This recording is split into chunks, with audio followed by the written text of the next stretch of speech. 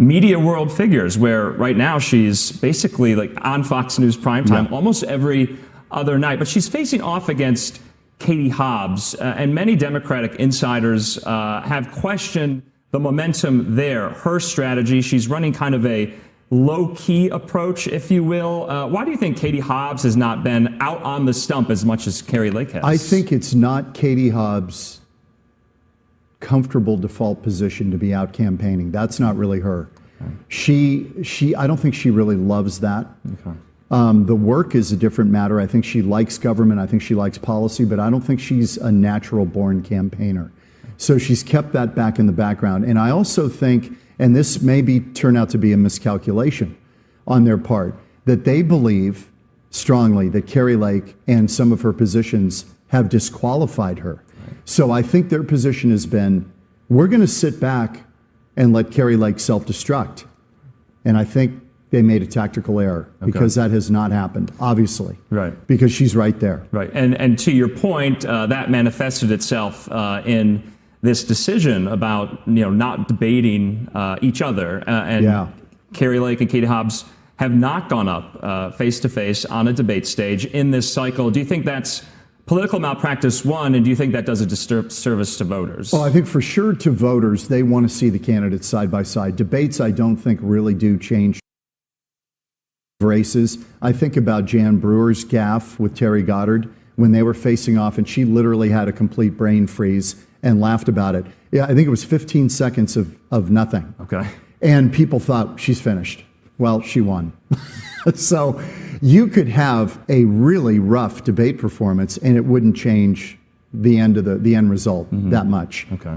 People, though, do need to see these candidates side by side, and I really don't like the fact that we've entered an environment now where candidates will not engage. They're doing their strategy. They don't trust the moderators, and sometimes with good reason. So people are afraid to engage. They think that the system is kind of rigged. Okay. And so I hate to see it. I really do, because I've moderated debates, governor debates, senatorial debates, even a presidential debate at Gamage. It's sad to see that go. Yeah. I think it serves a purpose. But does it fundamentally change a race? I'm not sure it does. Okay, because that has been a theme this cycle, whether or not it's been no matchup or just one matchup. Usually it's kind of 2 or 3 matchups on the debate stage between these high-profile candidates. So voters are definitely not getting that this cycle. I want to transition the conversation talking about election integrity, election confidence. We know there was so many, problems and controversies post-2020. Are you foreseeing that yet again? We also got this ruling from a U.S. judge, and they are declining to bar some of these groups that are monitoring some of these ballot drop box locations, some of these polling locations. But there are stipulations. They can't have weapons. They can't obscure certain things about their identities. Why do you think that's happening here in Maricopa County specifically? I think there is, among some, still distrust. They really believe that there was falderall in the election. And that can go from a range of actually thinking that the count is rigged. There are people who think that, all the way to people who say, I don't like the suppression, for instance, of the Hunter Biden story by the media.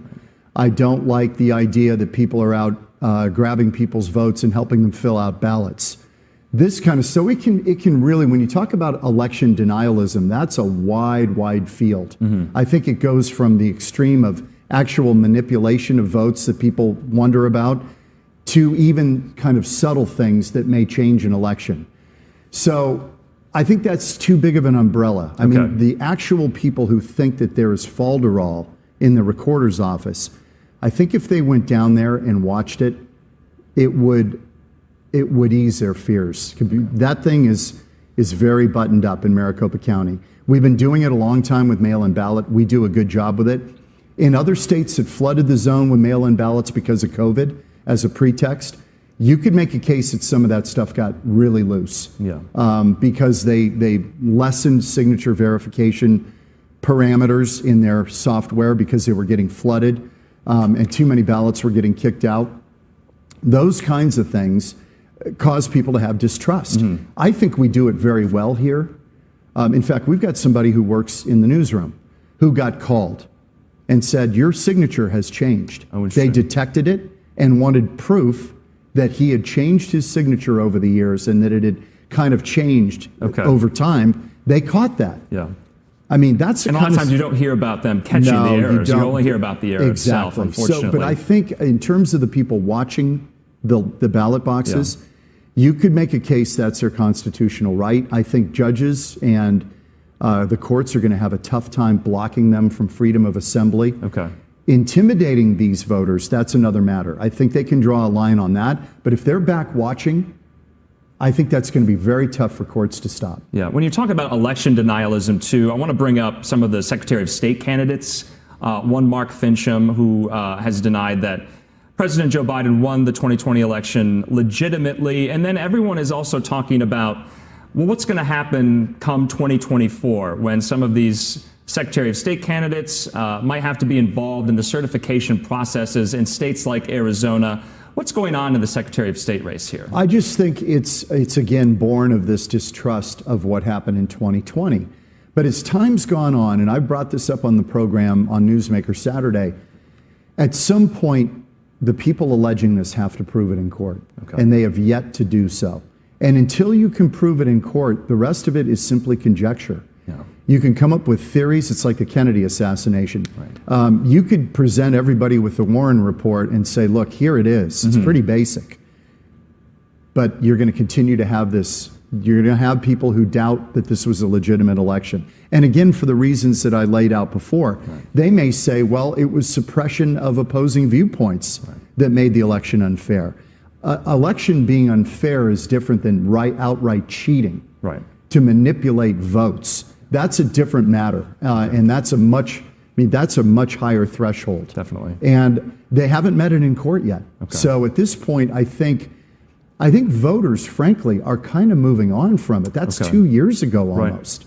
So I don't know how much play that's going to have in the election, actually. I'm not sure. All right. Just lastly, what will you be watching for tonight? I know you're going to be following this very, very closely. Do you have your eye on anything?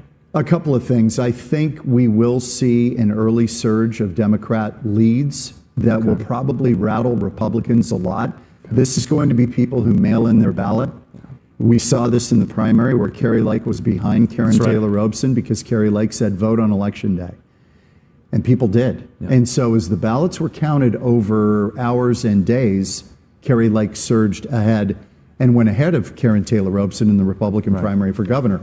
I think we could very easily see on election night Democrats surge because of the early vote, mail-in vote that they are really on. They're doing it.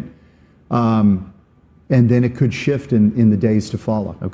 So you're not expecting results election night, probably? Well, I may be an outlier. I actually think we could, some of these races, we might get a pretty clear lead. I don't know that some of these will be as close as people think. We'll see. And we'll be there covering it, 8 o'clock on. Fox 10's John Hook, we appreciate your time here on Live Now. Always a pleasure. You got it.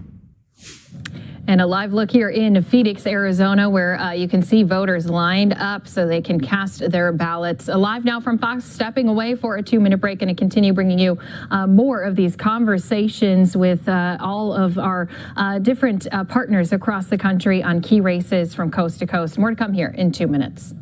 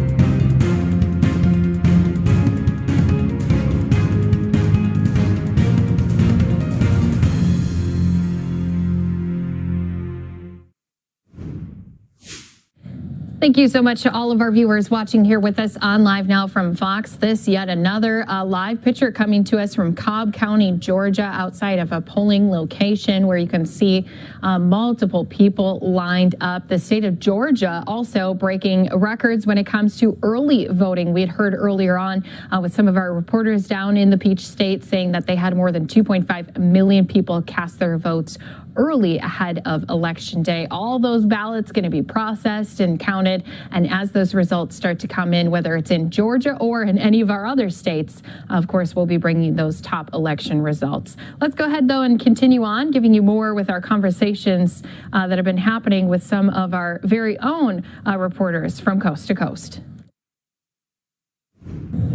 As we continue a close eye on this midterm elections, the road there has been a wild one with Republicans and Democrats really fighting for each and every single vote. We want to continue talking about these top races and the feeling that is happening on Capitol Hill with our political reporter and Fox 5's On the Hill host. We have Tom Fitzgerald joining us here. And I know, Tom, there's so many races to keep track of, but let's just start with that feeling on Capitol Hill. What have you been noticing in the D.C. area? Democrats, by and large, felt that they had a good summer. They felt they got a lot of done.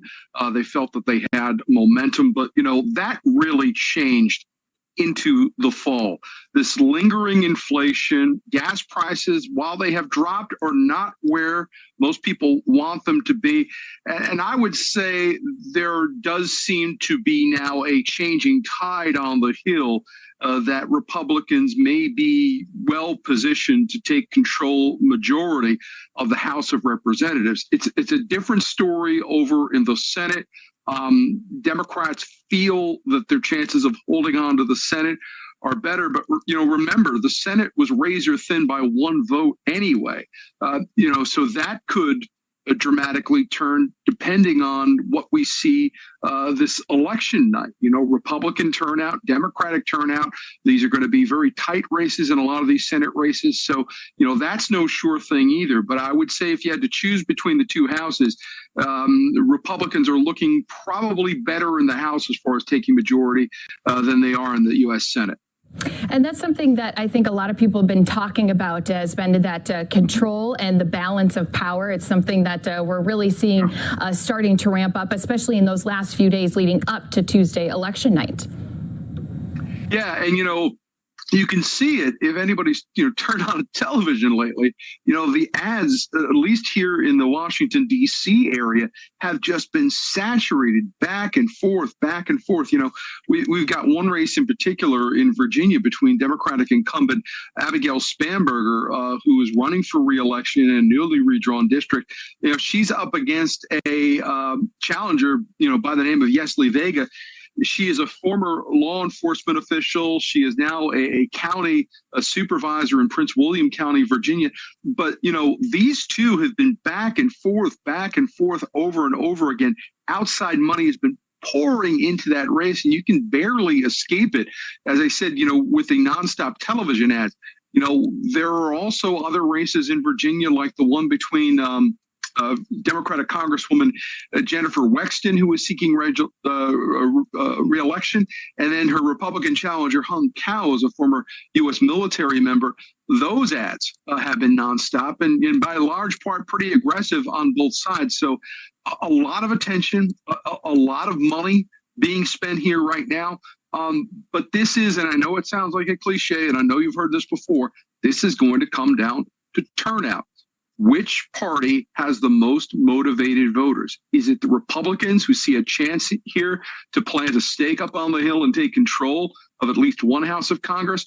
Or is it the Democrats who say that they were going to rally after that decision on abortion, that they were going to rally on the progress they say they've made on the economy? But, there's a big middle ground of independent voters who are seeing generationally high inflation. And James Carville's old wisdom always comes back this time of year. It's the economy, stupid. That is the number one thing that both Democrats and Republicans tell us they agree on. That is this inflation. It is about what's going on in people's lives. It's about how much they're spending at the grocery store right now. Those make big impacts when it comes time to choose who they're going to vote for and who they're not going to vote for. Well, and I think you bring up a good point, too, because a lot of Democrats, we've seen it earlier on before we got so close to the elections, but they really focused on the issue of the overturning of Roe v. Wade. They really focused on those abortion rights. And we've even still seen them out in that final week, still speaking about how that's something on the ballot. But when it comes to the voters, it seems like they're saying that their top issues are some of the ones you pointed out. It's the inflation. It's where we're headed with our economy. Yeah, and the problem with that is that the inflation question is important. The abortion question has been a debate in this country, for over half a century right now. The difference, though, is the inflation issue is inescapable. You go to the grocery store, you pay more. You go to buy lunch, you pay more. You go to the gas pump, you pay more. So in large measure, the inflation issue does tend to top everything because it does tend to be wherever you are. And, with a lot of families now seeing that their paychecks are not going as far as they would like them to go, the question becomes, what are the political parties doing it? Now, I will say a lot of voters tell us, yes, the Republicans have done a very good job at identifying the importance of the inflation issue. Maybe a lot of voters would also like to have heard more about what the Republicans are going to do about it. We have heard that. Democrats, by and large, have kept pointing to the president's Inflation Reduction Act, which critics say was poorly named because it focused on things that don't really have a direct, quick impact on inflation's rate. However, of late, a lot of these congressional candidates have been asked about this. Well, what are you going to do about inflation? They point to the IRA as it's been termed, but they say the relief from this is not going to be until about 5-6 weeks out. Well, that's a problem because the election's about 5 days away. And it remains to be seen whether the electorate has patience enough to wait 5 or 6 years, for relief from an Inflation Reduction Act that right now does not seem to be reducing inflation. And then we think about, too, you mentioned it really does kind of come down to who's turning up to vote. And we've seen states even like Georgia who've been shattering records when it comes to early voting. Are we expecting to see the same kind of spread all across the country through Tuesday night? Yeah, we are. And, the one thing I can tell you is a lot of these races are not going to be announced, decided, put to bed, put back up on the shelf on election night. It just doesn't happen that way anymore. And it can't in large part because we have changed the way we vote in this country. Early voting predated the pandemic.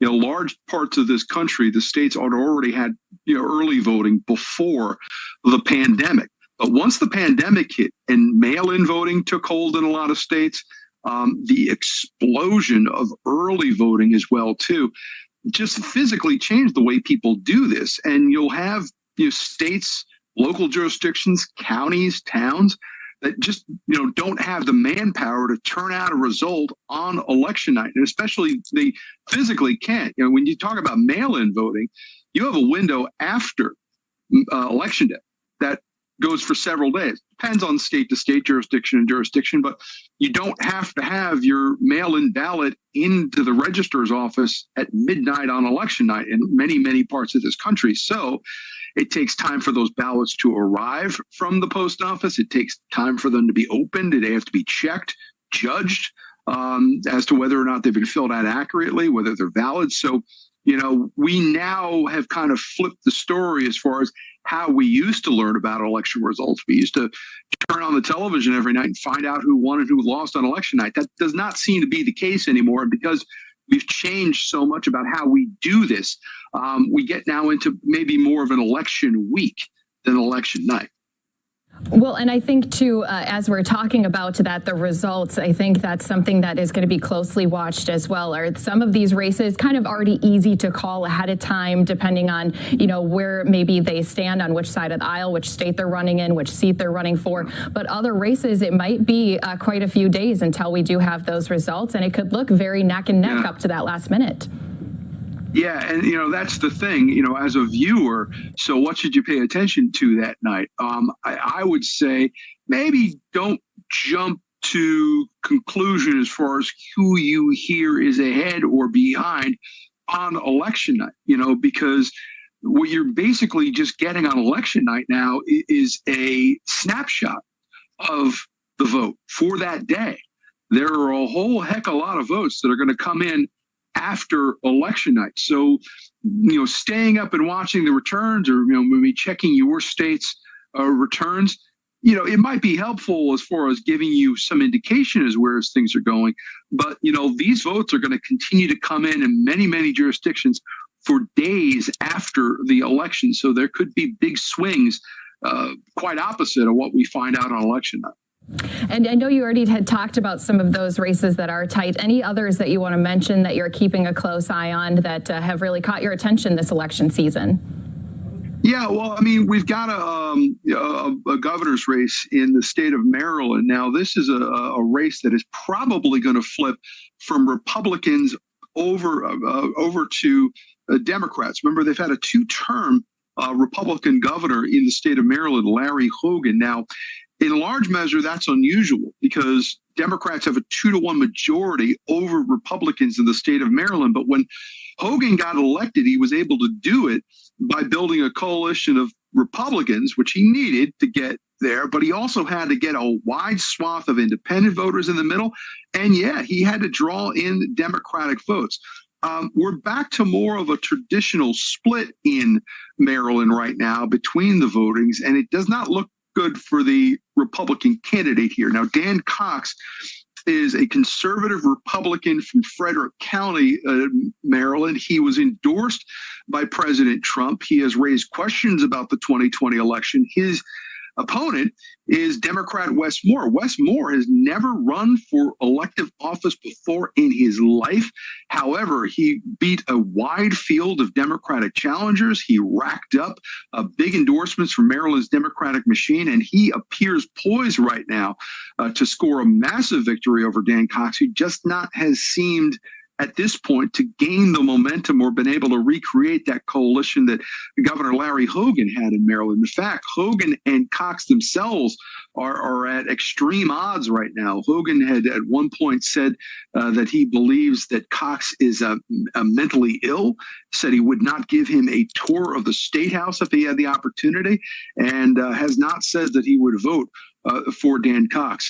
So it appears they are going to be able to flip that seat over from Republican to Democratic as far as the governor's house in Maryland.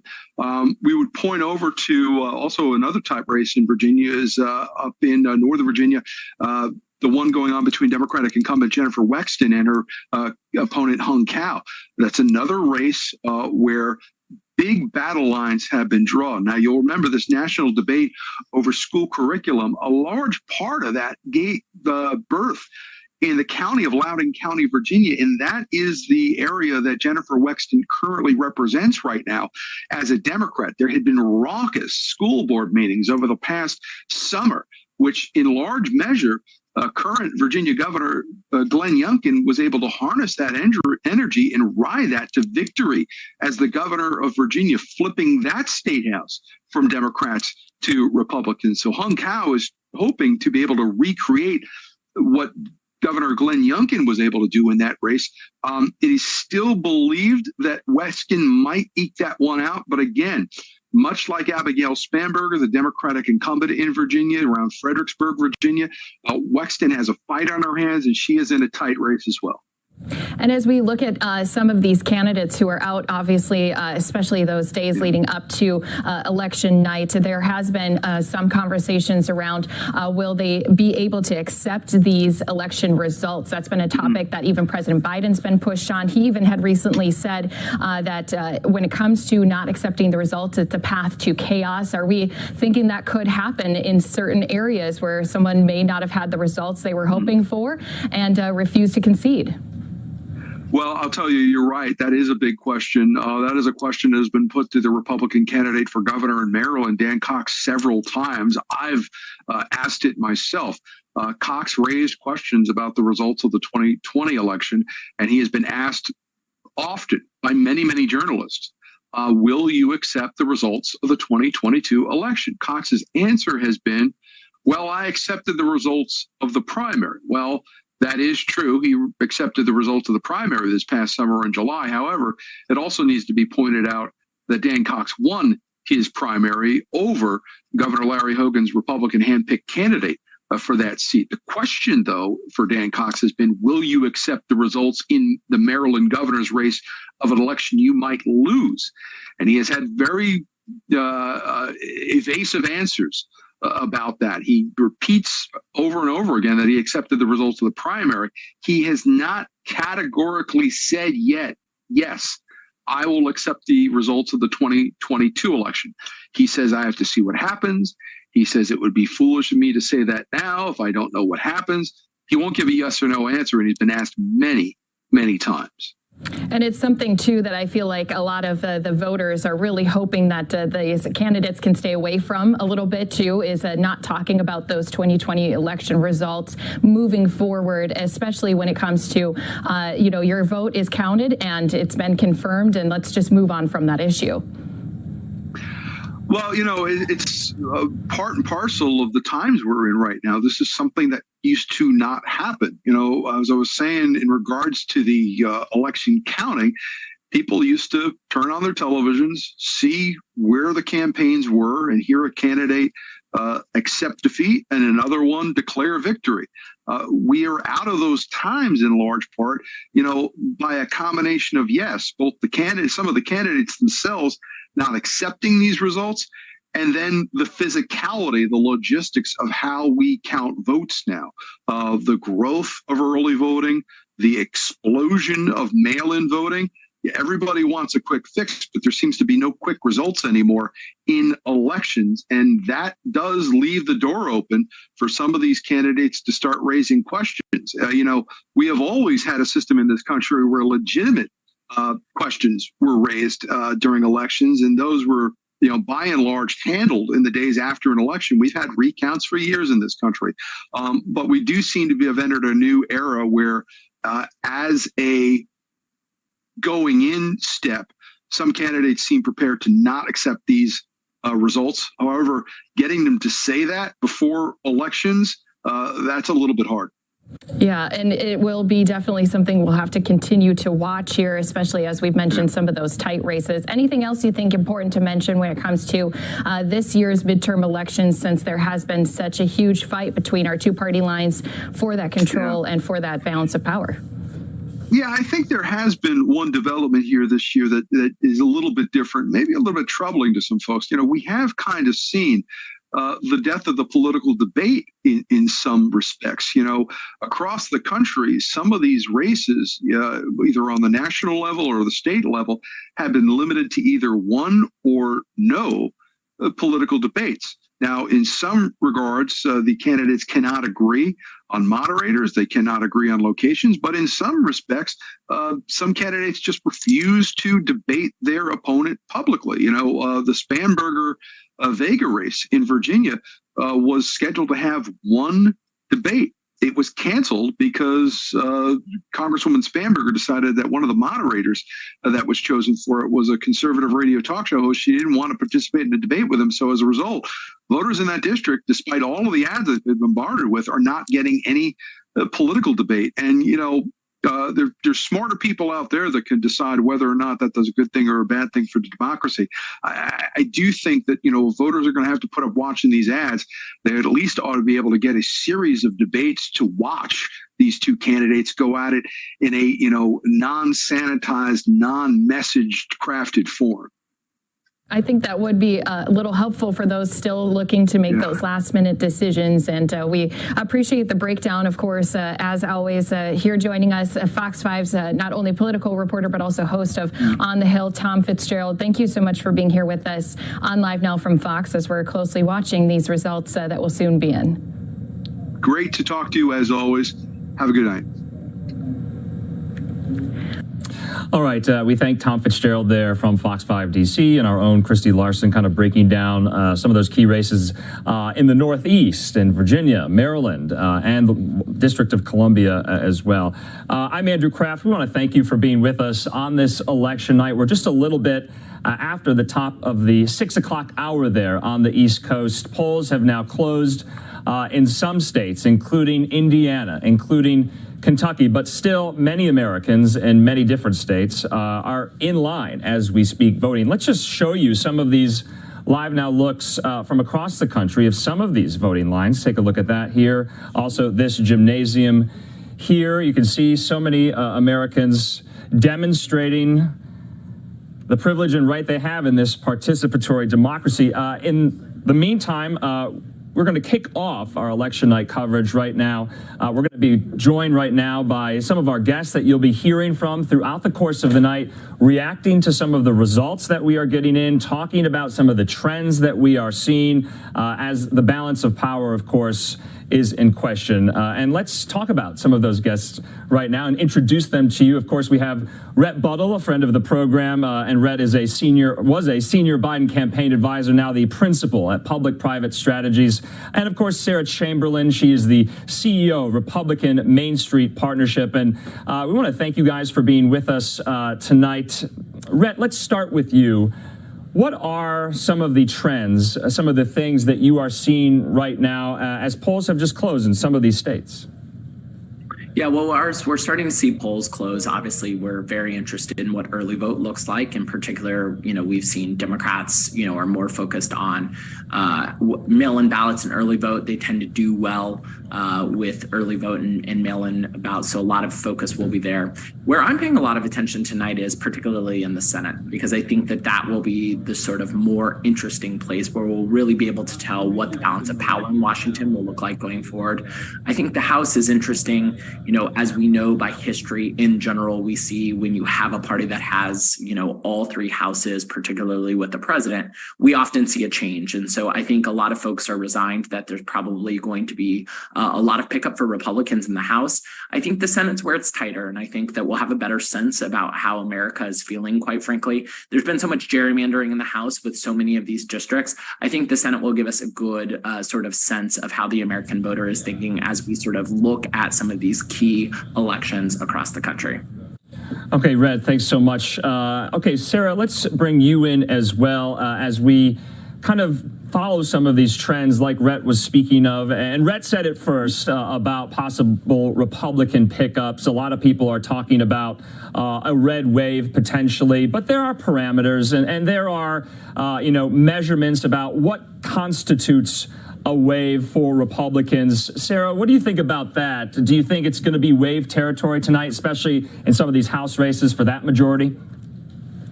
I'm not sure we're quite at wave territory. We're getting very close, though. But what I'm watching is seats like Jeremy Schaefer in Pennsylvania. And what are the suburban women doing in those seats? That's what's going to be fascinating. But I like to say it's a wave, and maybe I will be through the course of this show. But right now, we are cautiously optimistic. Yeah, and of course, that goes to some of the, vote tabulations, vote counting as well. Are Americans patient enough for some of these races because we might not know the results of them tonight? You've been hearing, especially here on Live Now, we've been showing press conferences from county officials in so many of these battleground states kind of cautioning Americans to be vigilant but patient. Do you think they will be, Rhett? I think it's a really important message. It's, always the case often that many of the very close races take sometimes 24, 48 hours, sometimes even longer to make sure that everyone's vote is counted. And the reality is we may not know the full balance of power, particularly in the Senate tonight with some of these cases where there has been heavy mail-in ballot, early voting ballot. For example, Pennsylvania is a state where until actually the polls close, they actually can't start counting mail-in ballots, right? And so it takes time for all of that work to happen. We want to make sure everyone's vote is counted. This isn't a irregularity in the process. I think some of the unfortunate rhetoric that we've heard from the previous president, President Trump, about a rigged system, all of that has sort of made us really take a hard look at, what is going on in these states. And the reality is that, we have one of the most trusted election systems in the world. Tonight, there will be a high level of ability to get a sense of where things are shaking out, but we might not know everything because we want to make sure that everyone's vote is counted. So it's important that Americans remember that this is part of the democratic process. And while it may take a little bit more time to see where things shake out, we want to make sure every vote is counted. And that's a really important part of our democracy.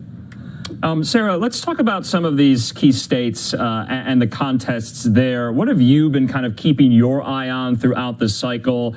Because we've heard a lot that, everything could come down to Pennsylvania. Everything could come down to Nevada, to Georgia, to Nevada. But in the meantime, it could be all of those states. So it couldn't be just one, the linchpin there for just one of these states. Because really, we're talking about the Senate makeup here. It really could kind of foreshadow what we're in store for tonight. It certainly could. We're kind of looking at maybe 53 seats for the Republicans. But what I'm really starting to study is what the turnout in each of these states. And really, as I said earlier, what are the suburban women doing? Suburban women decided that Biden should be president 2 years ago. Their votes are going to be key. So that's really what I'm narrowing in on. If the suburban women go for the Republicans in each of those states that you mentioned, then Republicans will have a great night. I think Georgia, no matter what, probably is going to go to a runoff. I don't see us getting to 50-50 tonight. So I'm afraid that will be decided in December. I do not think the Senate will be decided on that, though. I think we're going to know tonight or early, probably by Saturday, like early Saturday morning at the latest, who has won the Senate. I do want to say, too, I agree every vote should be counted. It's extremely important. But some of these states, more and more people are voting by mail, and it's kind of ridiculous. Like a state like Pennsylvania doesn't even open the ballots until they close tonight. That takes days to count them. Where Florida, with Governor DeSantis, they start counting the votes when they come in, so they have a better outcome night of and a better decision. I think that's what throws the American people off because they're not used to that. This is a new trend, the voting by mail at this level. It used to be just occasionally people voted by mail. Yeah, of course, we've seen vote by mail expanded in so many states, especially, post-pandemic. And so, Rhett, to that point, are Americans not used to, massive vote by mail numbers? Is this kind of a new phenomenon at the, ballot breakdown where, there are more time to send in your votes? And why do you think some of these states have laws on the books that don't allow for some of the counting, whether it's in the morning on Election Day or after the polls close on Election Day? Could that be more efficient in your view? Well, look, we would all like to know the results sooner. And so I agree with your other guest sentiment. That would be great to know the results. And, in years past, we've been able to do so. I would also say, we're in this sort of unique climate right now where people aren't bowing out gracefully the same way that they used to. We're seeing a lot more people challenging election results. And I think that that's been really unhealthy for democracy overall, quite frankly, especially if sort of the trends are telling us it's moving a certain way. And so I think there's multiple things in addition to the voting by mail that have created some of these challenges that are getting the American public, quite frustrated. The reality is, our election infrastructure, quite frankly, hasn't gotten the amount of funding it needs. And so while some states have made really good improvements to their election infrastructure and they have the staffing that they need and to be able to do it, not all states have been able to do that. And so, in states where there are a different set of rules, or maybe they don't have the funding they need, it does take them a little longer to count the votes. I'd rather make sure that all the votes get counted and wait a little longer and that we have a unique result. Of course, we would like it all more expeditiously. And so I think if, there are ways for states to revisit those things and do it in a safe and secure way, I definitely think those are things that we should be looking at so that we can have results much sooner. But we have to remember that this is sort of more of a holistic issue. It's not just about vote by mail. What I will say is vote by mail has tremendously expanded people's ability to vote. In 2016, during the presidential campaign, we saw more Americans vote than in any time in history. And I think, regardless of where you are on the political spectrum, Republican or Democrat, something in between or on the ends, I think everyone can celebrate that, and that's a good thing. And there are a lot of other really important things going on. For example, making sure that people can register to vote when they go get their IDs, automatically and things like that. A lot of things that make the, experience easier for the voter or the consumer if you're thinking like a business owner. So there's this is a very sort of complicated situation. Every state in our beautiful nation is different and sort of tackles this in a different way. And some states could learn from other states, of course, but the most important thing is getting reliable results of the election that everyone can stand behind.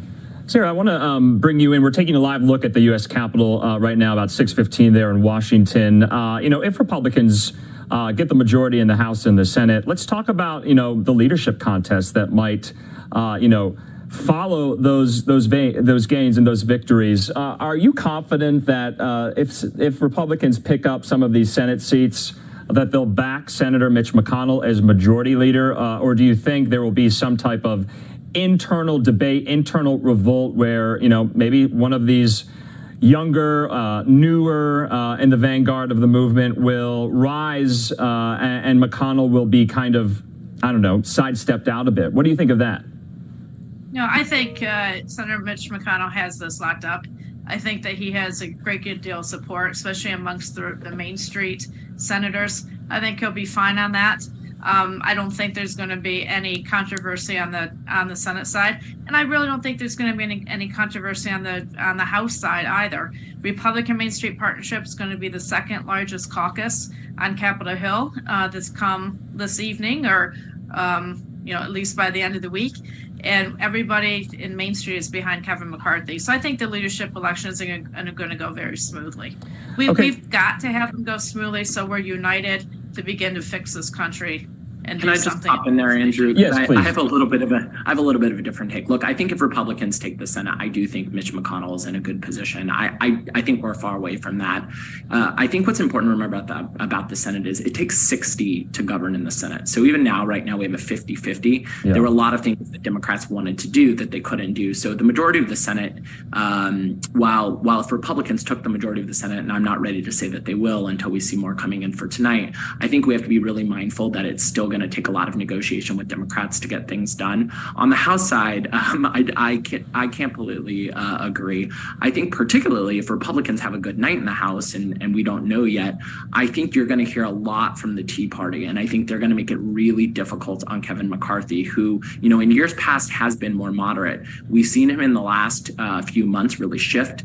He used to push back against, President Trump. So, for example, on January 6th, he came out hard against President Trump when President Trump was cheering insurrectionists who were climbing over the walls of the Capitol. And then he gave it a few weeks and he started kissing the ring a little bit for President Trump. And so he's grown more to the right, and I think he's grown more to the Tea Party liking. So I think he has some support in the Tea Party. But I think if we see a stronger Republican wave, I think we're going to see some emboldened Tea Party people make life really hard for a potential Speaker McCarthy. And I think it will create a lot of drama in the Republican caucus and potentially start to a really rocky way to be able to govern. So that's just my take. We'll see what happens tonight, but I don't think it's easy ridings for a potential Speaker McCarthy. Okay, and Rhett, I have to say, Sarah, yes, I totally please. disagree with that. Okay.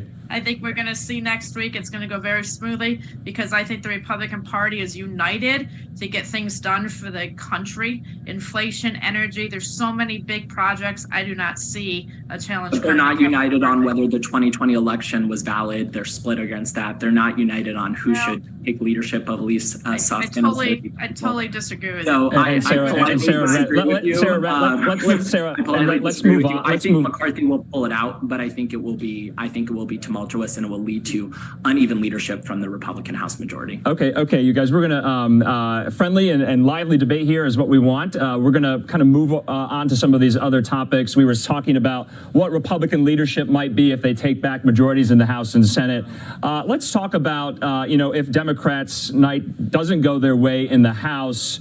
And Speaker Pelosi is out of the speakership and out of the majority. Rhett, what do you think happens? Obviously, she's had a very, very long tenure in the House side. What do you think happens to Nancy Pelosi, come January 3rd of next year? Because she could not and might not be in leadership anymore. What will she do? Well, look, I think we saw, this with the last election. I think Speaker Pelosi's been thinking a lot about what her next steps are. I mean, this isn't a woman who, regardless of whether you agree with her, has had an amazing career, right? She's held the Speaker's gavel multiple times. She ushered in the largest health insurance expansion in our country. She helped pass the American Rescue Plan, the bipartisan infrastructure law, which gained a number of Republican votes. So, and she, quite frankly, she worked really well with President George H.W. Bush, and so she's worked with Republican and Democratic presidents. She has a long career in Washington. I think she'll know when it's time for her to go. I'll say that, the personal situation that happened where a mad person, broke into her personal home and assaulted her husband, I think is probably weighing pretty heavy on her right now. And I think that this feeds into some of the things that we've been discussing tonight about the challenges of being a leader in this moment. And I think, she said last night on CNN when she was speaking with Anderson Cooper that that's weighing heavy into her decision. So I think there's a lot of factors that are going on at this moment. I also know that there's a number of young leaders in the Democratic Party who are, interested in taking on leadership roles. And I think those negotiations have begun. So while we don't have a big complete picture, I definitely know that Speaker Pelosi is thinking about the future. And I think tonight will be sort of an important input in sort of how she's thinking about her legacy. Okay, Sarah, last word before we go to commercial. Just to update the viewers, we're going to have you guys on for a long duration of the night here. We appreciate your insight into all of these questions. But in the meantime, we're going to be punctuating some of this analysis and commentary with some of our reporters who are in the field at election night watch parties, at polling locations. Sarah, the last word before we go to commercial. Sure. I'm very excited about tonight. I think we're going to pick up at least 20 seats, and I look forward to talking to you in a little bit when the polls are closed and results start coming in. All right. We will be back in 2 minutes with more on this election night here on Live Now from Fox. We'll see you in just a moment.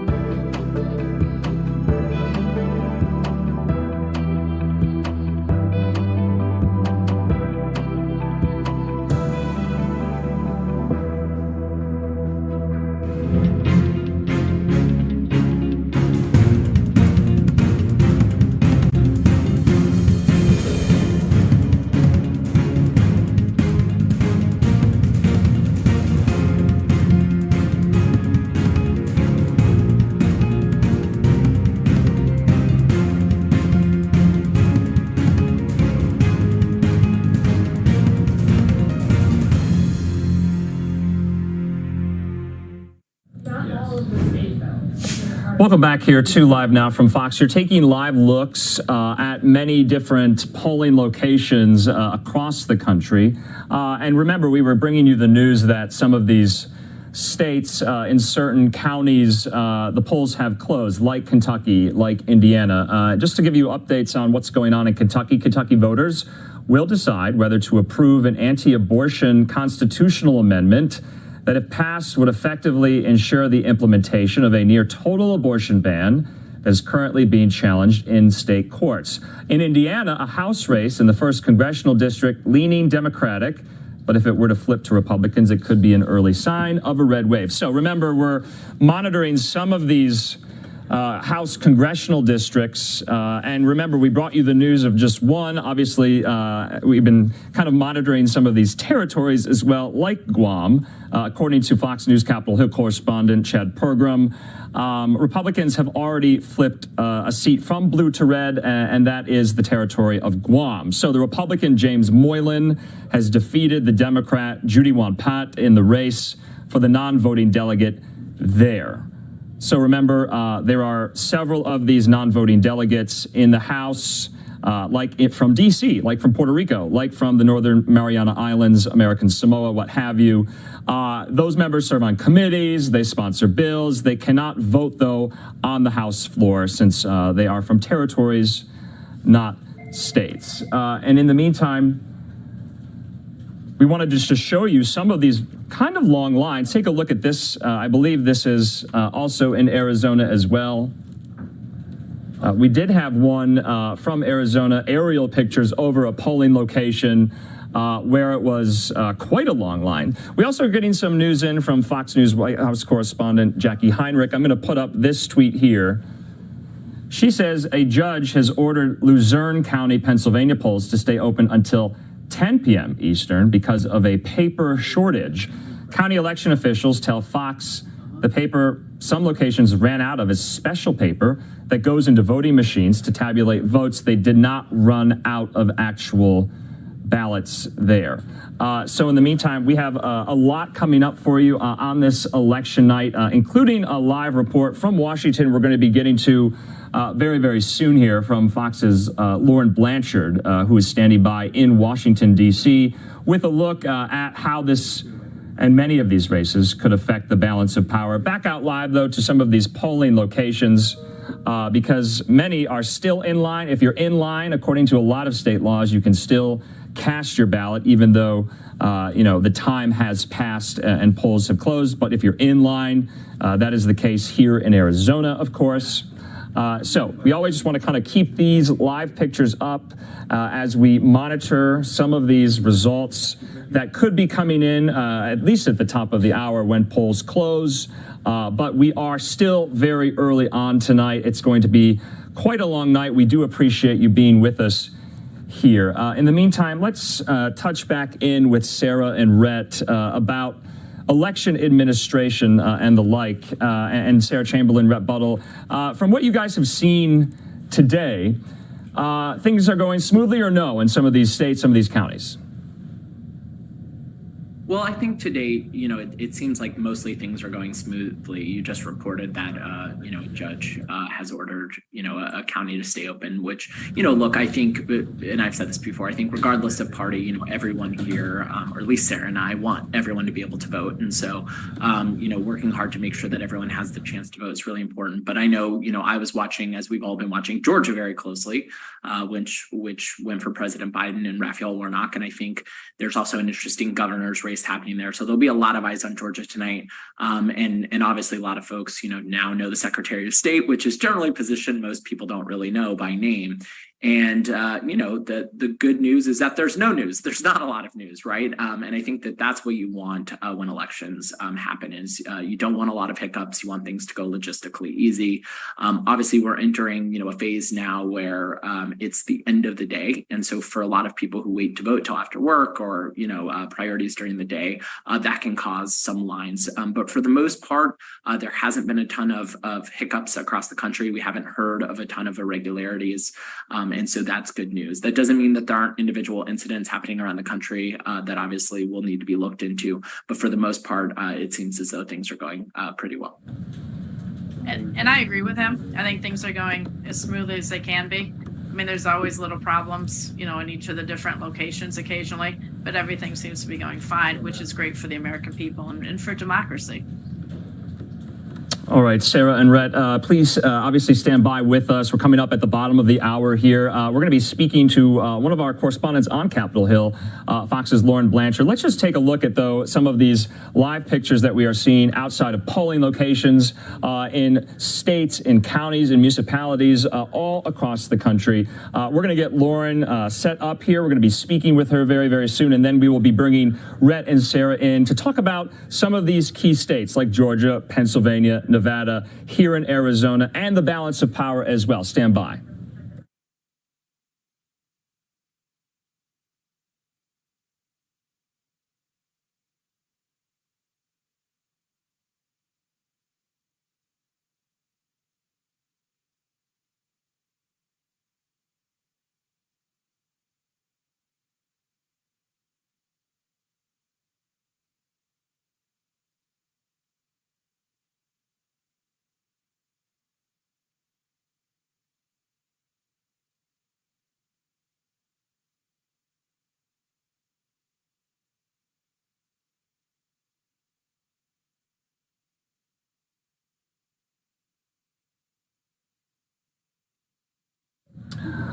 Okay, in addition to so many of these live looks that we are bringing you from all across the country at polling locations, so many Americans are still in line. Let's get an update right now on Capitol Hill in Washington, D.C. With Fox News correspondent Lauren Blanchard, who's joining us right now. And Lauren, thanks for being with us. I know it's a really, really busy night. What are Republican leaders, what are Democratic leaders saying? How do they feel about tonight? Well, Andrew, obviously, as we are going to be watching all of these polls start to close across the country, they continued to close each hour basically until about midnight. We're probably not going to have any idea on who is going to control the Senate. That's really the big question here in Washington, D.C. As you know, right now, power is 50-50. Republicans only need to get one more seat, a net gain of one seat, in order to take over control of the very powerful Senate. In the House, it is believed that Republicans have the advantage going into tonight. It is history has shown us usually the incumbent president loses a number of seats during those midterm elections. So Republicans hoping for a really good night in order to take at least one of the chambers. It's worth noting that the House GOP leader, Kevin McCarthy, is actually attending a victory party tonight here in Washington, D.C. As many here on Capitol Hill know, he is likely to become the next Speaker of the House if Republicans are able to take over that chamber. So this could be a very big night for Kevin McCarthy. But as we are watching so many of these races, there are really four that we here have been very closely watching. As you know, Pennsylvania, you're looking at Lieutenant Governor John Fetterman, Dr. Mehmet Oz. That is a razor-thin race. Georgia, between the incumbent Senator Raphael Warnock and Herschel Walker. Again, so close. The interesting thing, Andrew, about Georgia is that whoever wins that race, they have to have at least 50% of the vote to avoid a runoff election. If they are not able to get that, we are looking at another month till December 6th for a runoff election, which means voters down in Georgia, they may think that the election is over by tonight, but they could be looking at a full month more of campaigning, of fundraising pleas. And that could mean, Andrew, we may not know who controls the Senate by tonight. It could be days, if not, as I said, a month more.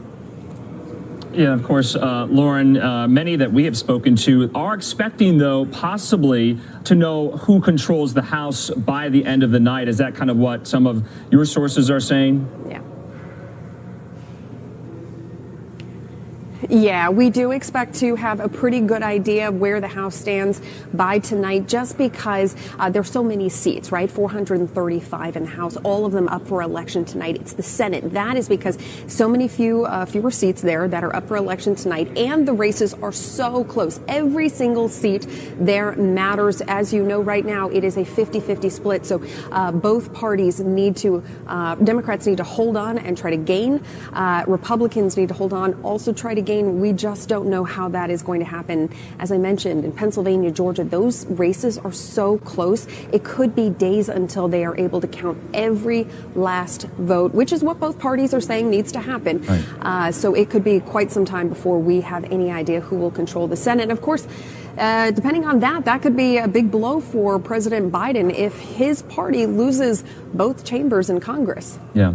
Laura, last question for you. The White House called a lid, to those who don't know what that means. That means we won't see the president for the duration of the day. They called it about 11 this morning. What are your sources telling you about whether or not the president, the White House will put out anything if things don't go the Democrats' way tonight? Yeah, so we've been asking, the White House pool has been asking whether or not the president is going to hold some sort of post-midterm elections press conference. Really haven't gotten an answer, any solid answer on if President Biden will do that. Just looking at Twitter moments ago, he was tweeting out, encouraging voters to stay in line if they get in line by the time their polls close. Just encouraging people to stay in line, cast their ballots, trying to get every last vote out. And I'll note, former President Trump, on the other side of things, he also putting out a call to all of his supporters that if they get in line in time and then wherever they are voting, that they need to stay in line, they need to have their ballot counted, be able to cast that ballot. So both of these really leaders of their parties encouraging people to get out, vote, get in line, and stay in line. All right, Fox's Lauren Blanchard there, live for us on Capitol Hill. We appreciate your time and your reporting, and have a good election night, Lauren. Thanks. Yeah. Thank you very much. Thank you. Appreciate it. Okay, we want to keep it moving here on Live Now from Fox. We appreciate everyone who is joining us right now. If you're just coming to us, I'm Andrew Kraft. We're going to be talking to our reporters in the field, getting updates on some of these key contests in some of these battleground states in about 5 minutes' time. We're going to be speaking to one of our reporters here in Phoenix, Arizona, talking about how the votes are looking here. Of course, polls are not closed yet. A lot of people are still in line. We're going to get into some of the problems that happened earlier this morning in some of these, ballot places, polling locations in Maricopa County with some of these tabulation machines. So we are in it for the long haul tonight, and we appreciate you being with us. Let's just take a quick commercial break. We'll be back in just a moment.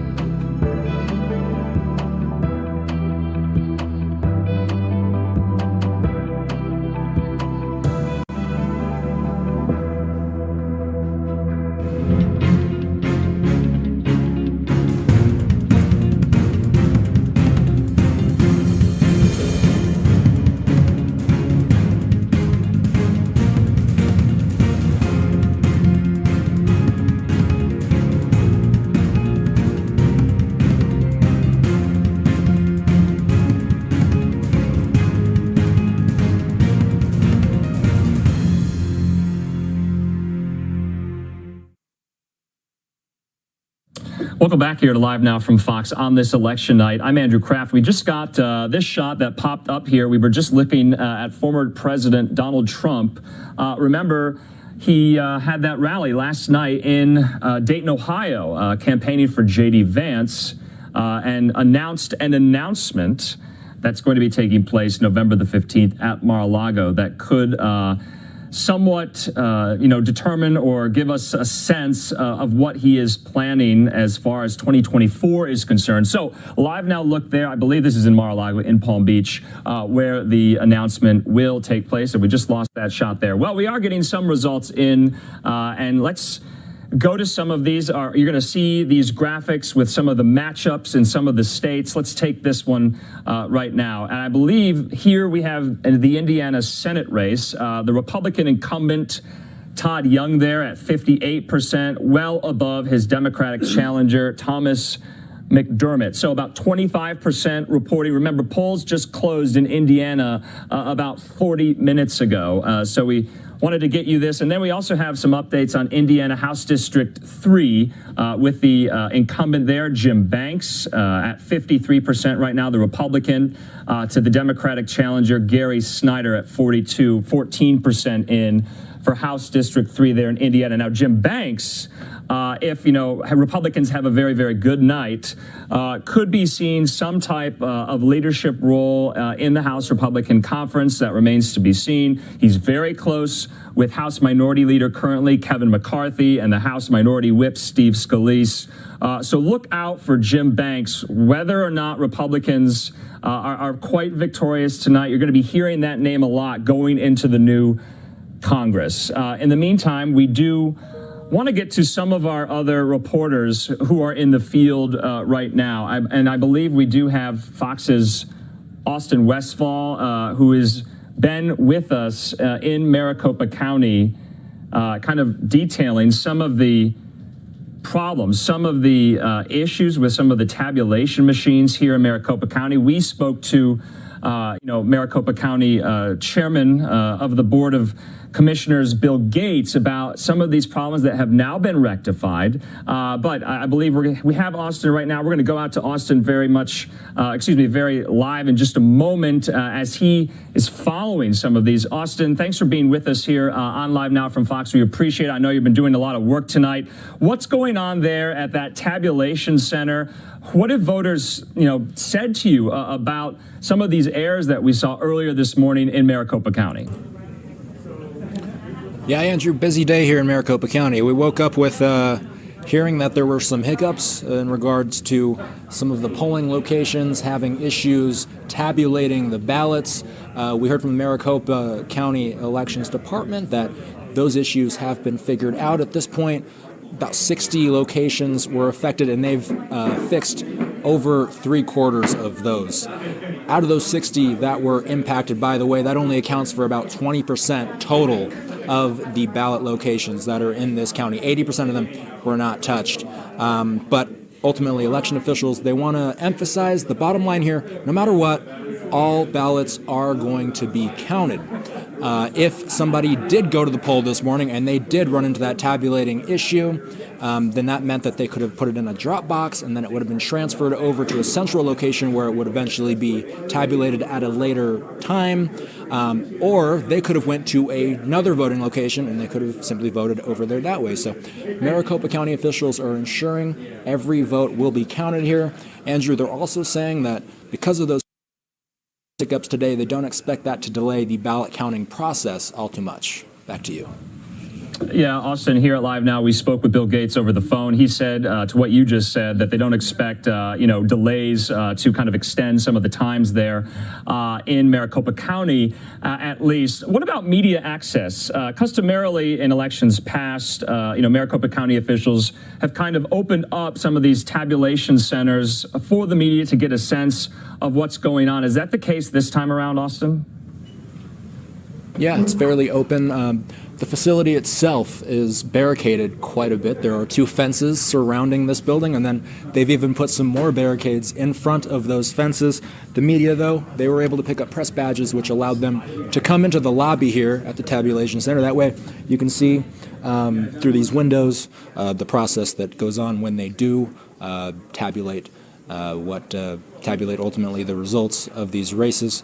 But there is a good amount of access out here. Maricopa officials have been very available to us, speaking to us regularly, keeping us posted, especially when we were experiencing those hiccups a little bit earlier this morning. Yeah, Austin, no, you're so right. They have been very transparent with the media, holding, press conferences regularly. What of the candidates? Have they been responding to some of these issues there in Maricopa County? What have they been saying? Have we heard from them? Yeah, so you hear some talking points from some of the bigger named Republican candidates. Kari Lake running for governor in Arizona, Blake Masters running for senator in Arizona. As soon as there was any sense that there might have been some hiccups happening this morning, they did take to Twitter and encourage their voters to stay in line and make sure that those votes were counted. As far as hearing from Democratic candidates, ultimately similar messages from all of the campaigns. They just want people to be vigilant, to make sure that they stay in line, they get their vote counted. That way democracy works its best. All right, Fox's Austin Westfall there in Maricopa County. We appreciate your reporting. We'll definitely be checking in with you as the night progresses. Austin, thanks so much. Andrew, take care.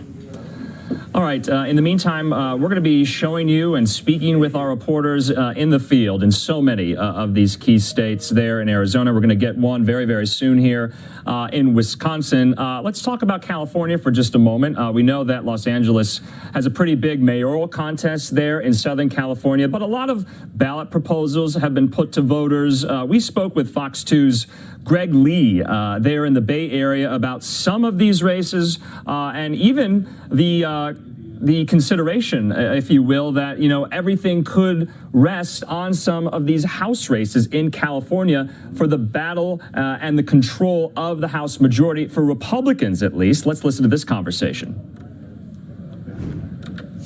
All right, here on Live Now from Fox, let's talk about one of these other huge states where voters are going to the polls as we speak. That, of course, California. Joining us now is Fox 2 reporter Greg Lee with the latest. Greg, thanks for being with us. What are you watching today? What are the key races that we should be focused on? Hey, Andy, good to see you. Well, listen, what we know, at least at the statewide level for California, 22 million people with ballots. Really, this is election month for Californians because they were all mailed their ballots, had an opportunity to turn those in. We're seeing sort of low turnout so far. But in terms of what races to watch, the top of this ballot is kind of devoid of any excitement. At the top, you have Governor Gavin Newsom against Republican State Senator Brian Daly.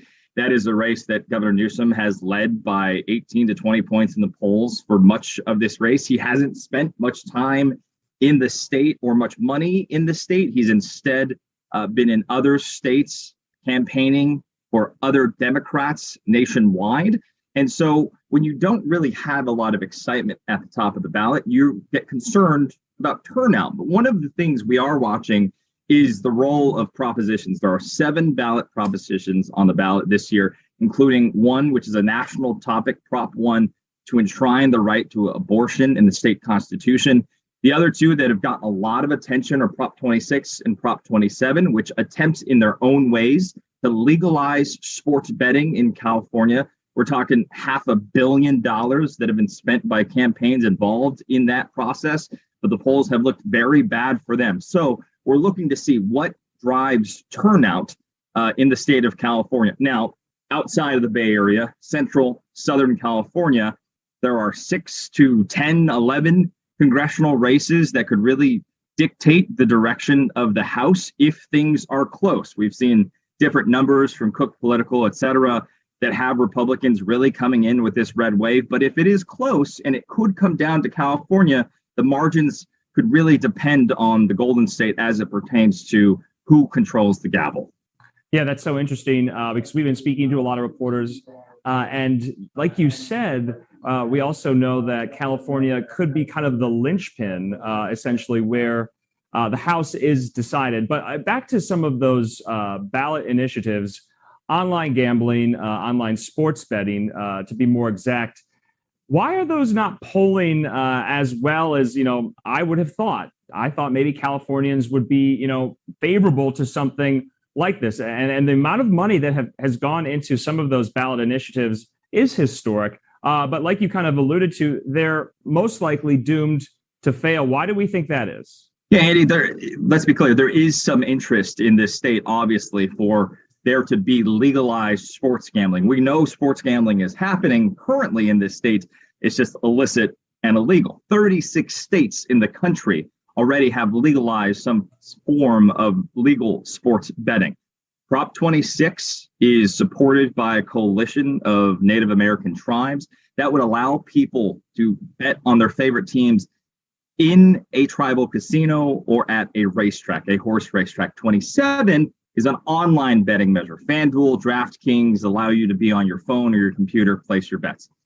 These two have been locked in a very contentious race. You can't go anywhere in California and not see an ad for or against either of these. And I think when you consider that, it kind of got lost in the soup. So much money was spent on this that I think voters were turned off by everything that they were seeing and just thought, you know what, never mind, let's just be done with this and vote no.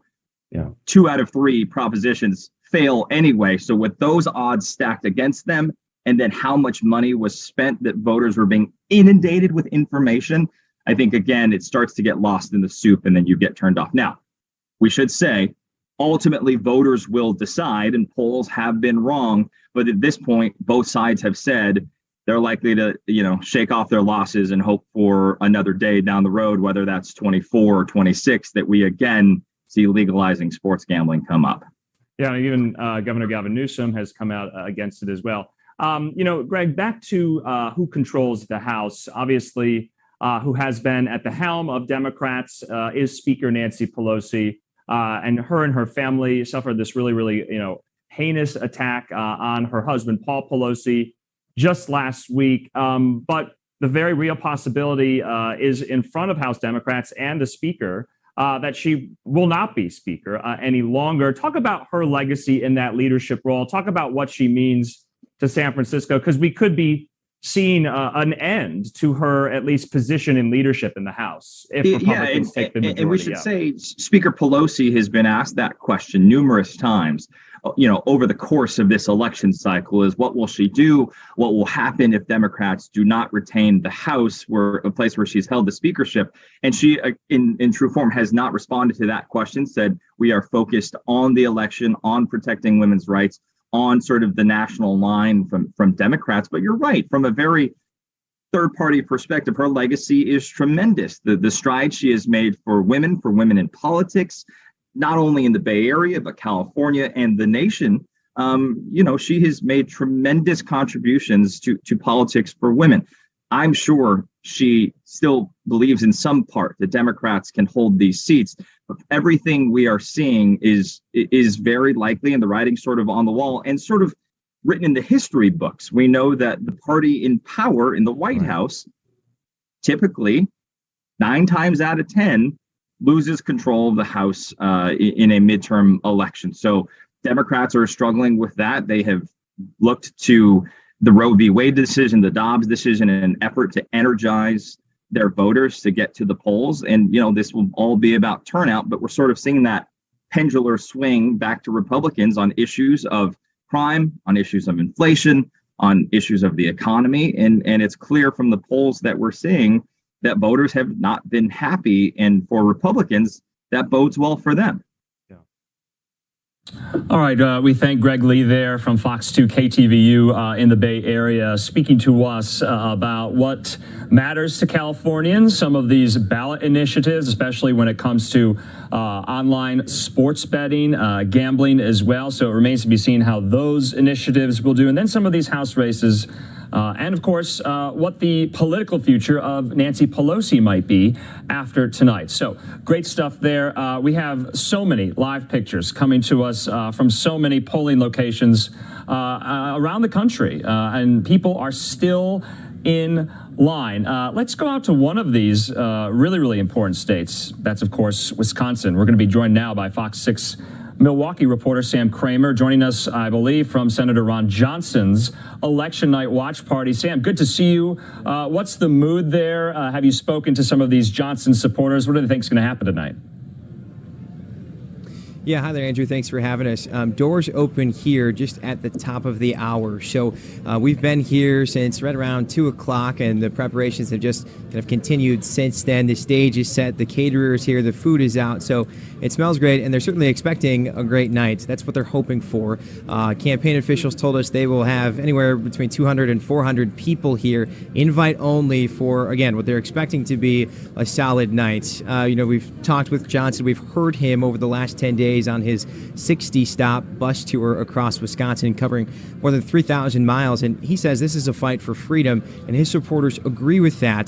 Mandela Barnes, his challenger, the lieutenant governor right now, they differ on what the meaning of that freedom means. To Johnson, it's about tax cuts. It's about securing the southern border, about supporting law enforcement in times of rising crime, like what we're seeing in Milwaukee in terms to the homicide rate. So it is a challenging time, and really this race is going to be so pivotal, not just in Wisconsin, but nationally, if you look at the power of the Senate. So very close. Obviously, we just saw Johnson actually within the last hour and a half, and he was asked how he's feeling heading into tonight. He said cautiously optimistic. That's been his words really for the last week or so. He's hopeful, but he's not necessarily thinking it's over just yet, with the polls closing here at 8 o'clock local time. Sam, the last major federal election, of course, there in Wisconsin, 2020, and the vote count between Biden and Trump, at least the margin was some 20,000. So it was very, very close in Wisconsin the last time around. And now this major federal election in the Senate race. Do you think it's going to be close? To Johnson supporters, are they expecting results tonight? It remains to be seen, but I think everybody here is prepared to go long into the night if it has to, just based on some of the systems that the state has in place with central counting systems, including Milwaukee County. So there's certainly an understanding that this night could go that far. The latest Marquette Law School poll in Milwaukee showed that Johnson was up 2 points, but that's so close, the narrow margin within it, they're calling it a toss-up. So there's certainly a lot of people in it for the long haul tonight. All right, Fox 6's Sam Kramer there. Sam, thanks as always. Maybe we'll be talking again a little bit later tonight as the party gets underway there. Sam, thanks. All right, we'll be here. Thanks. All right, and that's what we're going to be doing throughout the course of the night here, kind of just checking in with some of our reporters in the field in so many of these states there, like Sam was in Wisconsin. We're coming up on the top of the hour. Just wanted to update you on some of these results. We were going over some of the Kentucky and Indiana results that are in right now. Take a look at this. This is the Kentucky Constitutional Amendment number 2. On abortion, about almost 3% reporting right now. Yes, 34%, no at 66%. So that's interesting. I also believe we did have House Senator incumbent Republican Rand Paul is also doing. Let's put this up. So he's facing Charles Booker yet again. Remember, back in 2020, this, I believe, was the same matchup. And so that was quite interesting. They're doing it yet again. And so there you can see Booker at 56% right now, to Rand Paul's 44%. Now, it's very, very early there, only about 3% reporting Rand Paul, the incumbent Republican senator there in Kentucky. In the meantime, let's get some more updates as we do approach the top of the hour, because we are also learning that some states' polls might close very, very soon here. States closing at 7 p.m. Eastern in Florida, in New Hampshire, South Carolina, Vermont, and Virginia. Also, we also are learning in Georgia that a judge has ordered several counties there to stay open later. Normally, it would have been across the board 7 o'clock Eastern, closing there in Georgia. Some counties there in Georgia staying open later. Now, that's important, obviously, because we're following the governor's race there, the Senate race there, and really everything could hinge on Georgia, and it could be a long haul in Georgia if they go to a runoff there in the Senate election. In the meantime, let's just take a quick commercial break. We're going to reset before the top of the hour. More where that came from on this election night on Live Now from Fox.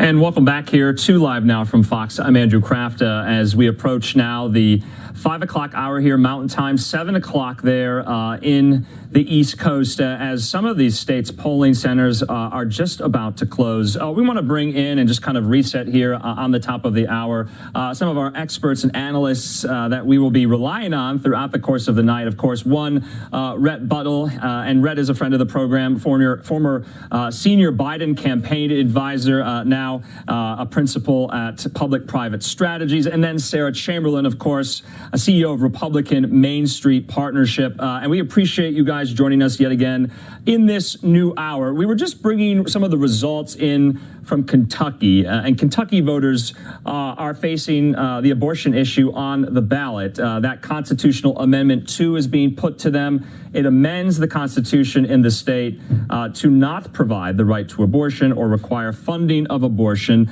Early results are in, but in Kentucky, and then on the flip side, Michigan, doing the opposite on abortion.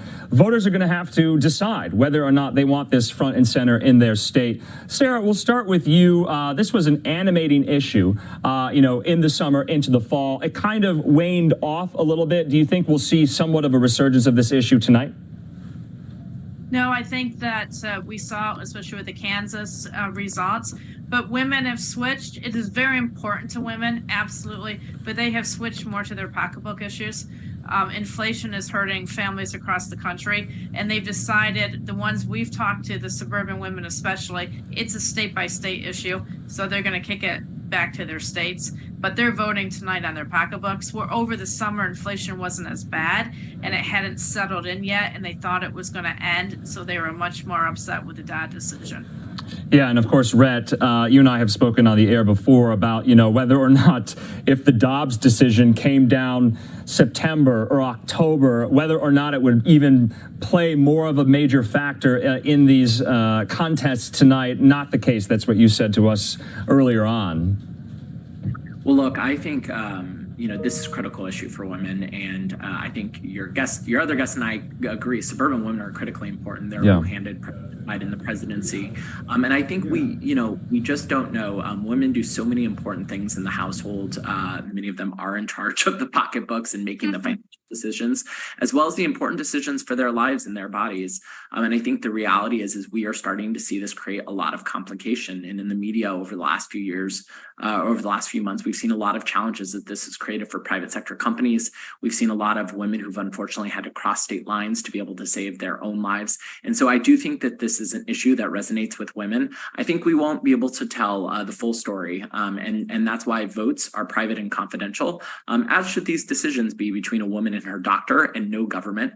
We've heard extreme candidates like candidate Oz say local governing bodies should be involved in healthcare decisions that women's make about their bodies. That is incredibly extreme and incredibly crazy. I believe that women should be able to make a choice with their doctor about their body. And I think that the same way that a lot of women will go into the polling booth today. And I think we will see Dobbs reflected in their decisions.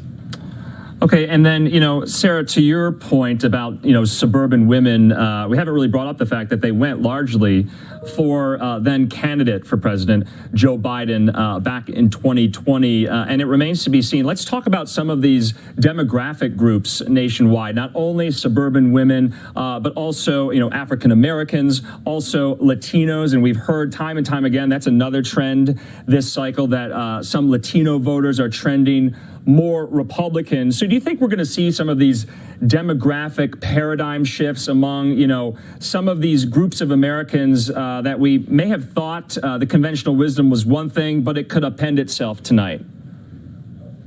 Absolutely, especially with Latino voters. I think you're going to see more and more of them coming over to the Republican side. I mean, there's a couple interesting seats right now, races in Texas, that Latino voters are going to have a huge impact on. Down in Miami, that's also an issue where Latinos have a huge impact. I've got 2 members of the Republican Main Street Partnership there, and both of them are expected to win. So Latinos keep coming more and more towards the Republicans, and we're thrilled to have them. We agree on a lot of issues that they agree on, and we represent a lot of issues such as the abortion issue that they vote on. So we're thrilled to have them coming our direction. But at the same time, we're also trying very hard to make sure suburban women stay with the Republicans and come back. The suburban women left and voted for Joe Biden because frankly, they didn't care for Donald Trump.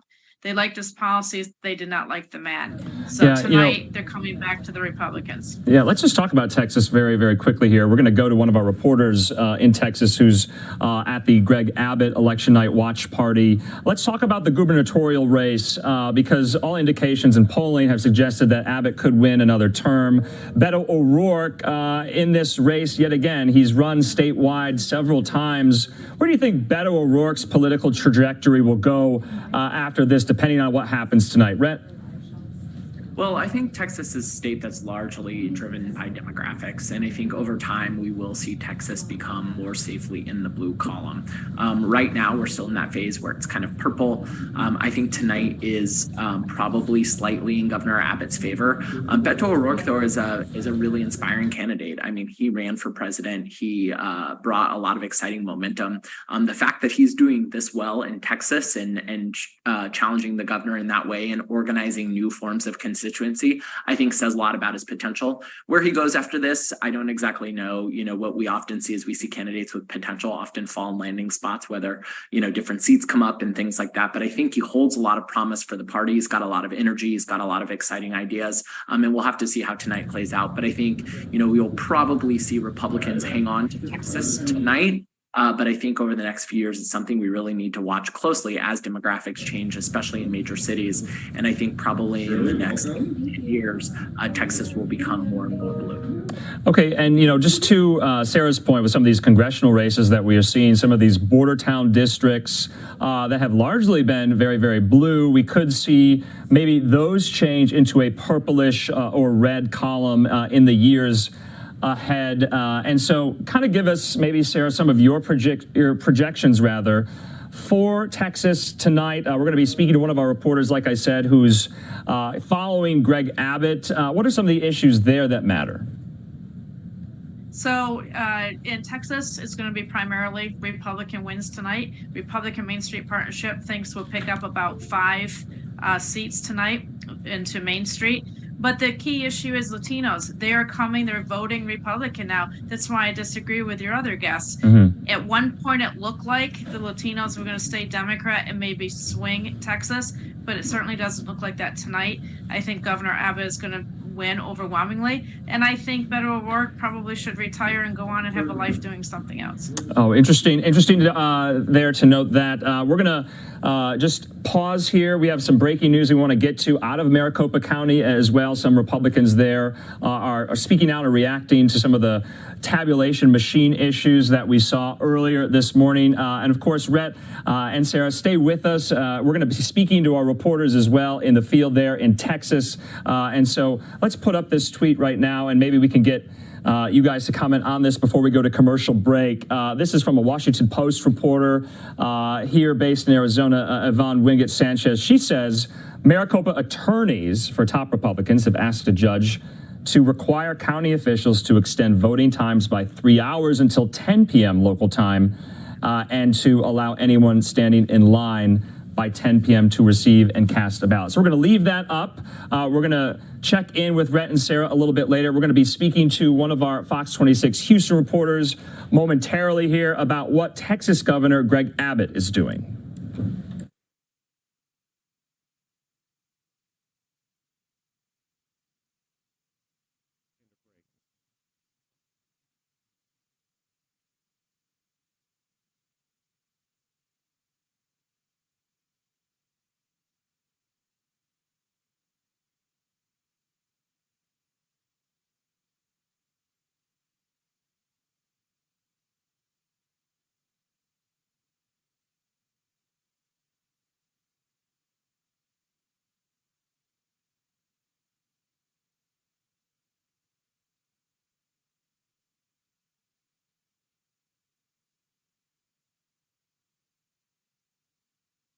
Okay, so we wanted to leave that tweet up there. We'll monitor that. That is definitely one of the storylines in this election today about, remember, we were speaking with some of the Maricopa County officials here on Live Now about whether or not some of those errors and delays would necessitate extending the voting hours. Republicans here in Maricopa County are asking for just that. I'm Andrew Kraft. Thanks for being with us here. Let's go out now to McAllen, Texas. We're being joined by Fox 26 Houston reporter Tom Zika. He's traveling alongside Governor Greg Abbott there in the state. Tom, good to see you. When can we expect Governor Abbott to be there at his watch party? And why did he choose McAllen, Texas, do you think?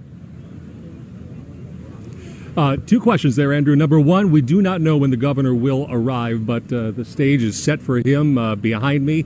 Hopefully he's looking forward. Hopefully, to make a victory speech tonight. The polls are certainly trending here in Texas in his favor, but that's why they actually have the election. That's why people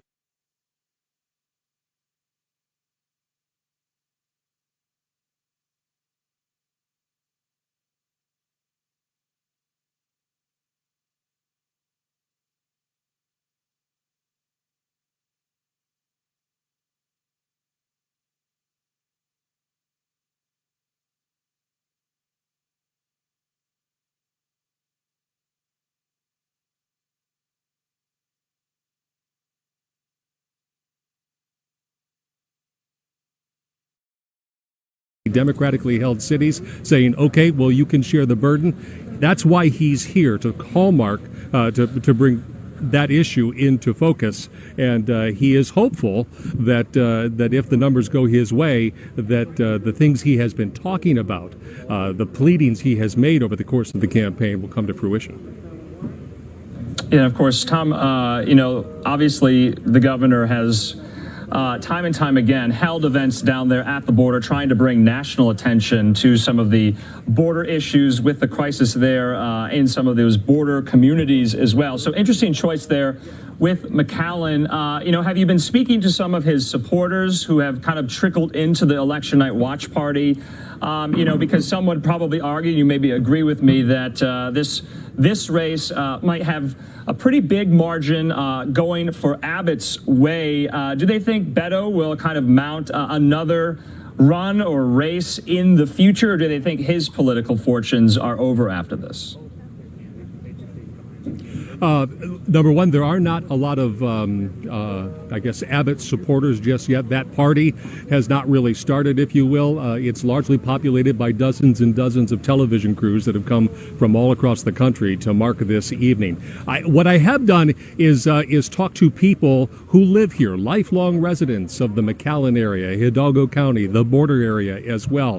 While they listen to the candidates, whether it's Beto O'Rourke or Greg Abbott, talk about what they would like to see in the future, they say they are the ones who are dealing with that influx. They're the ones who are managing it, and strained almost to the point of being unable to do any more. That's why they want to see something done as well. As for Beto O'Rourke and the future of him, he has run for senator, he has run for president, he has run for governor. How that ends tonight, we do not know. It's very, very hard to say what the future holds for Beto O'Rourke if he does not come out victorious tonight. All right, Fox 26's Tom Zika there in McAllen for us here on Live Now. We appreciate your time, Tom. Maybe we'll check in a little bit later when people kind of file in there and when the governor takes the stage. Tom, thanks so much. I got to move my ladder over there. All right, we want to keep things moving here. We also want to put up this tweet here about some of the vote totals in Harris County. You can see there a 5 p.m. update. They say over 263,000 Harris County voters have been processed. And then they listed that link there for polling locations, if any Houstonians still need to know where to go cast their ballot. In the meantime, we do want to just take a quick commercial break. We're going to be speaking, like I said, to so many of our reporters in the field, to so many of our, strategists and analysts, kind of breaking down the balance of power on Capitol Hill. We're going to take just a quick commercial break. We'll see you in 2 minutes.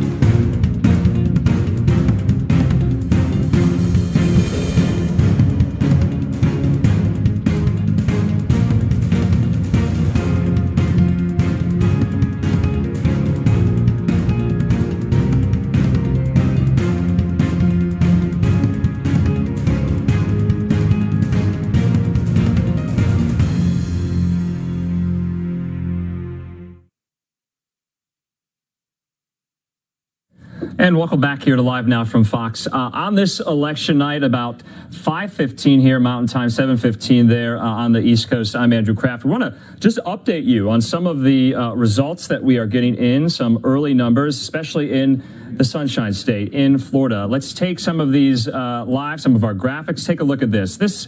The Florida governor's race. Charlie Crist, you can see there at 48%. This is about 1% of votes returned and reporting to Ron DeSantis's 51%. Now remember, polling locations in the state of Florida just closed about 15 minutes ago. So these are very early numbers, and so we'll just have to wait to see. I believe we also have some numbers for the Florida Senate race as well. Let's take those.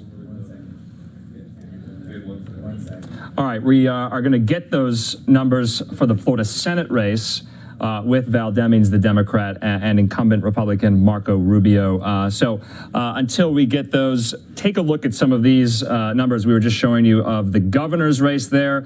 Democrat Charlie Crist. Remember, once upon a time, he was a Republican. He's a former governor of Florida. He's a member of Congress. He's facing off against the powerhouse Florida Republican incumbent Ron DeSantis. And so this will be an interesting race. All right, let's look at the Senate breakdown as well with Democrat Val Demings. All right, about 22% reporting. You can see there 49% Demings to 50% for Rubio, the Republican incumbent. So a little more reporting there on the Senate side in Florida. Remember, polls just closed in Florida about 15 minutes ago. In the meantime, let's check in with one of our other reporters. Let's go back to Wisconsin. We're being joined by Fox 6 Milwaukee reporter Aaron Mabin. Aaron Mabin is following the Democratic Senate candidate Mandela Barnes. Aaron, good to see you. How are things looking there at that election night watch party? What's in store tonight? You know, Andrew, both candidates know that this race has the potential to be razor thin. We have Democratic Lieutenant Governor Mandela Barnes versus Republican Senator Ron Johnson, the incumbent in this state. Right now, we're at the Mandela Barnes watch party. This is called the Turner Hall Ballroom. The stage is already set here. We have media from around the country. A little perspective. This is typically the place where concerts happen, other performances. But tonight, this is where a couple hundred supporters of Mandela Barnes will be watching this race. So that will be the show tonight. They believe that he has what it takes to unseat incumbent Republican Ron Johnson, who's going for his third term. Mandela Barnes voted in October, so he did some early voting. So today's game plan was to start early and really fire up voters. So he started at 6 o'clock this morning. He went to an event and he went to other events as well. 3 before noon talking to canvassers, and then he went to coffee shops. He went to the place where he launched his campaign.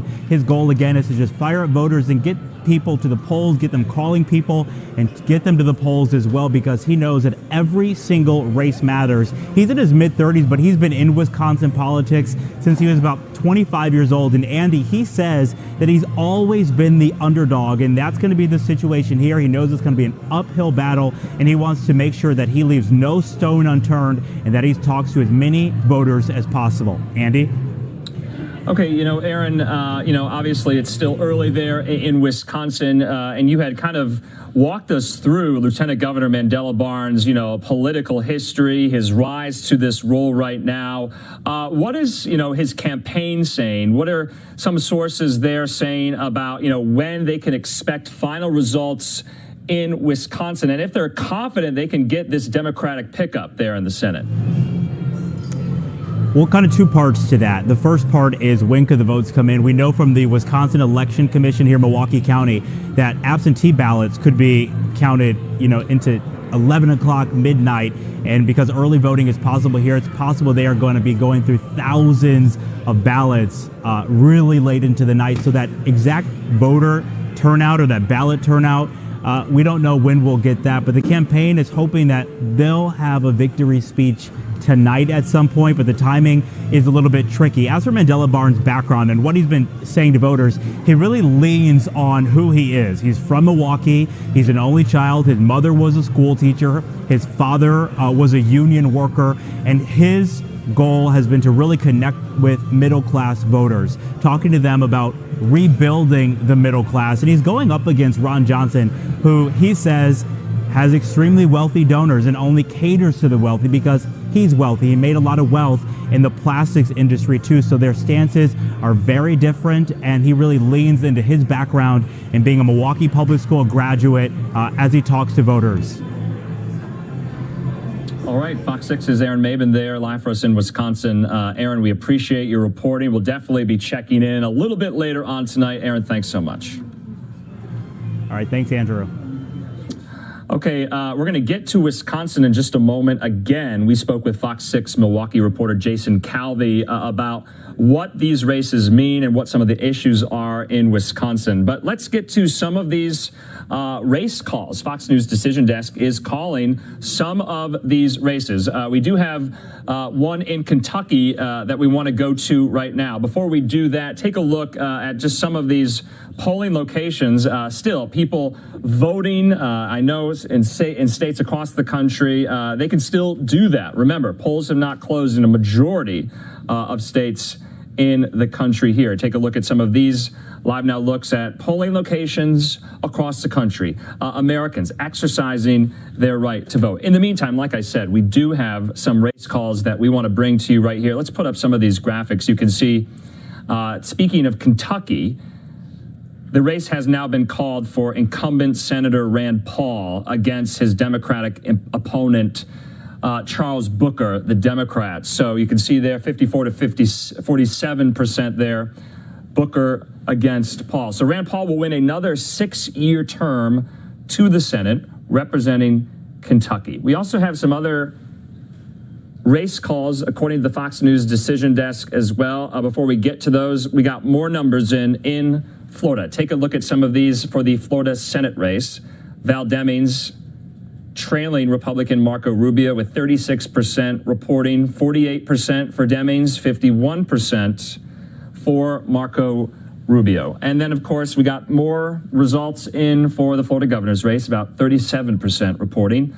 Charlie Crist there, 47% to Ron DeSantis's 52%. So that race, both of those races could be called very, very soon here, and we'll bring those to you here on Live Now from Fox. In the meantime, let's go to some of these other states where races have been called, including in South Carolina. We are learning that Republican Senator Tim Scott will win another 6-year term to the Senate representing South Carolina. We've also are learning, according to the Fox News Decision Desk, that the South Carolina Republican governor, Henry McMaster, will win yet another 4-year term, leading the Palmetto State there.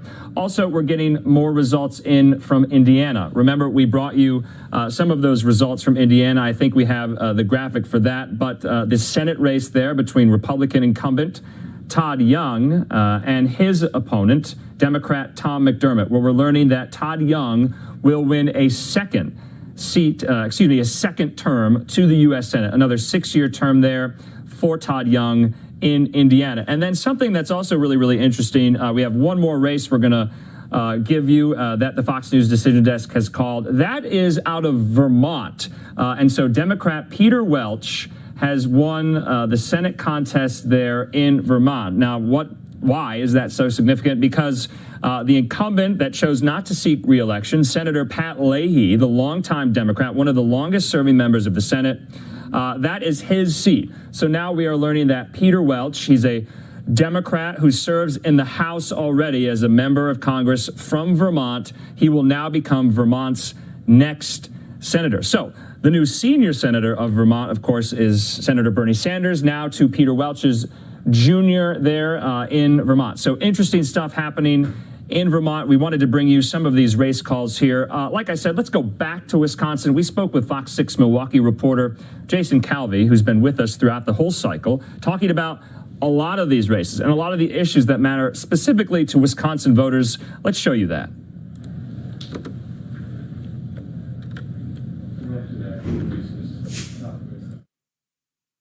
We're going to be focusing on yet another key state. That, of course, is Wisconsin. A lot of major races there that we want to focus on right now with Fox 6 Milwaukee's Jason Calvi joining us now. Jason, thanks so much for being with us.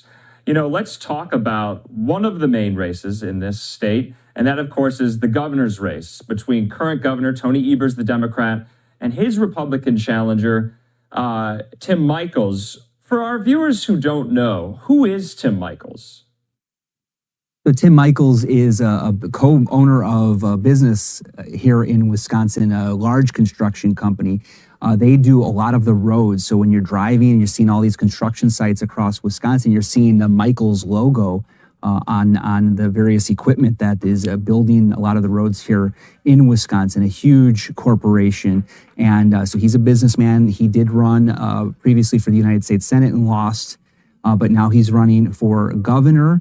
As running on that platform, the Republican platform. He's bringing up issues like crime and inflation. He says as a business leader, he's going to be able to help recharge the state economy.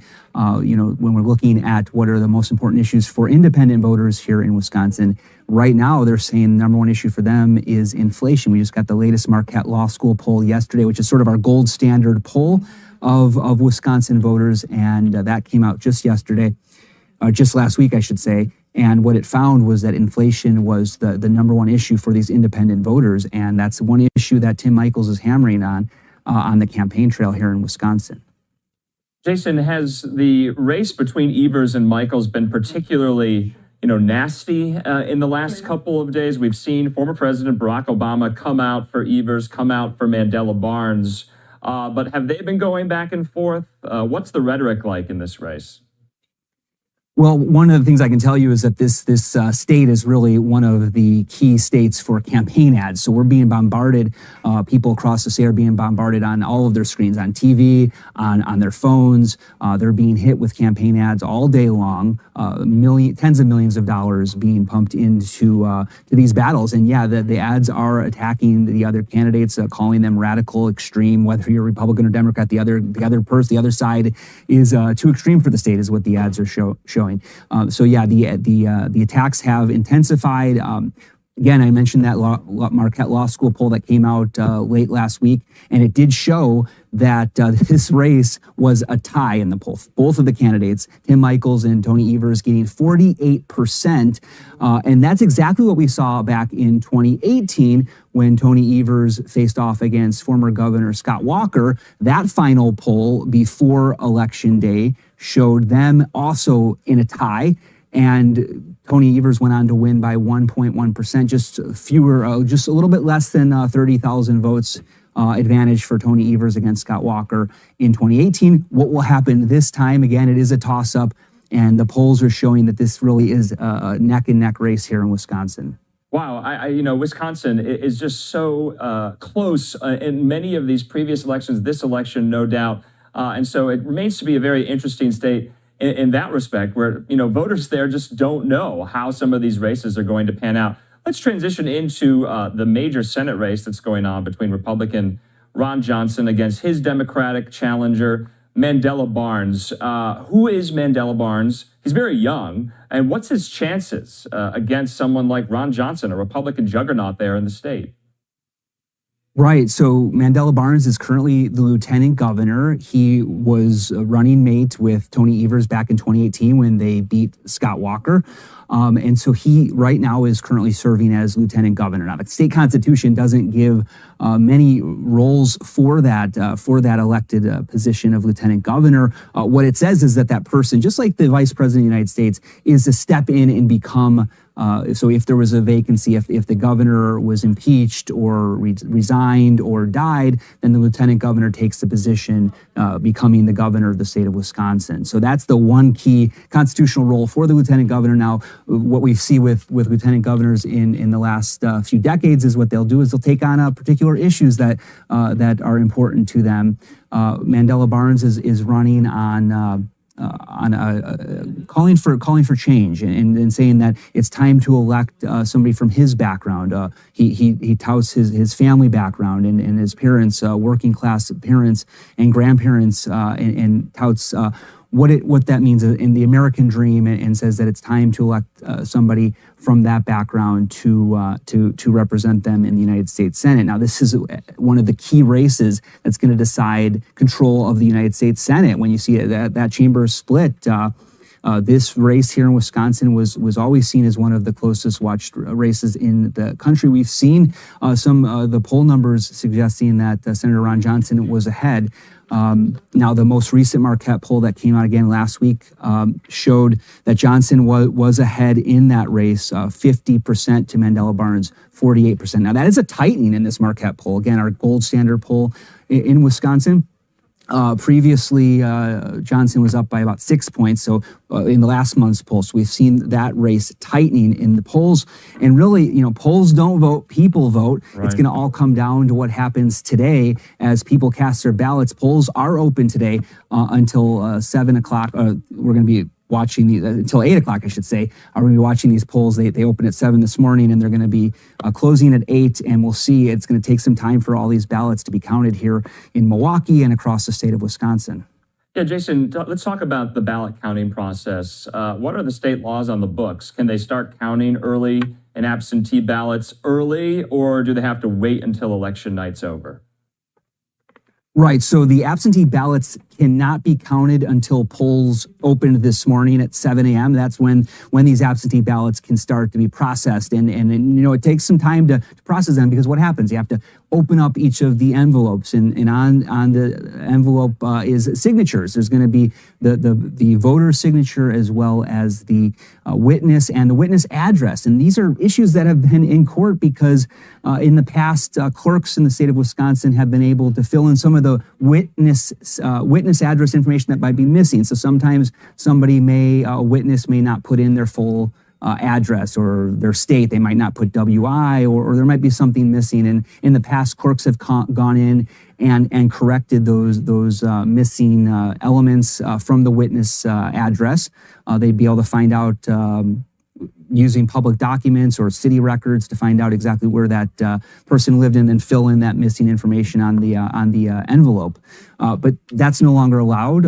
This is something that came down in the Wisconsin courts. A lot of these issues have been hashed out in courts here in Wisconsin, including issues like drop boxes, for example, as well, where we saw the state Supreme Court ruling that drop boxes are not allowed. So they were used in the 2020 election, but they're not being used right now on today's election. All of these things have to be delivered in person to either the clerk's office or in some municipalities to your polling place. Other places have central count, like here in Milwaukee, they have a central count location where they're going to be processing all those ballots today. Again, they can't start opening them up until the polls opened at 7 this morning. Okay. But in some states, you can't start opening them up until the polls close. That's not the case in Wisconsin. But I know there's been movement in the past to start allowing these to be processed before Election Day, because it does take so much time, as I mentioned, that long process to open these up and to verify what's going on with those ballots before they can start actually putting them through the tabulating machines, the voting machines, the counting machines.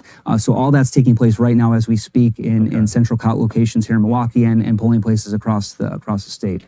Jason, this is a good segue too into really the issue of election integrity. Wisconsin was one of these focal points post 2020 about some of these conspiracy theories that were out and about there about the election administration in the state. We know President Biden won the state by about 20,000 votes in 2020, but it's going to be very, very, very close this time around with the governor's race, with the Senate race.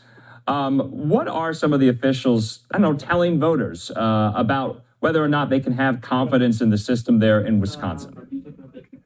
So one of the things that's going on, we're seeing both sides in Wisconsin, both from conservative and from the progressive side, sending observers to polling places. So we're going to see this time around probably a lot more people there watching this process take place. And I heard from some clerks before Election Day, and what they said was in the past, these election observers were really wanting to know, what was going on. They'd ask helpful questions to get to what was going on here. A lot of them didn't have that background with election procedures, and a lot of times the election officials, the judges, election inspectors would give them information about what was happening and all the whole process for securing the vote here. What the clerks want to remind people on is the whole process. In Wisconsin, you have to show your a license. There's a photo ID law. Before you can vote, you show your license or passport or some other photo ID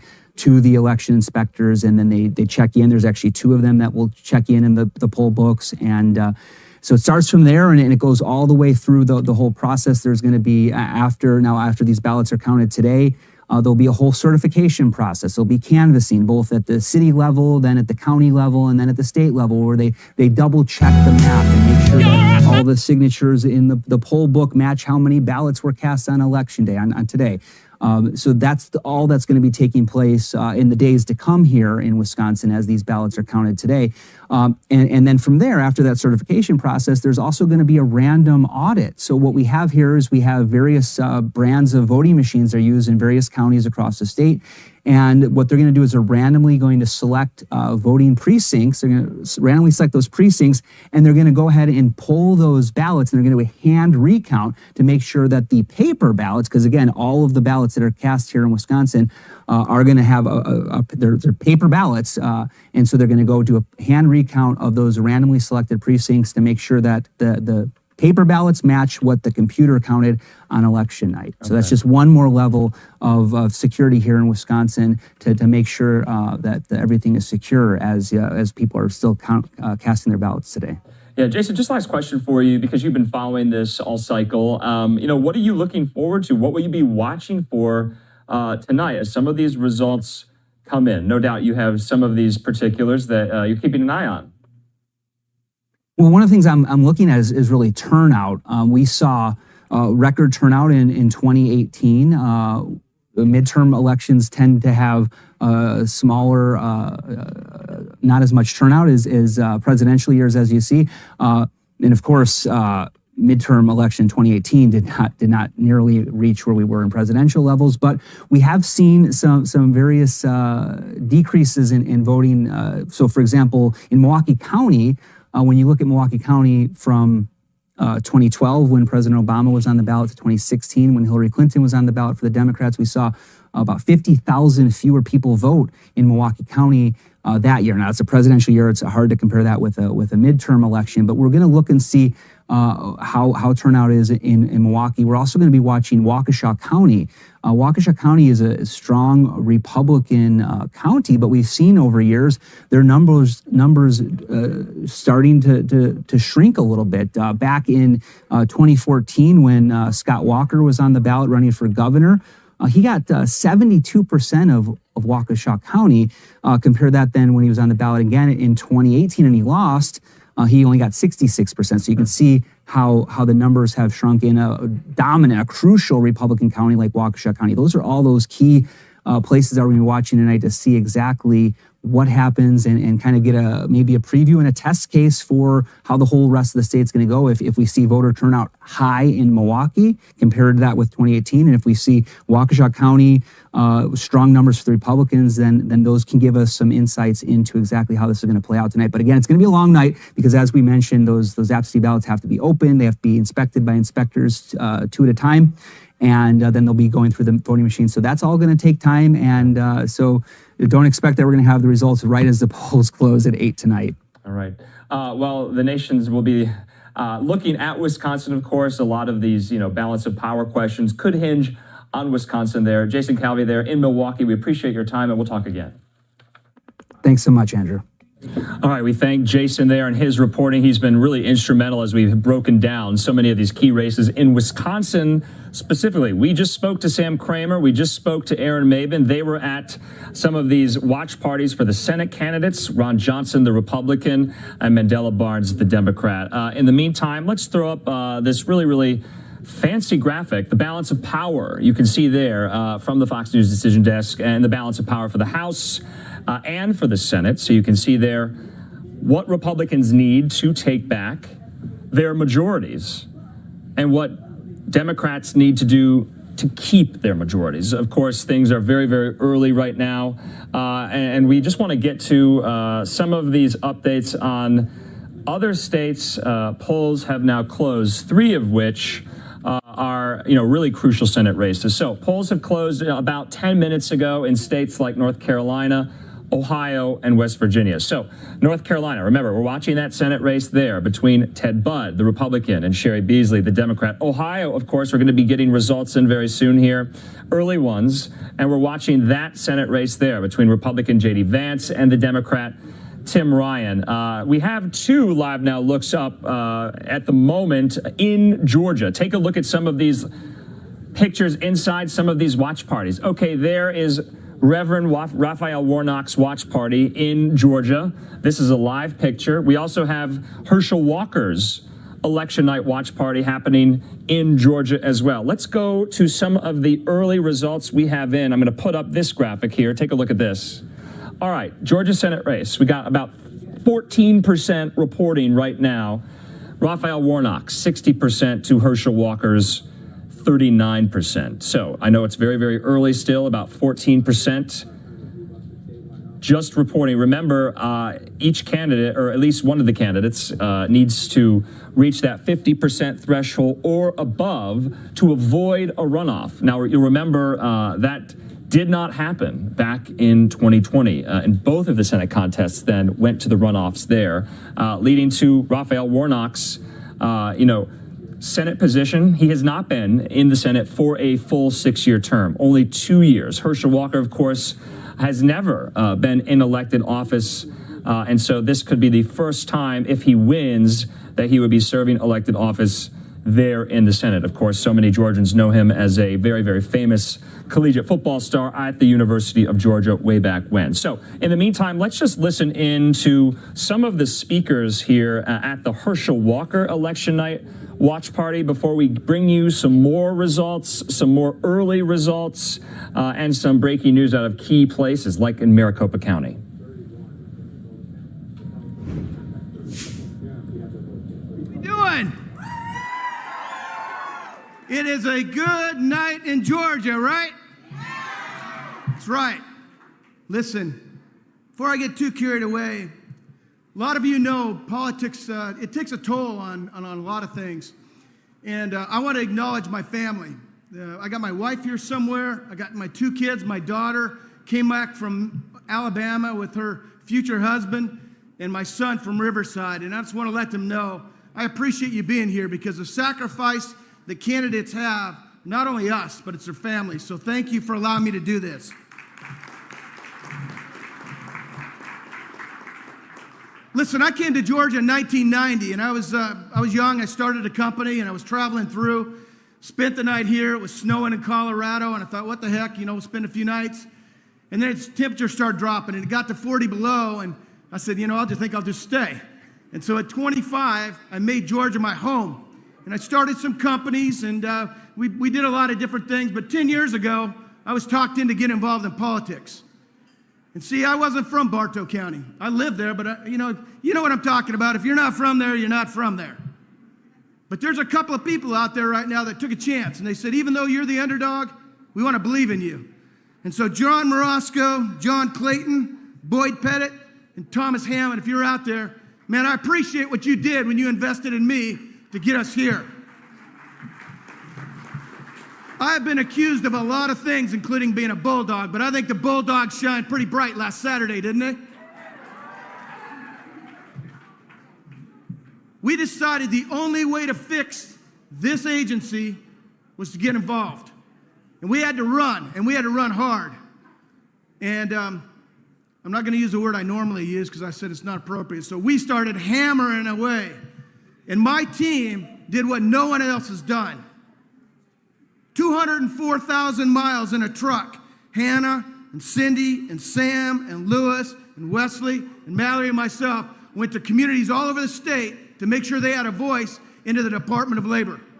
And ladies and gentlemen, I want to tell you, those outside right now are begging for leadership. And it's time for us to bring leadership, and it's not coming from the Dems. So tonight, from top to bottom, we're going to see a sea of red wave, aren't we? We're going to let the rest of the country know this is not a blue state or a purple state. It's red, right? It's red with Republicans. Let me close with this. Many of you have been volunteers on the campaign for not only me, but for Tyler, my good friend, it's about to come up here. And we want to say thank you, because you cannot run a campaign without volunteers putting signs up and sharing social media posts and just letting it out there. But tonight is a celebration. And we're going to not only celebrate us, but we're going to celebrate Herschel Walker taking down Raphael Warnock, right?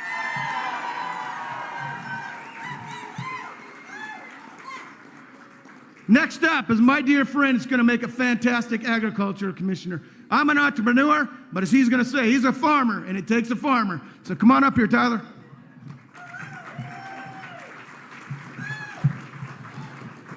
What's up, Georgia? Oh, come on. Y'all can do better than that. This is a big night. And we got to be excited because we're about to win. And we're going to send Raphael Warnock packing. We're going to send Stacey Abrams packing. We're going to send Nancy Pelosi home. And we're going to fire Chuck Schumer. Y'all ready to do that? That's a lot better. I don't know about y'all, but we're excited tonight. And I'm excited to be here. I'm excited to be part of this Republican ticket up and down the ballot that stands for what I like to call farm values. And as we've traveled the state, we've talked about farm values. And I tell people all the time, if we had farm values from the City Hall to the White House, we'd be a lot better off as a state, as a country, as a community. And I've put those farm values to work for the last 10 years in the state Senate, and I look forward to put them to work for you as your next agriculture commissioner. But you know, those of us that are on this ticket, we've traveled the state a lot. For a year and a half, we have campaigned, and many of you in this room have helped us do that. So I want to start out by saying thank you to all of you for the work that you've put in helping us get across the finish line tonight. Tonight is a big night. Tonight is a night for celebration.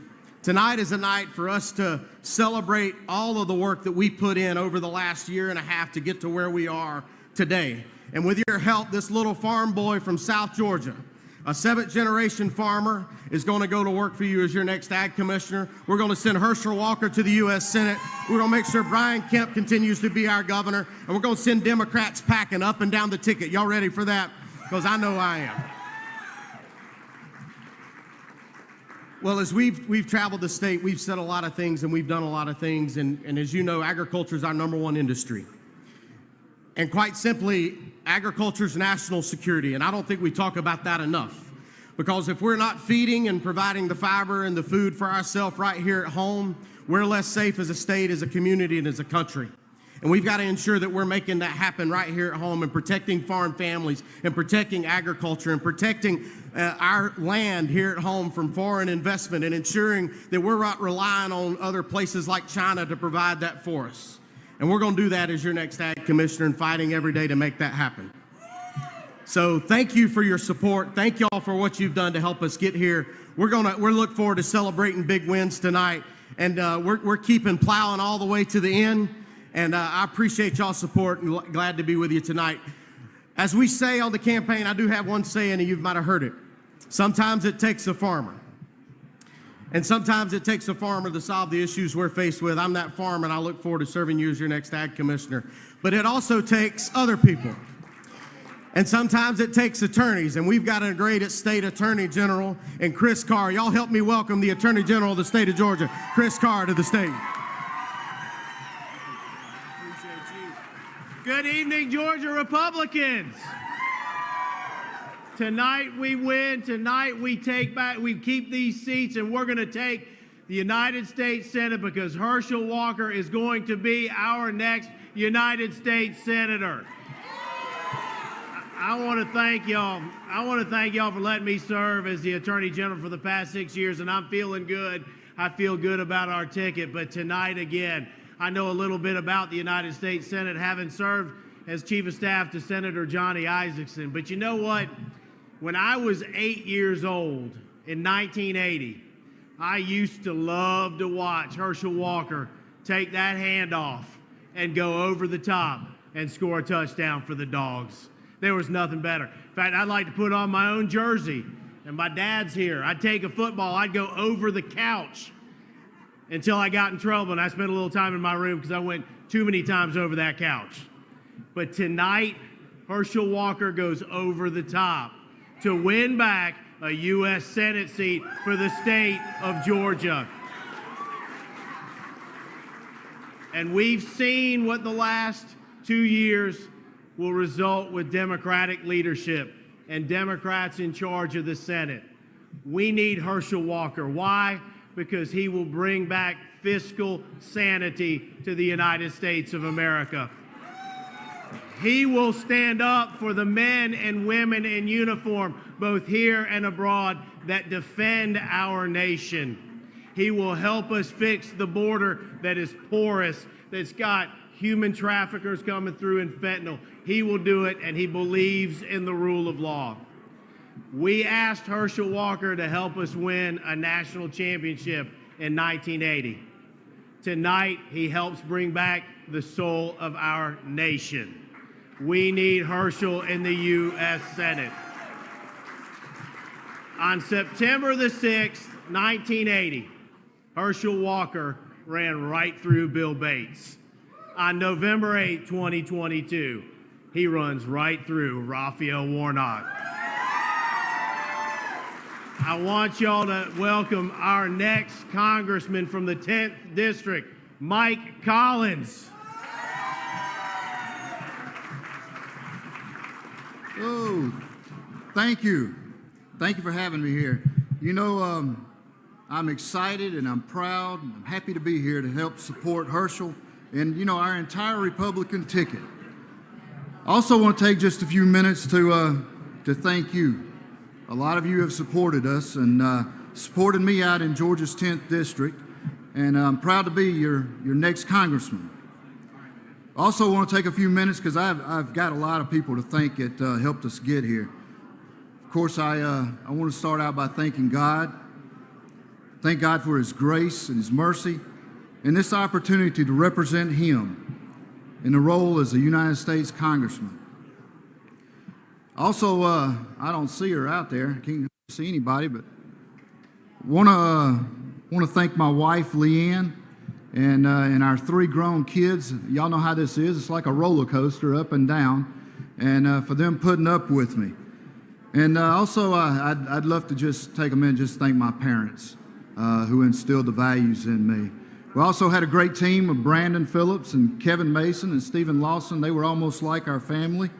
And I don't know if the chairman's here or not, Chairman Schaefer and James Cooper.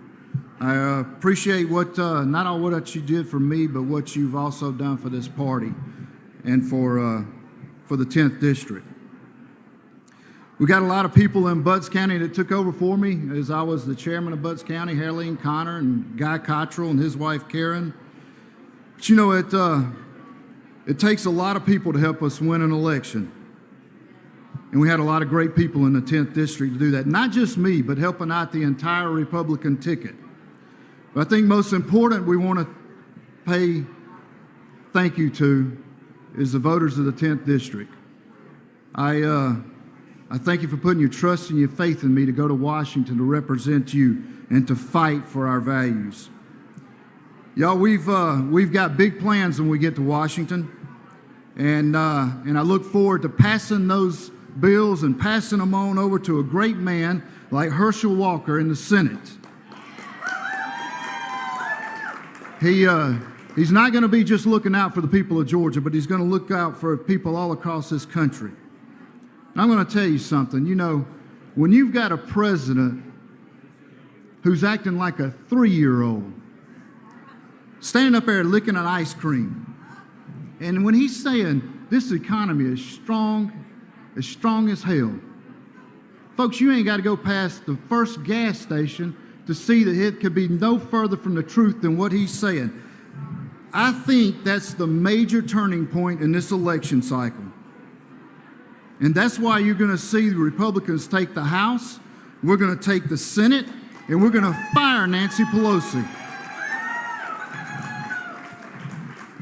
As a matter of fact, I got a plan for her. She can go back to California, and you know those big conventional freezers she's got there in her home that she showed off that she packed with ice cream during the pandemic. Well, she can go back there and she can pack those things full of ice cream. As a matter of fact, she can buy one of those little cone dispensers to go with it. Because when we send her back to California, Joe Biden's going to be right behind her. They can both sit out there and they can rock and they can eat ice cream. Because I doubt Biden will even know he's not even in D.C. You know, there's another thing. I think that the icing on the cake came when President Bill Clinton was speaking just a few days ago, and he made that awful joke about Governor Hochul when he acted like that her opponent just wanted her to stand at the subway with billy clubs and baseball bats and hand them out. I'm going to tell you something. Crime's real. Why don't he try telling that joke and going and talking to the folks that are affected by that crime and had people that have been killed out there? I don't think it would be that funny. I think that is what pushed this over the edge, and I think that's why we're going to see not only a big red wave here in Georgia, but you're going to see a red wave across this country.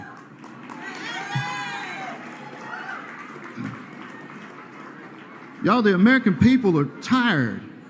They're tired of the Democrats and the Biden administration driving this country into the ground. You know, it's not an America last, it's just out to destroy this place. So when we get there in January, we're going to take our America First agenda and put it back in place.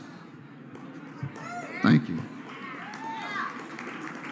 It's time we get back to energy independence by allowing our producers to drill here. We're going to fight the inflation by stopping the spending spree that's been going on up there. And we're going to pass a bill, if we're going to call it Inflation Reduction Act, by God, it's going to focus on reducing that debt and not be some crazy Democrat wasteful spending bill. Looking forward to securing our border, stopping these thugs from crossing our borders and dealing in drugs and human trafficking. We're going to fight back against crime by supporting our men and women in blue. And y'all, we're going to do all that, and we're going to get wokeness out of our school system, and we're going to allow our parents to have control again. And there's one other thing that I want to mention besides the legislation. Y'all, this time we have oversight in every committee we've got in the House. It's time that we peel back the layers, expose the corruption, and let the American people know exactly what's been going on in that place up there.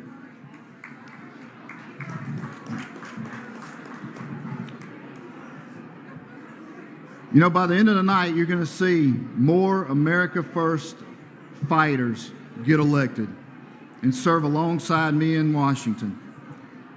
We do that, y'all, we're going to take our country. Okay, so you have been watching the election night watch party from some of the speakers there, Herschel Walker's event, listening into some Republican members of Congress from Georgia talk about how they want Herschel Walker in Congress on Capitol Hill to work alongside. We also have live now looks into Raphael Warnock's election night party, in addition to some of the early results we're getting in the Georgia Senate race. Let's put this up. About 22% of results are reported right now. Warnock up by 58 to Walker's 41. Remember, it is still very, very early, and results are coming in kind of piecemeal here in certain battleground states. We are coming up on the top of the 8 o'clock hour on the East Coast. And when we come back, we'll be diving into what states polls are closing in the next hour. We'll also be diving into some of the races that have already been called and getting into some of these key states like Florida as well, and then talking to some of our experts and guests to get them to react to some of these results as well. We'll see you in 2 minutes.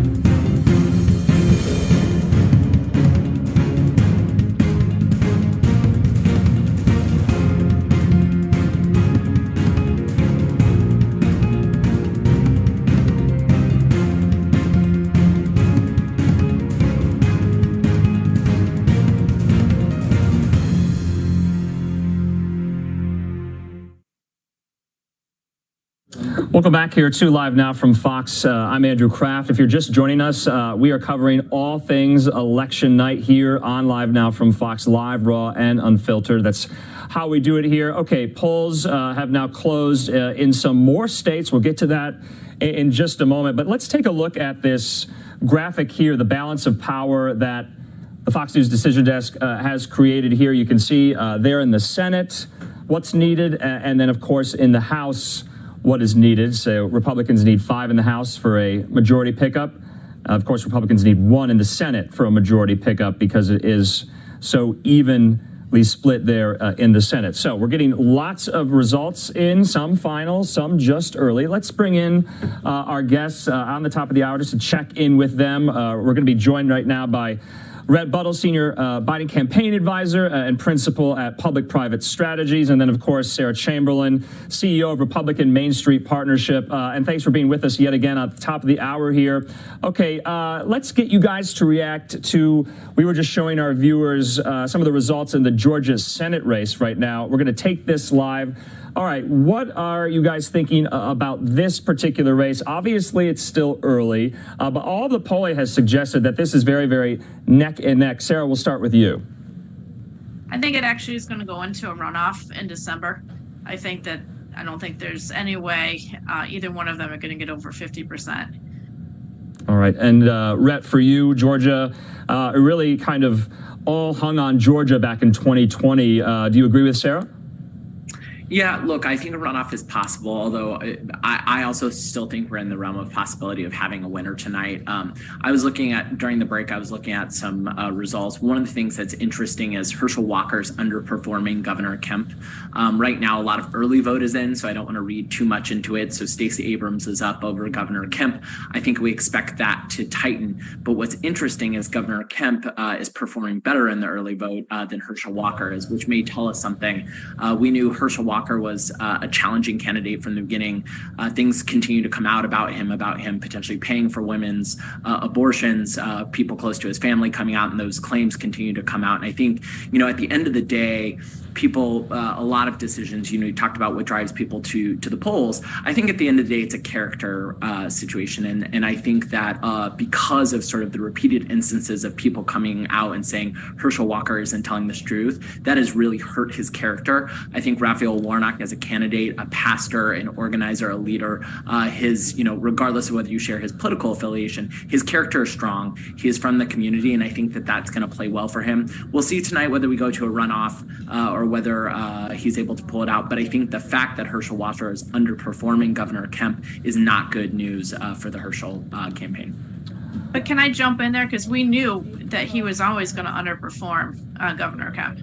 So that's not a surprise. Okay, and that's why I think that he can't get to 50%. Okay, and we are kind of seeing, and a lot of people had talked about this in the run-up to the election, that there could be some underperforming with both Kemp and Walker, and also maybe some, ticket splitters with Warnock and Kemp. That's more of a Stacey Abrams kind of debate and question there. And we were just putting up some of the early results in from the Kemp-Abrams race and the Walker-Warnock race as well. Let's focus on Florida, you guys, because we're getting a lot of results in from Florida, especially in the Florida governor's race between Charlie Crist, the Democrat, and Governor Ron DeSantis. What are you guys seeing in these races? We're going to put up some of the early results here. Oh, it does look like we actually have a race call. Let's make that right now. That Ron DeSantis the Associated Press is calling this right now for Ron DeSantis to the Democrat Charlie Crist. 57-42, about 72% reporting. Rhett, your reaction? I think this was expected. I see other networks are also calling the race for Marco Rubio. I don't think this is a big shock. I do think there are some learning lessons here for Democrats. In the past, Florida has been a place where Democrats continue to work to be effective. I think what we're seeing right now is we're actually seeing a remake of both parties. And I think, some of that is due to President Trump and the way in which he speaks to working class voters. And I think that that's been effective with some of the Republican base. race.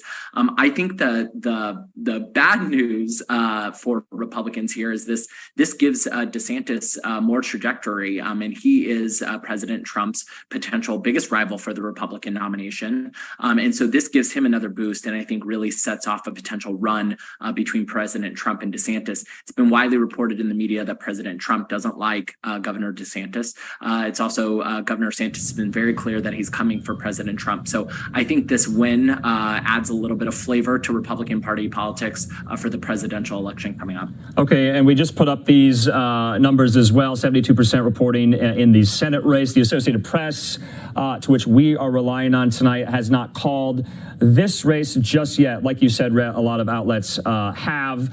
But Marco Rubio with a sizable lead against his Democratic opponent, Congresswoman Val Demings. And I want to put up as well, maybe we could get Sarah to comment on this. Take a look at this, because I was kind of looking at Miami-Dade County, at least for Florida Governor Ron DeSantis. This is the Rubio-Demings breakdown of what Miami-Dade County looks like. Maybe we can get the DeSantis-Chris breakdown with Miami-Dade, but and I think this is not, and maybe it's new to some viewers, but a Republican has not won Miami-Dade, at least in a gubernatorial contest, in the last 20 years. So we'll have to wait and see if Ron DeSantis actually pulled that off. Sarah, is that what you're seeing? That's what I'm saying. And again, it goes back to the Latino vote. I mean, as we said earlier, that they're starting to move and vote Republican. I mean, in Dade County, usually it's a Democrat plus 8 county, and today both the governors and the Senate candidate won for the Republicans. We've got members of the Republican Main Street Partnership from that county. They're going to win overwhelmingly tonight as well. So it goes back to Latinos are starting to vote Republican, and Republicans are coming home, and especially the suburban women. So we're thrilled to see that. Okay, and Can I let's add something in here? Yeah, sure, please. Yeah, I just want to make sure that when we're talking about Latinos, we're making sure that, Latinos are not one community. And as someone who's done a lot of work in Florida, I did a lot of work in Florida, during the presidential campaign. Unfortunately, President Biden didn't win. But what we saw a lot in the work that we were doing there was a lot of Cuban voters and folks who had immigrated to America were particularly scared by Donald Trump's candidacy. And they were scared by the rhetoric that we're starting to see come out of DeSantis. DeSantis has put corporations like Disney and other big companies on the map for them trying to support their employees or create more equality in the state. And I think what we're seeing is some of these folks who've come to this country who've seen, governments really take retribution against the private sector. That scares them. And I think that is a big issue in places like Florida, where you have immigrants who've come from other countries, who've immigrated to the United States, and they've seen the effect of powerful leaders in other countries create retribution. And so I do think, some of the stunts we've seen, for example, with Governor DeSantis, putting people on a plane and, shipping them to Martha's Vineyard. First of all, questions about human trafficking, but B, like, how do you treat people? And I think a lot of that is going to come home to roost over the next few years as Latinos, and specifically as you break down and think about the different communities, whether they be Cubans or Hondurans or El Salvadorians, what that means and what kind of leadership they're going to want in the state and at a national level for someone who's willing to put people who've just migrated over on a plane and ship them somewhere without any direction. Right, and every demographic group, you cannot look at them as a whole, but and maybe Sarah could come in here. Where do we see some of these elements? Why? What are the reasons that you see some of those voting blocks in Florida that make up Latino voters trending to the Republican side? What are some of the, I guess, root causes of that? Sarah, maybe you could offer. So I'm going to disagree with my colleague.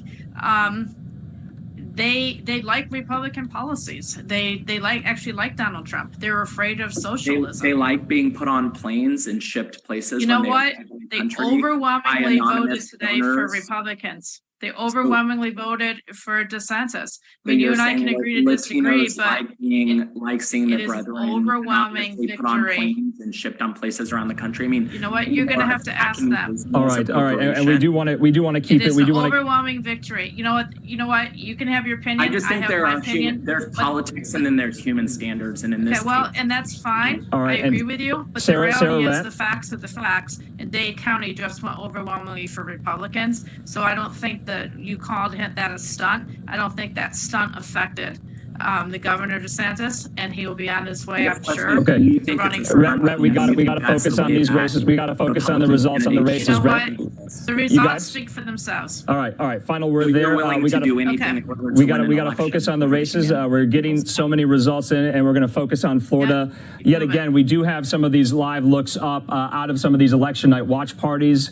There, Charlie Crist's party, no doubt that he will have to issue, this concession speech here. We also are getting in Florida Governor Ron DeSantis's election night watch party. And so we're going to check in with you guys a little bit later on so many other of these states, but definitely very, very heated in Florida. A lot of national issues at play there in the Sunshine State. We'll be checking in with Brett and Sarah probably at the bottom of the hour here. In the meantime, let's at least check in with some of our other Live Now digital journalists in the newsroom. Before we do that, let's put up the results yet again. This race called Florida Governor Ron DeSantis. And so I think we have a live look out of his election night watch party.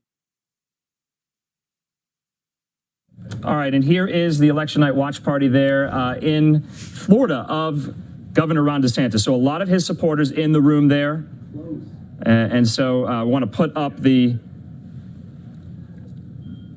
results yet again for this race here. And so we're going to be showing you both the remarks from Crist and DeSantis. We're going to be bringing on Florida politics experts as well, who cover Florida each and every day to make sure we understand what went into this race here. But take a look at this, because this is interesting. We were talking about Miami-Dade County, and this is the breakdown here between DeSantis and Crist, according to the Associated Press.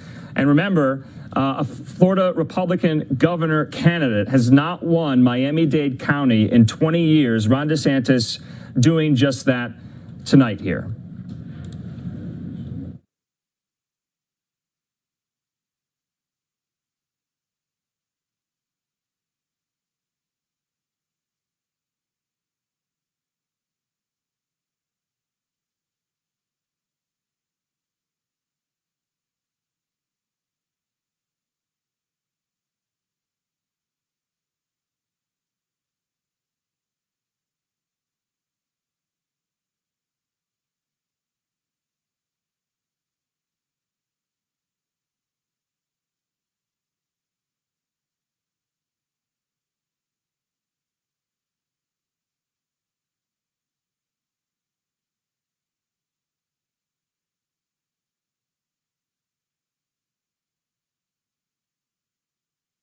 Okay, so let's talk about Florida even more. Let's bring in Live Now Zone Andy Mack. He's in the newsroom with me here to break down both the governor's race that has been called. We're waiting for a call, though, in the Senate race as well. Andy, thanks for being with us. Obviously, you've been following this all night alongside us. Let's talk about some of the counties. Let's talk about where they fell. We just talked about Miami-Dade. Any other counties that especially are reaching out to you right now? Well, we're watching this very, very closely. And like they said, Miami-Dade County, a very, very important one for this race, for both races, in fact. And we want to get over some of these county by county looks. And obviously, Ron DeSantis, the red there on Miami-Dade County, winning it by up by over almost 50,000 votes, some 84% of the vote right there. And you can kind of contrast that. You can see outside of Miami in southern Florida there as just a little bit Broward County actually going for Charlie Crist. So you can see usually it's blue at the bottom of Miami, but not this time. And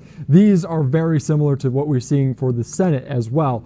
Orlando, the big municipality there, Orange County going in favor of Charlie Crist. But he's going to need to win these by bigger margins if he wanted to beat Ron DeSantis tonight, which we've already called that Ron DeSantis takes it because he only won by 20,000 votes there, and also in Broward County by just over 100,000 votes. So those would have had to been a bigger margin if Charlie Crist wanted to win. So obviously these maps look very similar to what Val Demings and also Marco Rubio's maps looked here on Live Now from Fox. We're watching it very closely, but you can see the two, just the main cities are generally going blue and the outside counties going red. But as you can see, the again, that Miami-Dade County we're looking at very, very closely. Ron DeSantis, 330-some thousand votes in favor of him. So that is a big point of emphasis tonight here, Andy. Andy, thanks so much. All right, we just got this live now look into Marco Rubio's election night watch party there. Many of his supporters are watching the results there come in on the Fox News channel. So we're waiting for the Associated Press to make a call in the Florida Senate race there. Remember, a lot of money was in this race, especially on the Deming side. And Deming, we were told, is underperforming in some of these key Democratic strongholds that she's still taking, just underperforming at the moment. So if we have the Florida Senate kind of early result breakdown, I believe about 75% has been reported so far. We want to put that graphic up. This, though, is the live look in the Marco Rubio camp at the moment. We also have live looks in the Charlie Crist election night watch party and the DeSantis watch party as well. We'll be showing you these remarks when those candidates step up to the podium.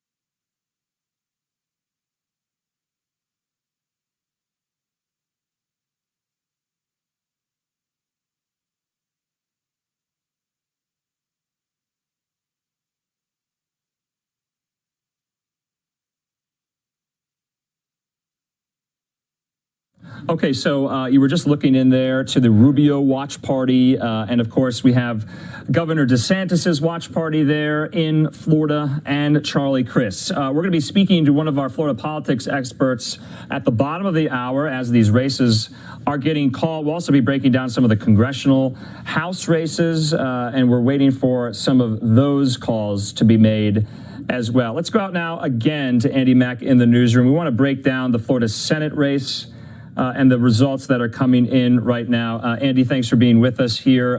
What are you seeing? Where are these counties playing right now? Well, we're looking at it, and the maps between those governor race and the Senate race, as you might imagine, very, very similar, but both Miami-Dade County, both going red for governor and for the Senate. We want to bring up this map county by county here on Live Now from Fox. Marco Rubio certainly taking Miami-Dade County there, some 87% of the vote, according to the Associated Press. Some 350,000 people voting for Marco Rubio, up by about 50,000. So very similar margin between the governor race and also the Senate race. And we're also watching here Broward County going blue instead of Marco Rubio, but you see Palm Beach County going toward Val Demings. It was Ron DeSantis that took that one. So a map we're looking at very, very closely here on Live Now from Fox. All right, we are going to step away from Florida. Andy, thanks so much. We're going to take just a quick commercial break. When we come back, we'll be getting some updates from some of our reporters here in Arizona as they are at some of these election night watch parties and about where the races stand here. We'll be back in just a moment.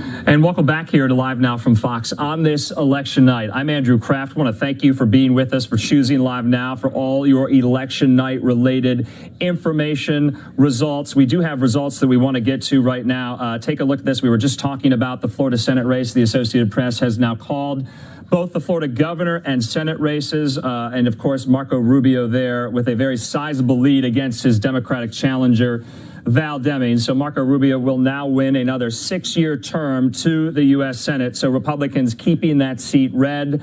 We also learned that the Associated Press has called the Florida governor's race for Florida Governor Ron DeSantis as well against his Democratic opponent, Charlie Crist. We're being told as well that Charlie Crist could be stepping up to the podium there in Florida. This is a live look to offer some type of concession speech. Okay, in the meantime, though, let's focus on Arizona. We're going to be joined right now by Fox 10 Phoenix reporter Steve Nielsen. Steve, good to see you. And of course, a lot has been happening in Arizona, specifically Maricopa County tonight. But what are Arizona Democrats? How are they feeling? Are they expecting results tonight? They're expecting results. They aren't necessarily expecting any called races. In fact, the Democratic gubernatorial candidate, Katie Hobbs, she says that she doesn't expect it to be called for several days even. That's how close this election could be. Andrew, it's been a little bit of an exciting last hour in this race, though, after there was an error this morning in some of the tabulation machines in Maricopa County, which is, of course, the largest county in Arizona. It makes up the vast majority of the voters in this state. In Maricopa County, they have voting centers where when voters come in, they print out the ballot for you right there. Well, it turns out, for some reason, some of those printers weren't printing out dark enough, black enough numbers at the bottom for the tabulation equipment to pick it up. This is according to county elections officials. So it was causing a delay in many ballots in those voting centers. Well, that delay has now been a target, Andrew, for the Republican candidate, Kari Lake, for governor, and then also Blake Masters, who's running for the Senate, a Republican as well. They've now filed a lawsuit, Andrew, to try to keep voting open. So the polls should be closing in about 40 minutes, but now they're asking voting to be extended until 10 p.m.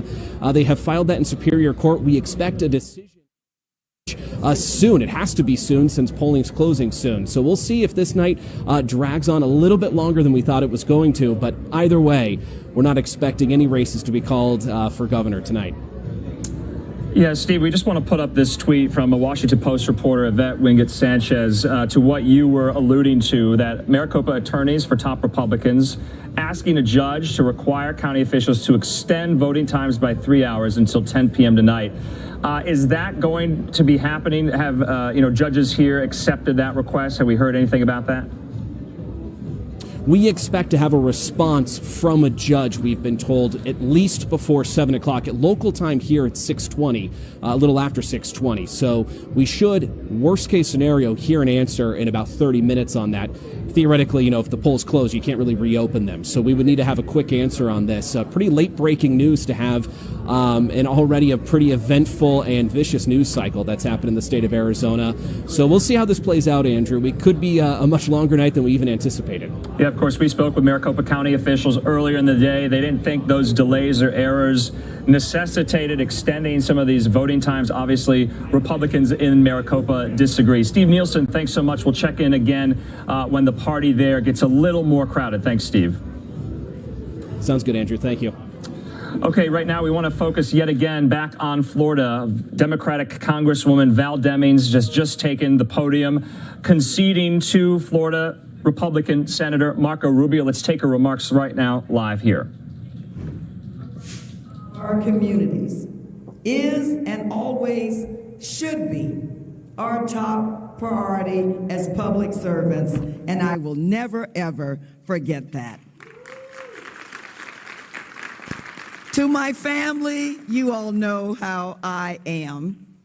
I love to talk about my family. There's not many times that I don't talk about my family, to my sons and to my grandchildren who have strengthened me and stood by me during some nights and tough schedules. You are more precious to me than anything, and I am grateful. But you all also know that I seldom travel alone. that I have the baddest backup possible. I am so honored to call this person my partner.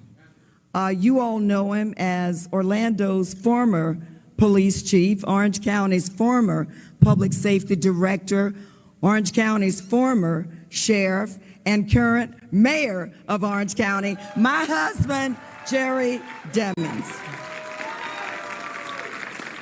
No, I did not get here alone. No man or woman is an island unto ourselves. My parents, y'all know how much I talk about them. The maid and the janitor, Eloise and James Butler. I remember they used to go to work sometimes 7 days a week, working odd jobs, growing their own food, and fishing and hunting to put dinner on our table. I can still see them coming home at the end of a day so tired. You see, but they believed in the American dream. They believed that by working hard, playing by the rules, that we can achieve anything. They believe that our democracy is the greatest foundation on which all else depends, our democracy, and we must protect it and defend it. You see, my parents, they did not have much. They didn't have a famous last name. They didn't have much money in the bank, but they were good, decent, honest people who taught us to be good, decent, and honest. They believed in the promise of America. I believe in the promise of America because I've seen the promise of America. That's why every election cycle, my parents pressed their way to the polls. If her car was broken down, they would pay someone to drive them.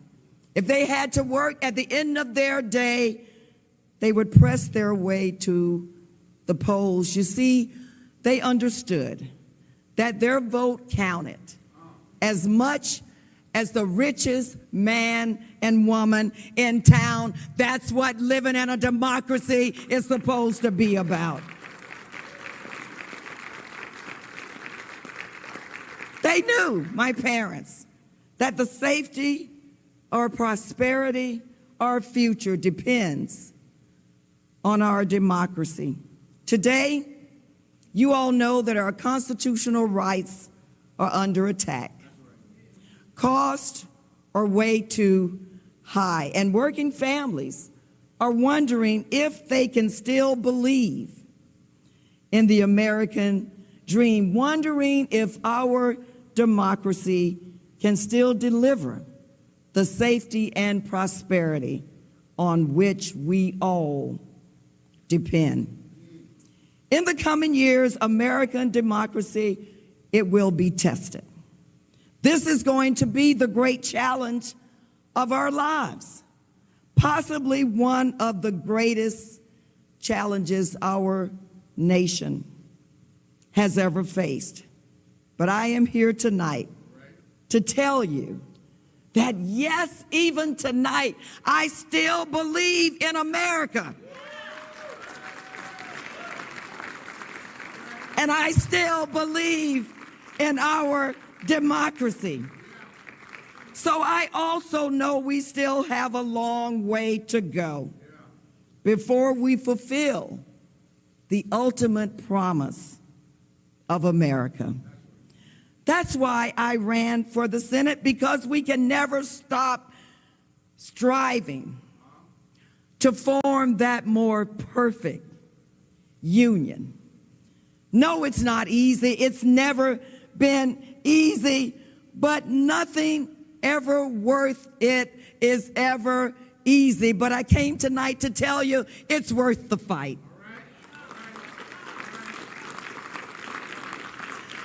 So wow, Florida. We did not get the result we wanted tonight. We can never, ever tire.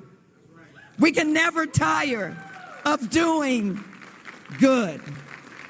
We must look to our next fight to stand for the values we believe in and hold America to its promise of liberty and justice, not just for the privileged few, but for all.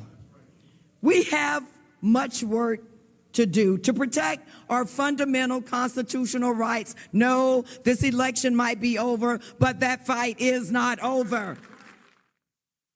All right, you've been listening to Val Demings there conceding her race to Republican Senator Marco Rubio. We have the results here we want to put up on the screen yet again. You can see there the vote breakdown. We're going to be talking about all of this. It does look like Charlie Crist has taken the stage as well there in St. Petersburg. We're going to get to that in just a moment. We want to bring in A.G. Gankarski, a Florida politics reporter and editor. And AG, you have walked us through the primary cycle tonight, election night, these races now called for governor and senator there in Florida. Anything that has struck out to you that's unusual, that you didn't expect? What do you know? Worst case scenario for Democrats. Governor DeSantis won by a bigger margin than Jeb Bush did 20 years ago, which was the historic watermark for all victories. And you saw that on race after race, 15-point races, attorney general, agriculture commissioner, you name it. And the Republicans just had a much better operation than Democrats did. Charlie Crist couldn't make the sale. I don't think he made the sale to Hispanic voters. I don't know if he made the sale to black voters in the way he needed to. So when you look at what happened, it was the perfect storm for Democrats, and it is the type of thing that sets Republicans up for the next decade, if not a generation. Okay, AJ, let's talk about maybe some of these congressional races that you're following. Have we gotten any results in from those? Are Republicans going to pick up any seats in Florida, you think? Republicans are going to up to like 20 seats. A lot of that happened via redistricting. Governor DeSantis got rid of maps that had minority access maps. He basically drew what he called race neutral maps, where he signed on to that plan. So Republicans are going to control 21 seats by the night's end. That's a really big deal. There's only 28 in the state. So Associated when you look Press at what the House and sort is of going scraping to do, minute by minute for new numbers to come election, from both of those. If the House So we're trying to goes red, figure out, is this... like it's going to, Florida's redistricting is going to drive a lot of that. Okay. But in those congressional races, they turned out the way they, another Republican wave there too. Yeah. It looks like a lot of these candidates are stepping up to the stage, at least to concede there. Demings just conceded. Crist just conceded. We're going to show our viewers Charlie Crist's concession speech after we speak with you. But let's talk about Florida Governor Ron DeSantis. Former President Trump held a rally in Ohio just yesterday. And, a lot of people were talking about that announcement he made about this November 15th election possible preview for 2024 that's going to happen at Mar-a-Lago. He has a new nickname for Ron DeSantis, Ron DeSanctimonious. Many are speculating, this was Charlie Crist's line, that, why should voters vote for DeSantis if they can't guarantee he's going to be there for the full 4 years? White, which tells you that is a razor-thin margin that he has come in over Governor Abbott there. Then we have just north of the Corpus Christi area, Governor Abbott pulling a little bit ahead in that county there, and then up here in northeast Texas. But again, you do not see a lot of results coming in at this point, and we checked the other races, and we're not seeing anything coming in on them right now. I do want to direct you to this, though, since we're talking about the early vote right now, and we will get more of that early vote in here. We're expecting it to come in any minute now. But let's look at some of the larger counties here in Texas coming into today. This is looking at early voting. The total population population of people who can vote, and they break that down and they say this percentage of them voted early. Well, in 2018, a lot of them did that. This time, we saw a real drop-off from the percentages that we saw in 2018. These were the big counties in Texas, the big vote counties. And you can see that the vote Texas was off quite a bit in the early voting in 2018. Harris County down 7%, and you can see that Travis County down 11% in the early voting points from where Harris County down 7%. Travis County down 11% percentage points. And so we've been wondering, where are these voters? So it's good to know that we saw some people in line in some of these counties. So we've been wondering, where are these voters? Like a lot of folks waited for election day. These are the ones, by the way, in some of these counties won the last time around, the big counties where he did well for election day. These are the ones, percentage decline Governor Abbott won the last time around, the big counties where he did well. Down anywhere from 7% all the way to 12% there in Galveston County. One thing that point out, we haven't talked about it yet, and that is the valley. All eyes are on the valley right now. One thing that I really want to point out, we haven't talked about it yet, and that is the valley. This time around, on the valley parties really slugging it out down there. That's where the only see if they can win some control, win some support. Both parties traditionally been slugging it out down there to see if they can win some inroads there. I thought this was really interesting because when you look at all of those other big counties, you see them early making some inroads there down quite a bit from where it was back in 2018. You don't see as much evidence of that down here in the valley. Down quite a bit from where it was back in 2018. You don't see as much evidence of that down here in the valley. In fact, unusual. Look at this. Jim Hall's County, 16 percentage point in early voting. It's not a vote-rich county, but Jim Hall's County up 16 percentage points in early voting. It's not a vote-rich county, but it just gives you an idea. And so, we've had some competitive congressional races down there, 5% there in Dimmitt County, and so, we've had some competitive congressional races down there, which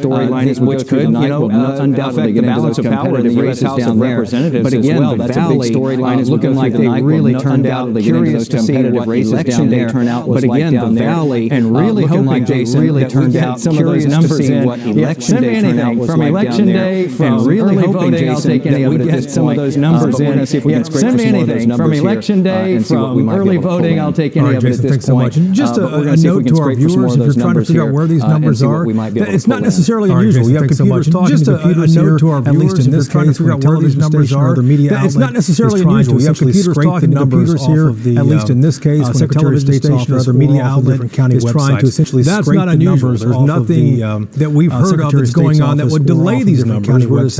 That's not unusual. There's nothing that we've heard of that's going on that would delay these numbers. We're just having everyone's got a phone. Every time we cut away, Domingo, Jason, Bud, everyone's on their phone here. We have up here. Everyone's got a phone. Every time we cut away, Domingo, Jason, Bud, everyone's on their phone here. What's happening over there? And Jason mentioned trying to find these latest numbers. Let's talk again about Tarrant County, Texas, maybe for the state, and what's happening over there. Democrats can hang on to it, whether Republicans can win it back. That's kind of the bellwether, Jason, especially for North Texas, maybe for the state, whether Democrats can hang on to it, whether Republicans can win it back. Jason, I actually think Collin is employee base. Really? Tarrant is Collin is growing a more more of a high-tech employee base. Tarrant has been the bellwether. The interesting little nugget in the Tarrant County early voting, we talk about a Rochelle Garza. Tarrant has been the bellwether. The interesting little nugget in the Tarrant County early voting, we talk about a Rochelle Garza not getting those votes. 3% of the votes are going to Mark Ash, the Libertarian. Rochelle Garza is not getting those votes. Running 3% of the votes, 47 are going to Mark Ash, the Libertarian. Math is. And Mark Ash endorsed. Mark Ash 49, Rochelle Garza said, look, you got to get rid of Paxton, or whatever. But the Republicans and Mark Ash endorsed. Mark Ash endorsed Rochelle Garza and said, look, you got to get rid of Paxton. But the Republicans who abandoned Paxton actually are doing better and better. Garza did not get as many votes as Mike Collier. Mike Collier is actually what we didn't set up in the beginning was the backdrop of the Colliers and the structure of this election. What we didn't set up in the beginning was the backdrop of this election, the structure of this Republican year. Not just a year when there's a Democrat in the White House, is supposed to be the Republican year. This is a year when there's a Democrat in the White House, first-term Democrat. They plan the flip of all the 10-year decades. Just redistricted Republicans. This is when they plan the flip of all the 10-year to flip more seats. This is when Republicans want plan to have their red wave. This is when they plan to flip more seats. This is the heyday right now. So so far. Party. So we haven't seen a lot of these national results yet, but in Texas, I don't see Democrats right now so far. We haven't seen a lot of these national results yet, but in Texas, I don't see Democrats getting wiped out. It's the Democrats hanging on, holding their own, hanging on. We'll talk about that one in just a moment. We do have some new numbers for Dallas County we'll share as well. This is Dallas County. We'll talk about that one in just a moment. We do have some new numbers for Dallas County we'll share. It shows that Beto O'Rourke, this is Dallas County numbers for Dallas County. Beto O'Rourke won 2/3 and it shows that Beto O'Rourke and Governor early vote here for Dallas County. Dallas County again is a Democratic county. Governor Abbott won 1/3 of the early vote. This is the number that Dallas County again. Very interesting. We're really watching the Democratic county. Tarrant County that Bud was talking about. This is the number that Greg Abbott. Very interesting. We're really watching. If this trend continues, that Bud was Republicans might win this county. Greg Abbott to O'Rourke won it 4 years ago. If this trend continues, like Abbott at least Republicans might win this county back 2/3 of the total vote. 4 years ago when he ran for Senate, and it looks like Abbott at least with the early vote, which may be up to 2/3 of the total vote. When Abbott ran against Wendy Davis 8 years ago, he won Tarrant County by 11 points. He beat Lupe Valdez by I believe 6 points 4 years ago. So the gap is getting smaller. Yeah. But Tarrant County has been an easy win for Abbott the last 2 cycles. You guys want to chime in on this one here, especially with the races for Tarrant County and Dallas County, because there are no real surprises there. But what we're watching really is what happens statewide and whether any of those numbers are really reflected in the statewide numbers when those come out. Well, just briefly, I mean, Dallas County numbers that I've seen, all the Democrats are winning 61 to 65%. So it's kind of a foregone conclusion that in Dallas County, it's going to be Democrat. And I saw the Court of Appeals and judicial races, also the Democrats is going to be a sweep in this North Texas area. And that continues that trend that we're seeing as it goes to the outer suburbs of Tarrant and Collin County, where Democrats are making more and more inroads. And I think that bodes well in the future. It might not be enough this year, though. In the future, indeed. These are statewide numbers right here. If we could take those again so everyone can really digest those. This is statewide numbers, 4% of the vote coming in from the Secretary of State's office. That's a real number. And these numbers look a lot more like we were anticipating them to look like. Greg Abbott is ahead by 3 points there, 65,000 votes. This is 4% of the vote coming in right now. If that stayed similar, wow, this would really be a race. And you know what? That's really bad for Abbott because people are still waiting to vote in line in Harris County. Yeah. And Harris County is going to be big blue. And that might offset, counties like, I don't know, Comanche County or some of those small counties that only have, 10 to 15,000 voters. And go ahead, Jason. You want to chime in on that one as well? Yeah, I think what we're seeing, and Bud mentioned this was supposed to be the red wave. If you looked at the websites this morning, red wave. In an interim cycle like this, the Republican Party should have gotten between 30 and 50 new seats, like they did in the Obama midterm or otherwise. But we're seeing consistently all around the country. I had a chance to look at the country numbers. Yeah. The red wave is not materializing. In Florida, certainly they had Republicans had a good day.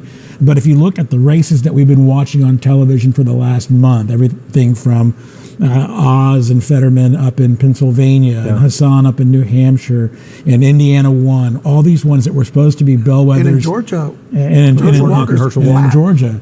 I mean, they're all behind. All those Trump endorsed candidates for the statewide races are behind right now. Now it's 15, 20, 30% showing up, but that tells us something, right? That tells us that this is not the wave year that people thought it was going to be for Republicans. Republicans will still get the House. Sure. But, the Senate's still out. It looks like it's leaning towards staying with the Democrats. Of course, polls have been closed in the Central Time Zone for 45 minutes here, too. I want to show you 2 more numbers and bring in another guest here in a moment. This is the Texas race for Lieutenant Governor. Dan Patrick ahead by 6 points over Mike Collier, a former Republican who is challenging Patrick one more time. And I believe we also have numbers for the Texas Attorney General's race as well. Ken Paxton ahead of Rochelle Garza by 5 points.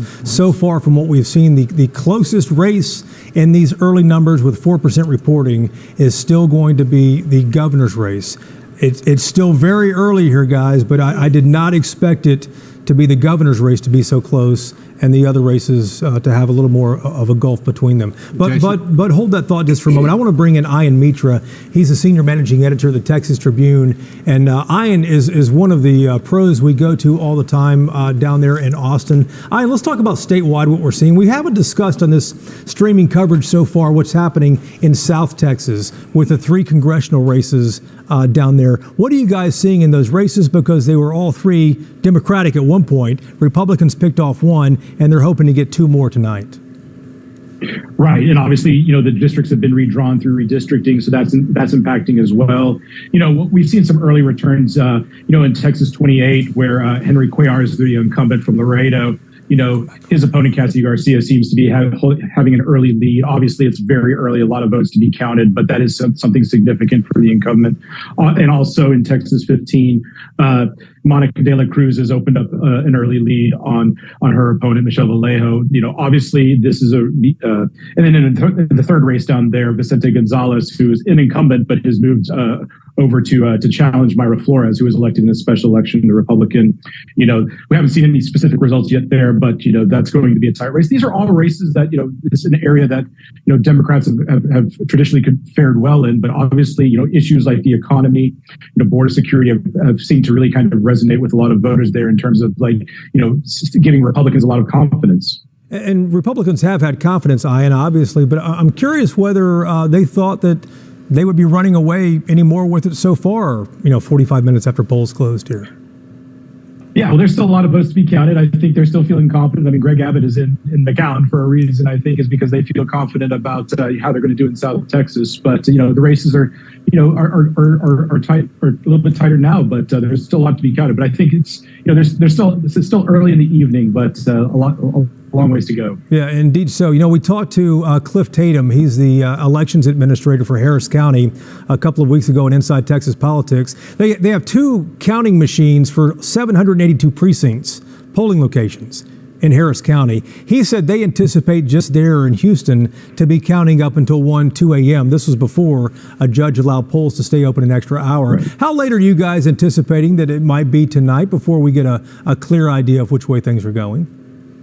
Yeah, we're always preparing for a late night. It'll be well into the night. This is, in Harris County, that's always, it's obviously the most populous county, so there's always a pretty long wait. So we're expecting to go well into the night here. There's going to be obviously a lot of eyes, and obviously there's a lot of attention too about the process too. So we know Harris County and all the other counties are going to be very careful just to make sure that that accurate information is coming out. So we're expecting it for it to be a pretty late night. All right. Ian Mitra is the senior managing editor of the Texas Tribune. Good to see you, man. We'll see you Sunday morning, if not before, at Inside Texas Politics. Thanks a lot. Let's go ahead. And Bud, you were going to mention something about the numbers we saw where they were much tighter in the race for governor, lieutenant governor, attorney general. I just want to remind you of the roller coaster we went on 4 years ago. In 2018, you're right. In 2018, we were on this complete roller coaster where the early vote came in. It was Republican. We said, well, it looks like Ted Cruz is going to eke this out. Then all the Houston votes and the urban votes came piling in. Beto got closer and closer and closer and closer. He said, my gosh, this is all going Beto's way. And then here came Seminole and Littlefield and Dumas and Amarillo and Hockley County and all of West Texas, where Cruz carried those counties by 80%. Oh. And Cruz wound up winning. But it was a cycle of seven. We had 7 o'clock, 9 o'clock we thought Beto was winning. 10 o'clock, we thought Cruz was winning again, and that's the way it held up.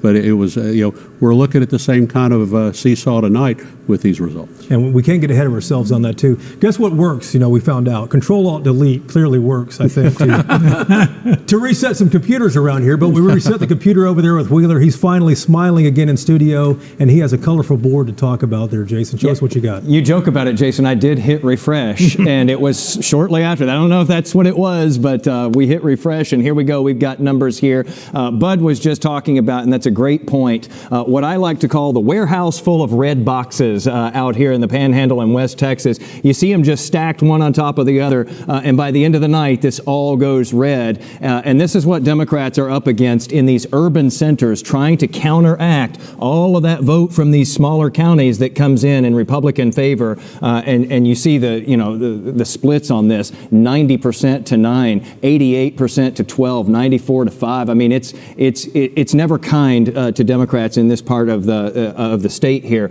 Much more favorable to them, of course, the big cities. Beto O'Rourke pulling away in extraordinary fashion here in Dallas County at this hour. Again, this is the early vote that we're looking at right now. We're seeing that coming in. Bud was talking about Collin County being a good bellwether here in North Texas, just because it's so diverse, it's grown so much. This is what Collin County looks like in the early going. Another area of the state that I like to look at that gives, I think, sort of a good bellwether check is Williamson County, just to the north of Austin. Traditionally has been a Republican stronghold. This is one of those flipper counties, I like to call them, that in 2018, Governor Abbott handily won this county in his race for governor, and Beto O'Rourke narrowly won this county in his race for Senate. So it kind of split in both directions there. You can see tonight in the very early going, again, we can't stress that enough, as Bud was saying, the night is young, but in the very early going with that early vote there, O'Rourke out to about a 5,079 vote lead there. You're not seeing anything, in case you're just now joining us, you're not seeing anything from Harris County, which is the biggie here in Texas, by far the most populous county, by far the most vote-rich county. That's because polls have been left open there until 8 o'clock tonight on a judge's order, because some of those polling locations there had some issues earlier in the day with opening late and so forth, and so that is not populating. Also, a friendly spot for Republicans for sure, Bell County, just south of Waco. We're not seeing anything from there. Similar thing, a lot of polling sites there opened late today, so they have been ordered to stay open until 8 o'clock and continue to allow voters through. And lastly, El Paso, which is in Mountain Time, their early vote will come in just after 8 o'clock because they're delayed, 7 o'clock their time, 8 o'clock our time. We'll start to see those numbers. But again, as we look statewide here, this is where we sit with governor right now. And, just to tamp down anybody's expectations or their panic or whatever it may be right now, we're at 2.651 million votes at this point here.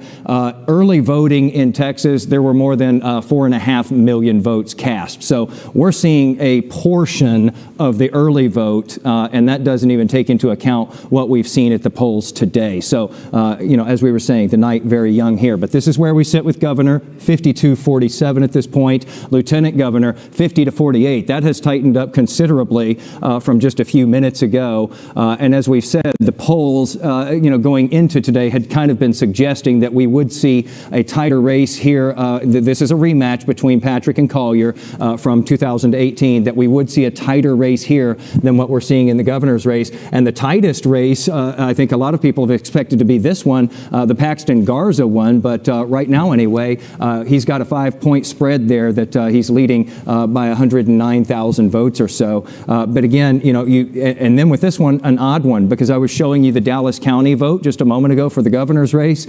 I tried to punch Dallas County on this Garza-Paxton one. We're not getting the numbers yet for that. So you see some skewing going on between these two races. We're not comparing apples and apples here at this point. But that will work out as we head through the night. At any rate, we're going to keep on collecting these numbers as they come down, Jason. But finally, they are coming down. The computers are talking. Good deal, Jason. Thanks so much. 30 seconds on these numbers, guys. You saw right here with Lieutenant Governor's race. That was a tight race. That's a tight race. And let me tell you, that's without Harris County or El Paso, which are going to be heavy Democrats. They would jump into the lead when those early numbers come in from those two counties. And for people who might not have noticed that just a moment ago, it showed Dan Patrick ahead by 50% and then Mike Collier with 48%. Wow, that's close. Yeah, we're talking 2 points without Harris County, which is the largest, most populous county in the state, and El Paso. Combined, that is a significant number of votes. All the red you're seeing on that screen is one thing, but those are tiny counties with very few votes. But those two counties, right, Harris and El Paso, are going to be tremendous. And if we're only 2 points away at this point in time, those two counties could definitely push them over the edge. Clearly, this is something to watch here. Guys, thanks so much. Listen, we're going to take another break to bring in our TV audience. Chris and Cynthia standing by right now for that. Don't X out of this. We'll be back in just a moment.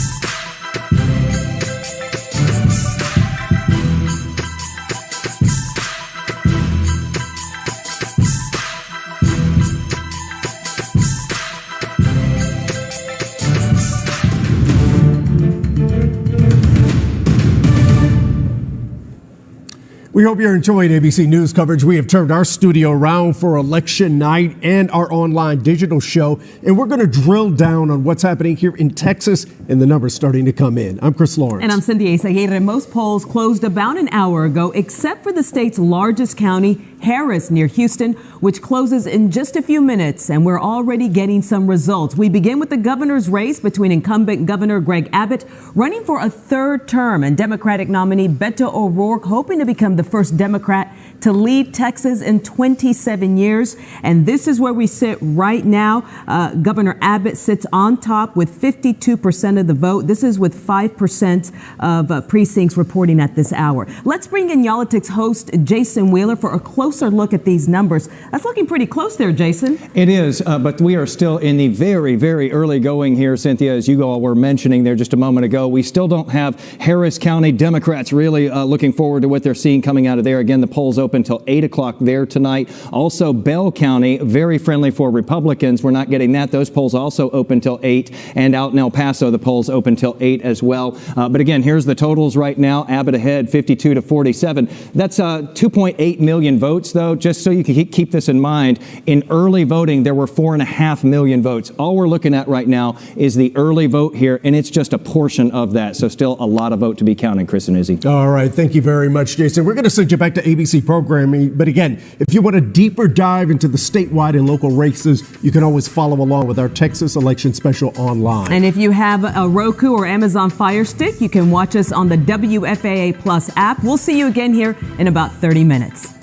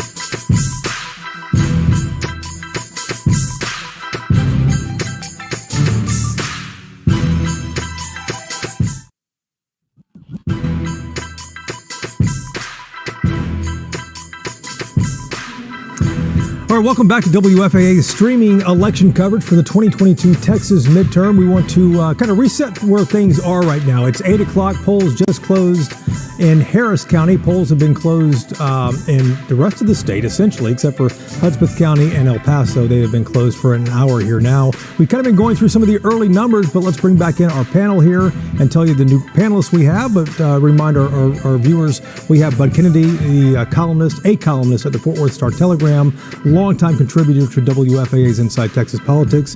Bernadine Steptoe is WFAA's political producer. Krista Castaneda joins us for every one of these, it seems like.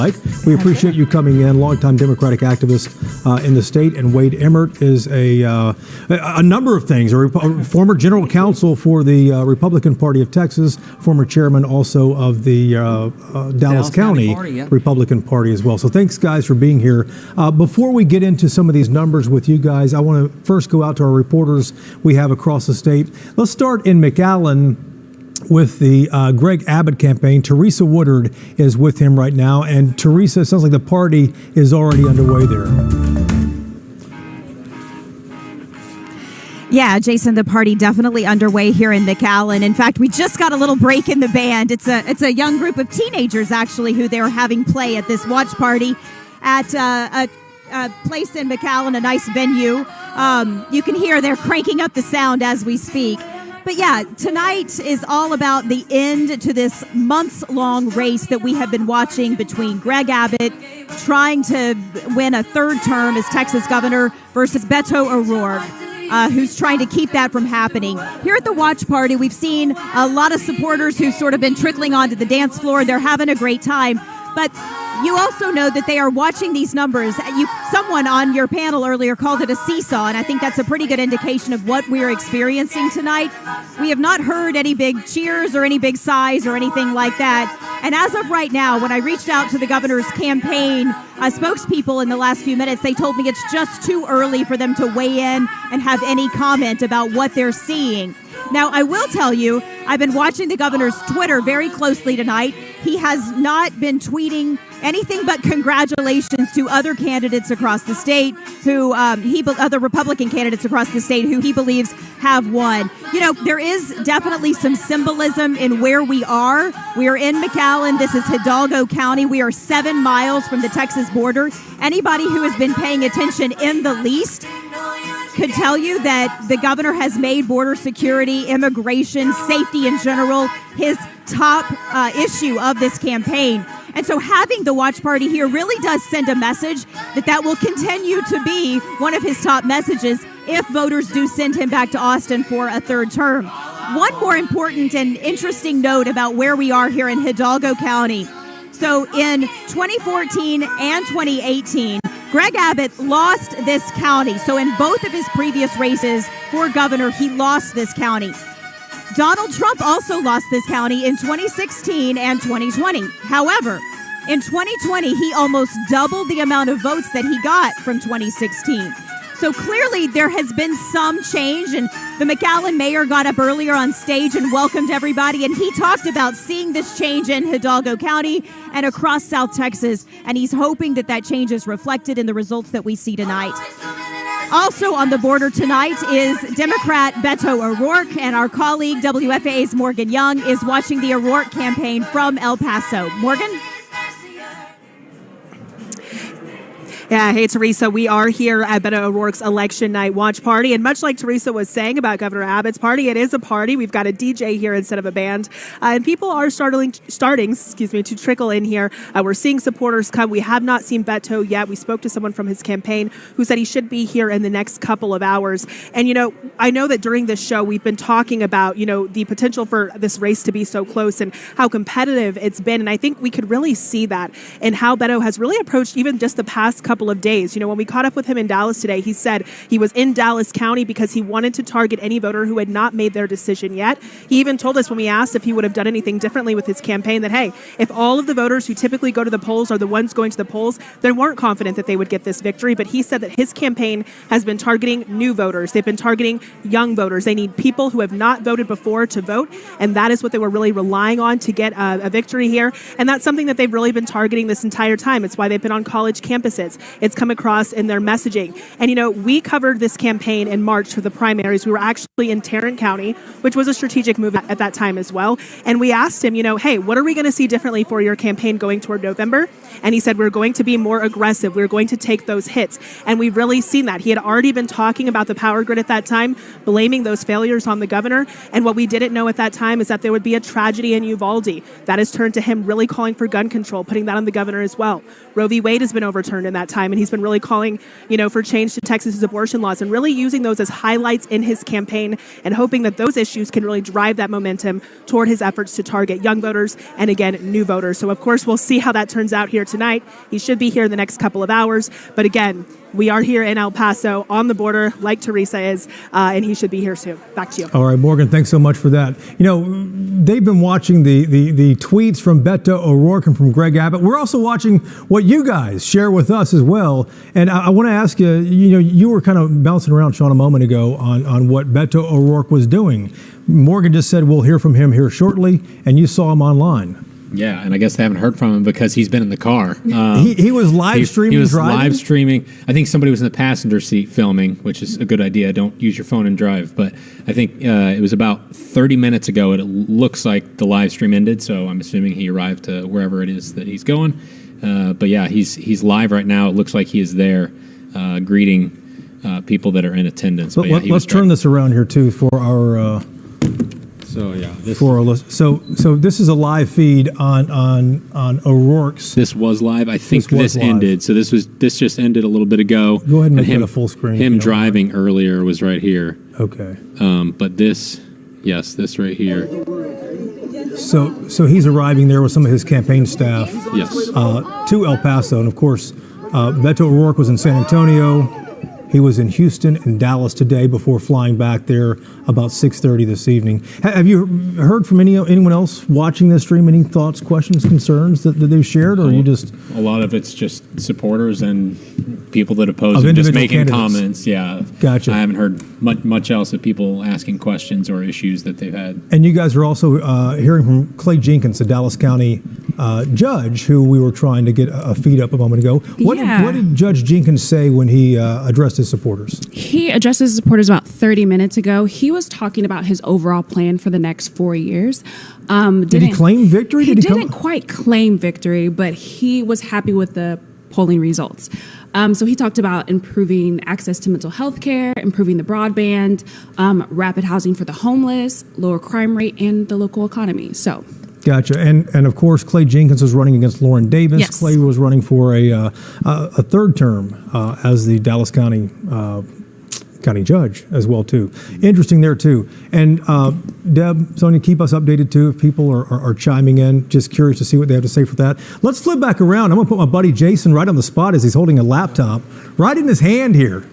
Double computering. Let's talk about what's going on over here, man, because, I fully felt we would have quite a few more numbers by the 8 o'clock hour here. Yeah. And we just don't have those yet. I think sometimes that's us. It seems like every year, the hurry up every stuff, election, right? we're like, come on, where are those early? But it does feel like it's taking a little time. As we said, though, we don't see some of these numbers until just after 8 o'clock where we are now. And as you see, El Paso has popped on its early vote. Now, of course, this is Beto O'Rourke's hometown, so we fully expected for him to run away in the early vote there. We have not seen any numbers yet from Harris County, which is the biggie here in Texas. The polls there also open until 8 o'clock tonight, so they just closed. We should be getting that early vote here soon. We have finally started to see these numbers populating from Bell County. They also kept polls open there until 8 o'clock tonight on a judge's order because some of them opened late today. And you see Governor Abbott performing very well in Bell County in the early vote there. That was expected to. Republicans typically do very well. This is just south of Waco. Before you came over here, I was looking at some of the flipper counties, I like to call them for lack of a better term. Jefferson County is a very flippy county in presidential elections and in state elections. Jefferson County's Beaumont in far southeast Texas. Right. It's right before you slip over into Louisiana if you're heading out there to gamble. And both Abbott and O'Rourke won that county in 2018 in their respective races. They weren't facing each other. The governor, of course, in the governor's race, O'Rourke in the Senate race. You can see in the early voting here, though, Governor Abbott doing very well in Jefferson County tonight. It's just one of those things we like to look at to see if we can sort of discern any trends as we head through the night. Tarrant County was another one that both of them were able to grab and look at how close that is there. So we're separated by 3 points there. And then finally, Williamson County, just north of Austin. Just as soon as you get past Round Rock or into Round Rock, that's where you're talking about there. And O'Rourke holding on to a slight lead there in the early voting. But as I mentioned earlier, and I think I actually misspoke when I said the number here, now we're at 3.2 million votes that have been counted. Before I said that 4.5 million or so people had voted in early voting. It's actually almost 5.5 million. So, quite a ways to go before we even hit that watermark of the early vote being in entirely. And that doesn't even get into what has happened today on Election Day. Show us the Lieutenant Governor's race one more time. That was close a few moments ago. It is very close. And it looks like the the numbers haven't updated yet. Yeah, well, we're not seeing, again, and this is one of the oddities too, we're scraping for all of these numbers. You see 3.2 million votes there in the governor's race. We're looking at 2.5 million that we've been able to pull in here on the computer here for the lieutenant governor's race. But again, very tight there at that point, 2 points, but we're still looking at early vote there. I think Republicans banking on that, traditional election day turnout with a lot of their supporters. And then we go to the Attorney General's race, which a lot of people have expected to be the tightest one of all. There it is. But again, we're just at that 2.5 million mark, which is, less than halfway through the early vote here. But you can see Rochelle Garza making that very competitive in the early going there. And again, she's got to feel good. All of these have to feel good about the fact that that's without Harris County. All the Democrats have to feel good about that. Yeah, I should be more specific there, because Harris County is a Democratic stronghold, although Republicans will pick up quite a few votes there as well, because there's just so many votes in that county. All right. We have some updated numbers I want to share with you as well, too. These are some of the latest numbers in a few of the races. Let me slide over here and take a look at this monitor here as we're watching those, as we're going to get those up here. Jasmine Crockett, she is running for Congressional District 30. She's running to replace Eddie Bernice Johnson, and she was always forecast to win this seat, and indeed the margin that she is winning by, at least in the early vote, is significant. There's 77% of the vote against Republican James Rogers there. I believe we have one or two other numbers as well. Keith Self is replacing Van Taylor. He is going to Congress, it looks like, beating Sandeep Shrivastava by a significant number there in Collin County. This is to replace Van Taylor in Congress, who resigned his seat for Representative District number 3. And 21%, 1 out of 5 of the votes being counted right now, statewide numbers for Greg Abbott and Beto O'Rourke, and Abbott is ahead by, 7 points so far. There is still quite a few votes out. Let's bring in our new panelists right now. And Krista, I want to ask you about the numbers you've seen so far here tonight, especially the two races that we thought might be a little closer, Rochelle Garza versus Ken Paxton, and then about Mike Collier versus Dan Patrick for Lieutenant Governor. Let's start with Attorney General. Can Rochelle Garza pull that out with Harris County not even on the board yet? Well, we do anticipate it's certainly going to be closer than some of the other races. Whether it's going to get close enough, we still need a whole bunch more data to see. I mean, the Democrats, we have our fingers crossed. You don't sound that confident, Krista. All the Democrats have been working so hard around the state. I'm very proud of our slate. We still face some structural challenges in that there's a lot of red out west of I-35. So I'm hopeful that today's been a great day in Dallas County in terms of voting and people turning out in the counties that are blue. And so I'm really hopeful that those big counties, when they come in full, are going to put some of our candidates, including Ms. Garza, over the top.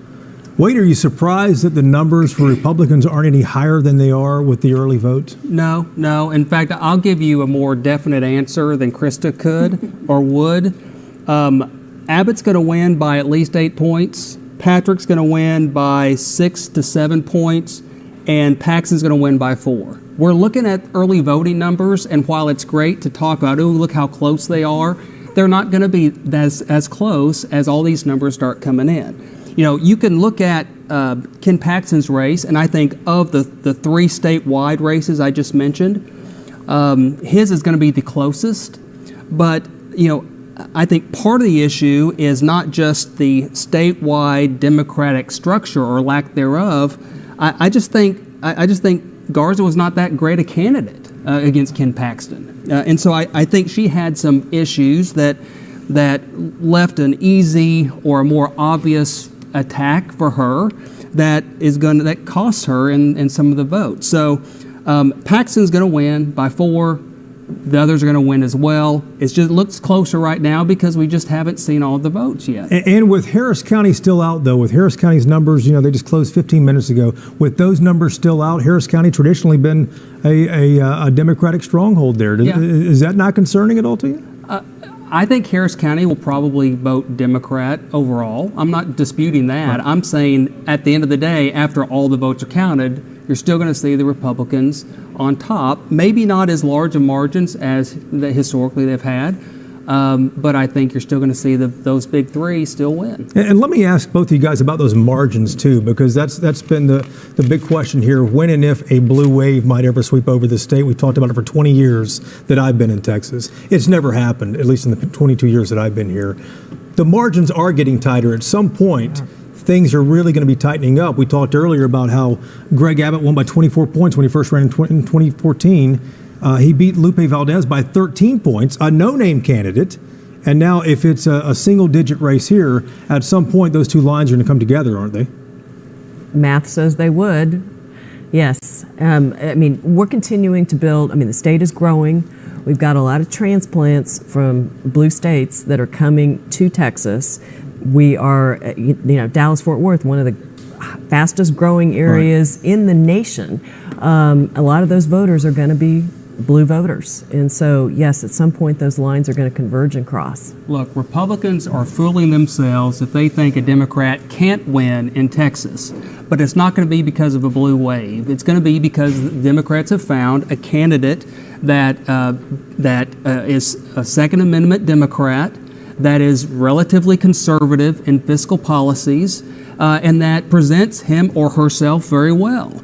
You're not going to have a Democrat, though, who says, hell yeah, I'll take their ARs. That's not going to happen in Texas in the foreseeable future. But a more moderate Democrat, Republicans should realize that they could lose. Let's take a look at some new numbers here from Harris County. Polls closed there 17 minutes ago. This is the governor's race for Harris County. This is the early vote. Beto O'Rourke ahead by 9 points there. Not that big of a surprise to me. Let's look at Lieutenant Governor's race here with Mike Collier versus Dan Patrick. And these numbers, this is Dan Patrick's home. Patrick's lived there for 40-something years. And Patrick is down by, 65,000 votes right there. And then curiously also for Attorney General, this is a race that shows that Rochelle Garza ahead of Ken Paxton. The question, Krista, can any of those numbers help any of these Democrats close that gap? Yes, they can help. The question is whether there's going to be enough at the end of the day. I like those numbers. I hope they continue through the rest of the vote that's counted in Harris County. I think what that shows, though, that the spread between any of those candidates tends to stay relatively stable. And I think what you're finding is, despite straight ticket voting going away, people pick red or blue, and they do it pretty disciplined throughout the voting process now. And we're seeing that in those numbers, and we're seeing it in Dallas County. It's 65-35 in most of the races. So good numbers, but they need to continue. People do bounce all the way down the ballot and vote Republican, Democrat. Bud, what have you seen in these latest numbers here? Well, I hear what Wade's saying, but what Wade's looking at is the numbers that show that Beto is not piling up the votes in Harris County that he did before. That in the early voting, the Democrats are not getting the same kind of early vote that Beto did 4 years ago. The downside of that is that there's not as many voters this time. It's a smaller election. Greg Abbott's not getting quite the number of voters that Ted Cruz did either. So yes, Beto's not doing as well, but to some extent, Greg Abbott's not piling up big numbers like Cruz did. So that's what's given the way of thinking that Abbott's going to win. One of the networks I see is calling for Abbott. We're still looking at Patrick and Paxton. I think that they're still very much in the ballpark, and those are close races. Bernadine? I don't doubt that the Republicans will probably win, especially at the top. But the margins should be larger. You had redistricting where they drew in the incumbents.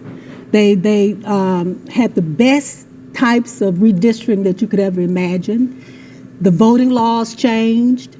You had what many considered voter suppression. And then you still have these small margins. Obviously, the trend is moving, because if the Republicans did all of this, and you're still going to have single percentages where they win, then they're not doing as well as you would think they should. They should win. So what does that mean, Wade, for next legislative session? What do you think the legislature does, Republican-led legislature? Well, every election's different, and I hear what Bernadine's saying. Yeah, Republicans hope they would win by double digits every election, but you just have to win the election. I mean, whether you win by 8 percentage points or 10 percentage points, you still win. My point earlier was Republicans need to recognize that the demographics are changing in Texas, that new voters are coming in, and they need to have a message that resonates with all people. Redistricting, yes, that helps, but you didn't redistrict the whole state of Texas. You redistrict certain districts, but the Texas boundaries are the same. So redistricting doesn't change the governor's race or the lieutenant governor's race or the attorney general's race. Well, Wade, let me ask about messaging, because I would argue that the Democrats don't have any messaging in the state, and Republicans' messaging is far right. And I think that both of them likely need to come together at some point in order to grab those people in the middle. Well, I think the question, to me, the more interesting question is, why is Republican messaging farther right? And it's because there are so many people who aren't involved in politics, that they don't, the moderate middle don't vote in primaries as often as those on the far right or the far left. And so the messaging targets potential voters. If more people got involved in primary elections, then you would see different messaging. That's just the way it is. And so while the moderate middle may go to general election, they need to get involved in the primaries. Good point there. We're going to take a quick time out here. Don't X out of your feed here. We're going to bring in our TV audience. Chris Lawrence, Cynthia Zaguirre standing by for a live cut-in on WFAA's ABC News coverage there. So stick tight. We'll be right back.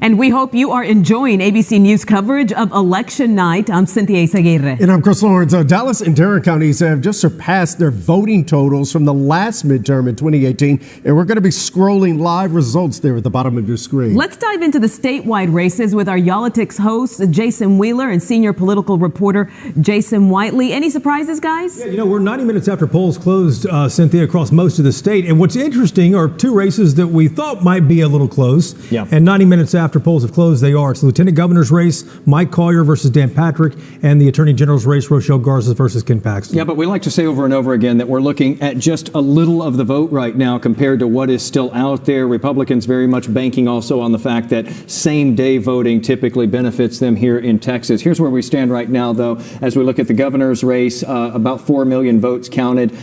Greg Abbott up over Beto O'Rourke by 7 percentage points. That's 274,000 votes separating the two of of them. Again, a lot of votes still left to come there. Look at this. This is a tight one here, at least in the early going. We still have a lot of runway in front of us as we head through the rest of tonight. But you can see that incumbent Lieutenant Governor Dan Patrick ahead right now by about 31,000 votes. That's only with 2.8 million counted. And I say only because that's like half of the early vote, not even counting what's happened today on Election Day. And then here we are with the Attorney General's race, Ken Paxton up by 1 percentage point over Rochelle Garza. But again, look at all of this white that we see on the map, and this is very Republican-friendly territory out this way. So a lot more votes still left to come in throughout the evening. But hopefully here in the next little bit, this is really going to start filling in. We're going to get a much clearer picture. And then one caveat too, Harris County, Houston has not yet reported its numbers here, so we're waiting to see what happens there. Chris, Cynthia, back to you. All right, thanks guys. Now we're going to give you an idea of how the campaigns are reacting to those numbers in real time in the governor's race. Teresa Woodard is live in McAllen, but we start with Morgan Young with the O'Rourke campaign in El Paso. Yeah, hey, Chris, the term seesaw has kind of been thrown out in this race as those numbers start to trickle in because, at one point, one candidate could be up over the other. And as supporters start to arrive here at this party, we see the little ripples of celebration when they see with those numbers coming in that maybe for a moment Beto's numbers are a bit higher. So we're actually hearing that reaction there. This is a campaign that, Beto O'Rourke acknowledged was going to come down to every single vote counting. That's why up until the very last minute, up until this afternoon, he was campaigning at polling locations in San Antonio, in Houston, in Dallas, saying he is targeting new voters, targeting young voters. We were there in Dallas and asked him, hey, looking at your campaign, talk about this strategy. And he said, hey, we need to get new people to the polls. If this is a victory, we're going to pull off. So we are here in El Paso. We are 2 miles from the border. Also on the border tonight is my colleague Teresa Woodard, who is covering Governor Greg Abbott's campaign. Teresa? Hey, Morgan, it is really loud. The band is definitely cranked up here in McAllen. Just to give you an idea of how large the Texas border is, Morgan is in El Paso, 800 miles away from where I am in McAllen. We have not heard any word yet from the Abbott campaign. I texted them a little while ago to ask for any update, how they're feeling about numbers, and so far they have not responded to me. Although we did hear quite a large cheer from the crowd behind me a few minutes ago when they were watching some of the numbers that some of the networks were putting up on a television screen. We talked about being here along the border. Anyone who has seen any of the television ads or digital ads that Governor Abbott has placed maybe on Facebook or here on WFAA knows he has made border security his #1 issue. So there's a lot of symbolism in being here tonight instead of in Austin, where he has been the last 2 times he won the election for Texas governor. I'm Teresa Woodard in McAllen. Let's go back to Chris and Izzy in the studio. All right, Teresa, nice job getting through all that music to be able to talk and listen at the same time. Well, be sure to tune in for our live streaming coverage of election results. Senior political reporter Jason Whiteley is leading our digital election coverage. You can check it out right now on WFAA.com, our app, or WFAA Plus on Roku or Fire Stick. Yeah, we're going to send you back to ABC programming. But again, if you want to focus on statewide and local races, you'll find that context and expertise on our Texas election special.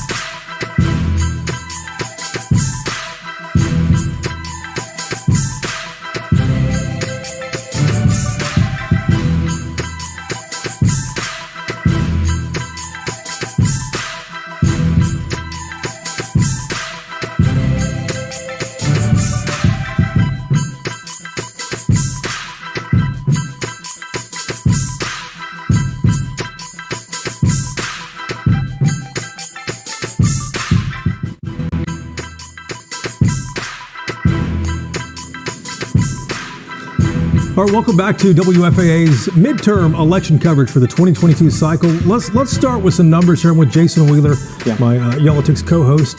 Let's start with some races we haven't talked about all night. Let's do that. We're 90 minutes in. We haven't even talked about these races, man. Let's start hyper-local here with Congressional District 30. This one going as expected tonight. This is a heavily Democratic district here in South Dallas, downtown, southern Dallas, down through Lancaster, DeSoto, Cedar Hill. Jasmine Crockett way out in front on this one in the early going here tonight. This is to replace Eddie Bernice Johnson, who's retiring from U.S. Congress. Right. So whoever wins this would be only the second representative to ever represent this district, because it was created 30 years ago, right before Eddie Bernice Johnson started serving in this district, and she's been there the whole time. And so now handing the baton to another generation. And right now it looks like Jasmine Crockett doing very well tonight. Should point out, though, that this district, historically, Eddie Bernice Johnson has pulled this district by 70, 80, 90, with 70, 80, 90% of the vote. True. So, and if we look at this right now here, too, with Jasmine Crockett getting 77% of the vote, that's right. Kind of similar there too. The yellow check mark on there means the Associated Press has already called. AP went out on a limb with this one tonight. Yeah, and thinks that Jasmine's going to. With a 57-point lead, Congresswoman-elect Crockett. Excuse me, Congresswoman-elect now with that check by her name. Exactly. Let's move on up the board here and go to Land Commissioner. This is one that I think a lot of people don't maybe pay as much attention to on the ballot. Does a lot of very important things here in Texas, though, and we've got Dawn Buckingham and Jay Kleberg battling it out for this one. And there's 6 points separating them right now. This is with less of the vote counted, though, than what we're seeing in some of the races that are up the ticket. So, we're just getting a peek at what we're seeing ballot-wise so far. And just to explain this race, if people haven't watched this, Dawn Buckingham is a state senator from Lakeway, which is right outside Austin. She is a physician, and she's running against Jay Kleberg, who is a scion of the King Ranch family. Which is down in this part of the state down here. Humongous ranch down there. It's like an entire county or two, isn't it? I think it's like Rhode Island or so. I mean, it's huge. And Kleberg was really talking about his conservation status. And that hasn't seemed to play in yet, because the Republican voters, or voters across the state, have so far chosen Buckingham with this early number. Something interesting, though, with these two candidates, though, both of them have really, really highlighted the need to get more of that hurricane relief funding that was appropriated after we had Harvey, for sure. But Kleberg was even talking about that we still have money in this state that's still sitting around from way back with Hurricane Dolly back in 2008 that hasn't been spent yet. Makes sense that he would focus in on that, because Dolly went in down there along that territory where the ranch is. But both of them saying that those funds need to be distributed in a better way than what we've seen so far. Of course, there's been a big controversy with that, and how Houston and Harris County were left out initially with that funding, which that was the epicenter of that storm for sure. But again, that race down to 5 points now. Now we're at a little more than 3 million votes counted there. Then we get to Ag Commissioner here. Sid Miller is the incumbent here. You can see that this is a tight one. We've got 2 points. That's tighter than it has been here in the last little bit. But again, we're just getting a peek right now at the early vote still. Still a lot of vote left to come there as well. And this is 3.2 million of the 5.5 million people who voted early here. Right. Susan Hayes is an attorney. She lives out in far west Texas, and she's running against Sid Miller, who of course has a ranch and raises show horses down in the Stephenville area. Yeah, we're not seeing a lot Texas. of vote from out in that part, in her part of the state there. So we'll see if that affects that out that way too, that she's from out there. Then we have Attorney General Rochelle Garza in front now, 49-48. But again, we just hate to sound like a broken record, but we keep couching this. This is early still. Even though we're at 3.3 million votes here. There's still so much to be counted. This is early, but what is interesting here, and this can flip back and forth, and it can go back and forth all night. What is interesting is this is the first time all night, and in the past few elections that you and I have done, that I ever remember seeing a blue rectangle on top of a red one. Even with Ken Paxton, which, by the way, the last time, Ken Paxton, Lieutenant Governor Dan Patrick, and Governor Abbott have all sort of been moving through the system together. They all got elected to their current offices in 2014, re-elected in 2018, and now they're all running again in 2022. In the last election, the Ken Paxton election was by far the closest. He was re-elected by about 3.5% of the vote. It was closer than any other statewide race. So you did have some people going down the ballot, either skipping him or voting for his opponent there. And so, this is going to be interesting to see how this plays tonight. Republicans, still feeling confident that he'll be able to pull this out. But, the last time he had the overhang of the, securities fraud charges over him, he still won re-election. Since then, we've had new developments from people within his own office complaining, filing formal complaints that he abused his office. And so that investigation. And then on top of that, something extraordinary that we hadn't seen in, I hadn't seen it in, I can't remember how long. He drew 3 competitors in the primary earlier this year. And these were big name competitors, a former Supreme Court justice here, the land commissioner, and a Congressman Louis Gohmert. He was able to vanquish all of them, yes, but you wonder, was any damage done from people in his own party, big names in his own party, who had some very unkind things to say about him during that primary campaign. And we thought this race might be one of the closest. Polls have shown this race right here might be one of the closest. Here's what's going to happen just from history. All this is going to fill in with red. Sure. These are all Republican areas. Harris County, though, has not reported. Likely. That will go blue. At least if it goes anything according to history. And you have 0 there right now, and we keep pointing this out.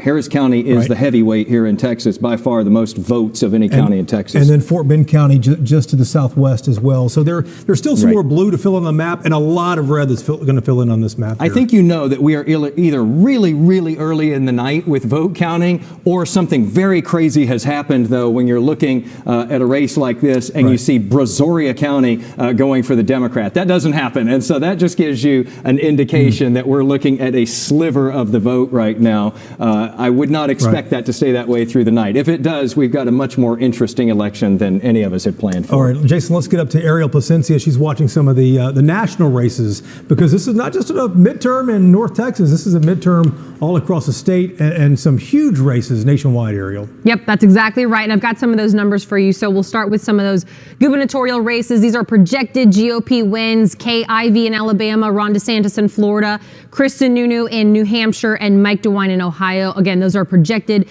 GOP wins for governors. These are all Republican incumbents, and they are projected to have won that spot. And then I do want to mention, it appears that Maryland has elected its first black male governor in Democratic candidate Wes Moore here. Again, this is from Maryland, and that is what it's projected at this moment right now. Now, I was talking earlier, I've been keeping my eye on some other races too, the Georgia U.S. Senate, and I've got some of the updated totals right here. So I just want to run through those numbers here. So 71% of the expected vote reporting right now. Again, we got the Democratic candidate Raphael Warnock, the Republican candidate Herschel Walker. This was expected to be a close one between the Democratic senator and the ex-NFL star. Here's where the numbers are right now. Warnock with 50% of the vote, Walker with 48%. So that does appear to be tight. There was a lot of questions if this would go to a runoff, right? Because Georgia, you have to have the majority to win, and there's also a third candidate on this ballot. So would this go to a runoff? That's something that we're looking at, obviously very close at this hour. And then I just want to go through one more. U.S. Senate for Pennsylvania. It's between the Democrat John Fetterman and the Republican Dr. Mehmet Oz. Right now, 27% of the expected vote reporting. Fetterman with 56% and Oz with 41%. So these are a lot of races that could have big consequences, and these are what I'm going to be keying on for the rest of the night, Jason. All right, sounds good, Ariel. Thanks so much for that. Let's talk about those numbers for a moment. Back over here with our panelists, Bud Kennedy from the Fort Worth Star-Telegram, Bernadine Steptoe, WFA's political producer, Krista Castaneda, longtime Democratic activist, and Wade Emmert as well, former general counsel for the Republican Party of Texas. Let's talk about the numbers from the Attorney General's race, guys, because that number's flipping up and down. I've never seen a blue on top, but you see some latest numbers from the Secretary of State that we might not have up yet. And these are the numbers right here, 7% reporting. Right. At this point, there are almost 3.9 million votes that have been counted. Paxton's up 52 to 45. So that's a 7% lead, which is exactly what we predicted. I'm not sure where the numbers came from with Garza on top, but it could just have been maybe a fluke in the timing of the reporting. Right. But clearly, he's winning by 7 percentage points at this point. At this point, too, clearly there's still a lot left to fill in on the map. Let's talk about, Chris, I want to ask you about the ballot, because this seems to be one of the strongest ballots, the strongest ballot up and down the ballot on the Democratic side that I remember in the last 22 years here in the state. I mean, I think we've got some great candidates. Are they perfect? No. But are they good, hardworking, great people that people want to vote for? They are. And they've been working hard at their campaigns. Beto has been working hard around the state to convince people that Democrats should hold statewide office, including people that we don't normally reach out to. We as Democrats have some structural issues that we've got to spend time and money overcoming. We've got to invest in places where Democrats don't typically go. I think Beto's got the right approach to the mission. It's just going to take more time and more investment. And as we saw in Dallas County in 2006, once the thing slides off, it's going to be a Democratic state. But clearly, the Democrats have to invest in places Democrats don't go, all those red counties out in West Texas. But doesn't the Democratic Party need to invest in places like South Texas that the GOP has been knocking down? Absolutely. I mean, it's like any kind of contact sport. You got to hold the line at the same time you're trying to score points, right? Yeah. So absolutely, that's got to happen. Now, what I'm seeing around the state so far, it looks like we're going to hold our own. I don't think we're going backwards by any stretch. And I think we are going to make some gains around the state in various places. But, we're advancing in every single election cycle, and we will get there. It's going to take that additional investment in places that Democrats don't normally go to finally get over the top statewide. Here's the problem for Democrats. Their messaging in Texas needs to be consistent with Texas values. But that kind of messaging doesn't bring in fundraising from the California Democratic donors or the New York Democratic donors. So you've got Beto who says we're going to take your ARs, and California people love that, so they'll donate to him, but that sinks him in Texas. You're not going to win in Texas with that kind of message. So there may very well be structural problems. I think there's messaging problems. I think if a Democrat's going to win in Texas, they're going to be a moderate Democrat who has Texas values, doesn't talk much about gun control, talks about family values. Those are the Democratic candidates that I think could break through in Texas in the foreseeable future. But who? Go ahead, Krista. Well, I think it's not just a messaging problem. I think that it is a brand problem, and I think the Republicans have done a very effective, I'm not going to say good because it's not good, but a very effective job at painting the Democrats as all the things that we see on the TV commercials, right? So the message, the challenge is for the brand to be seen differently in the places where Democrats don't normally go, because only once people are receptive to the brand can they be receptive to a message. But how do Democrats do that, though, Krista? Because you look at the communications machine on the right, from AM radio to cable news, they have it down.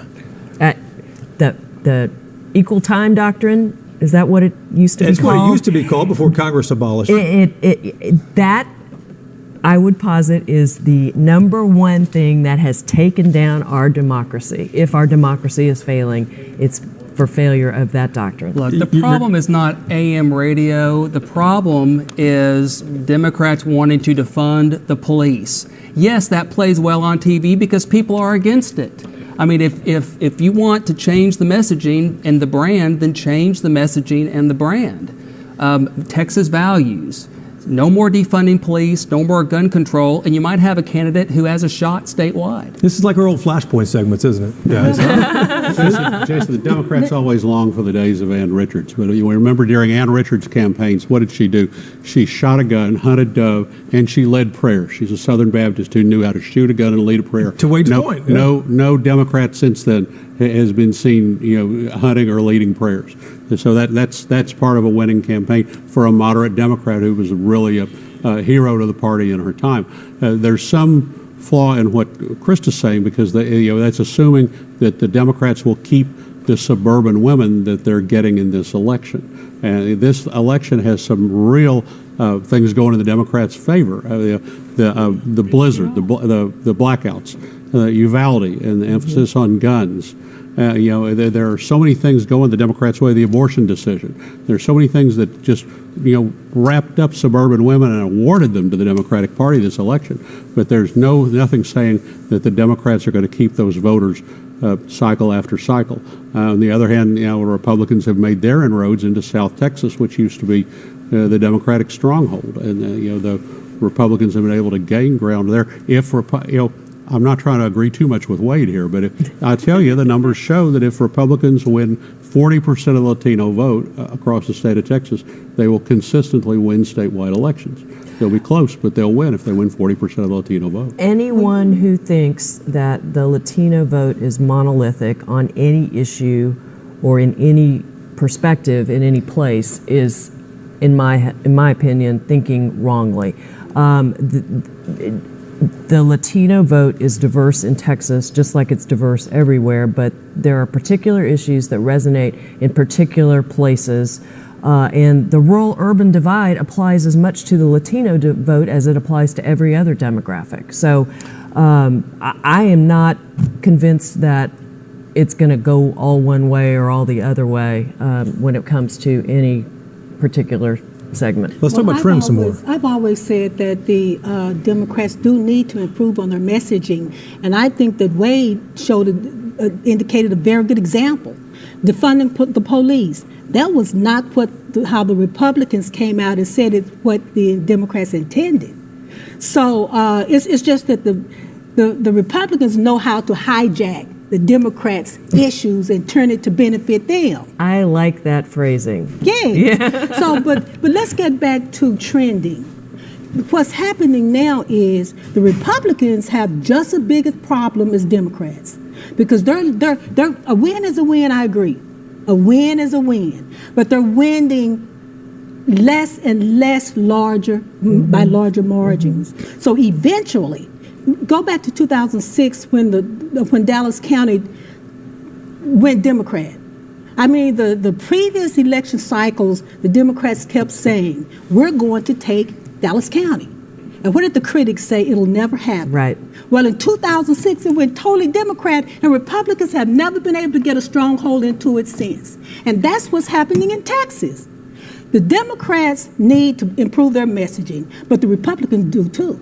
Well, we paint with too broad a brush when we say Democrats are in favor of defunding the police. Not all Democrats are in favor of defunding the police. You find a few that will say things like that, and that is what the Republicans hijack, in your words. They're experts in hijacking those messages. You act like Democrats never repeat what Republicans say and frame it in a bad light. I mean, Republicans are not the only ones that point out when Democrats say things that are contrary to the values of the voters. Democrats do the same things when Republicans put their foot in their mouth. I mean, let's face it. I mean, it's only our fault when Republicans say something stupid. It's Democrats' fault when they say something stupid too. Yeah. Let's both clean up our messaging and speak to Texas values. At that point, I think Democrats might be more in a striking, position to win a statewide race. Only if they can recruit the ballot, though. That's the thing. We've seen since Ann Richards, they've had Bill White, the governor, former mayor of Houston. They've had Lupe Valdez, Wendy Davis. They haven't had that candidate who can reach out to the people in West Texas. It's because who they has don't those give values. confidence to quality candidates that they can win. When good folks don't think they have a shot, they're not going to put themselves out there. Or put their money out there. Yeah, Sure. It makes sense. Hey, before we cut away here in a few minutes, if we can go through some more of the numbers. We've been talking a lot of politics here. We forgot this is actually this is results show. Is there an election going on tonight? There's an election happening tonight, guys. Do we have any numbers to show? Are these some of the latest numbers here? This is 27% of the vote in, and I'm not sure where this is statewide. This vote, but it shows that Governor Abbott is ahead by 9 points over Beto O'Rourke, with a little more than a quarter of the vote in so far in the governor's race statewide. And if we have some other numbers in these top races too, Dan Patrick running for a third term as well. Wow. He's ahead by 9 points there, ahead of Mike Collier.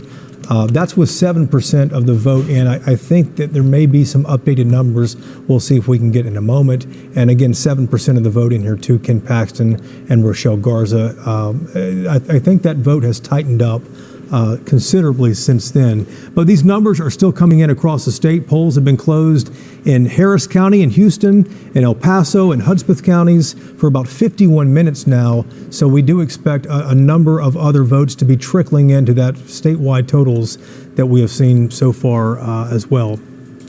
The land commissioner race. This is one of the other statewide races that Democrats are really hoping to chip away at. Jay Clayburgh is at 43%. Dawn Buckingham, she's not the incumbent. She's running. This is an open seat here. She has a 13 percentage lead on Jay Clayburgh with 7% of the vote in.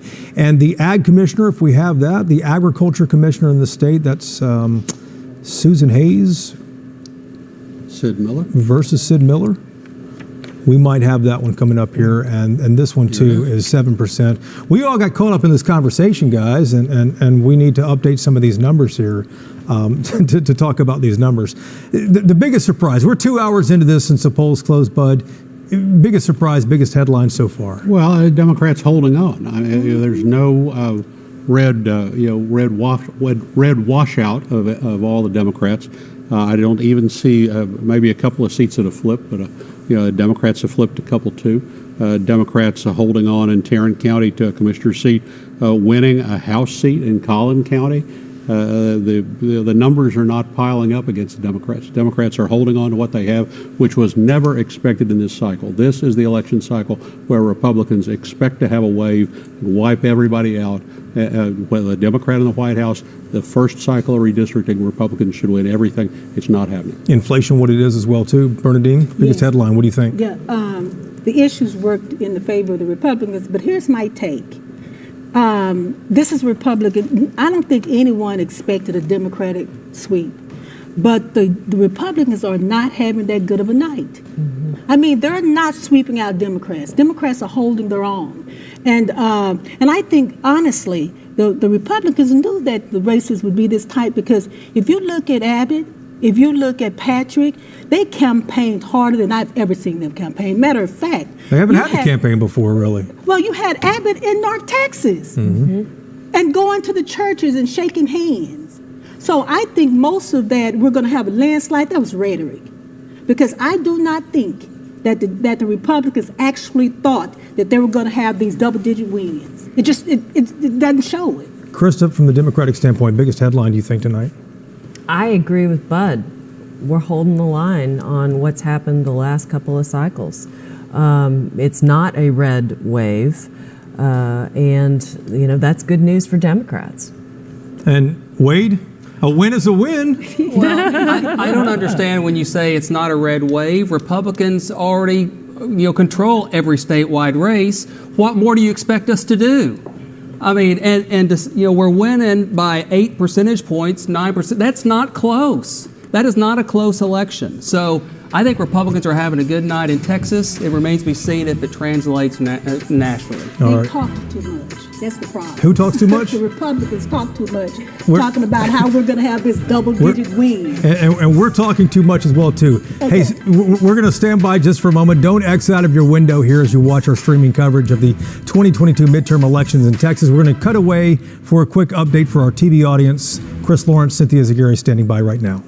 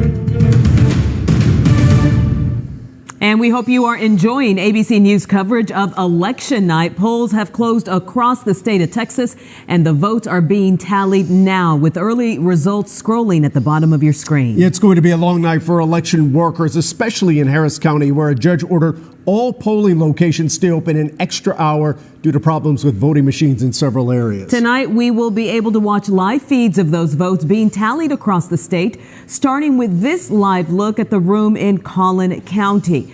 Texas lawmakers ordered cameras in every county's election headquarters where votes are being counted. And there you see the blue boxes holding them. And here's where the governor's race stands right now. Governor Abbott with about 54% of the vote, continuing to widen his lead over Democrat Beto O'Rourke, who stands at 44%. All right, now let's take another quick look at some other numbers in the race for lieutenant governor. Incumbent Dan Patrick leading Mike Collier, the Democrat, with 53% of the vote.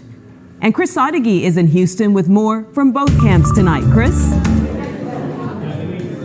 Yeah, Izzy, we're here at the headquarters for the Dan Patrick campaign in Houston. People starting to trickle in, taking a look at those results, obviously liking those results so far.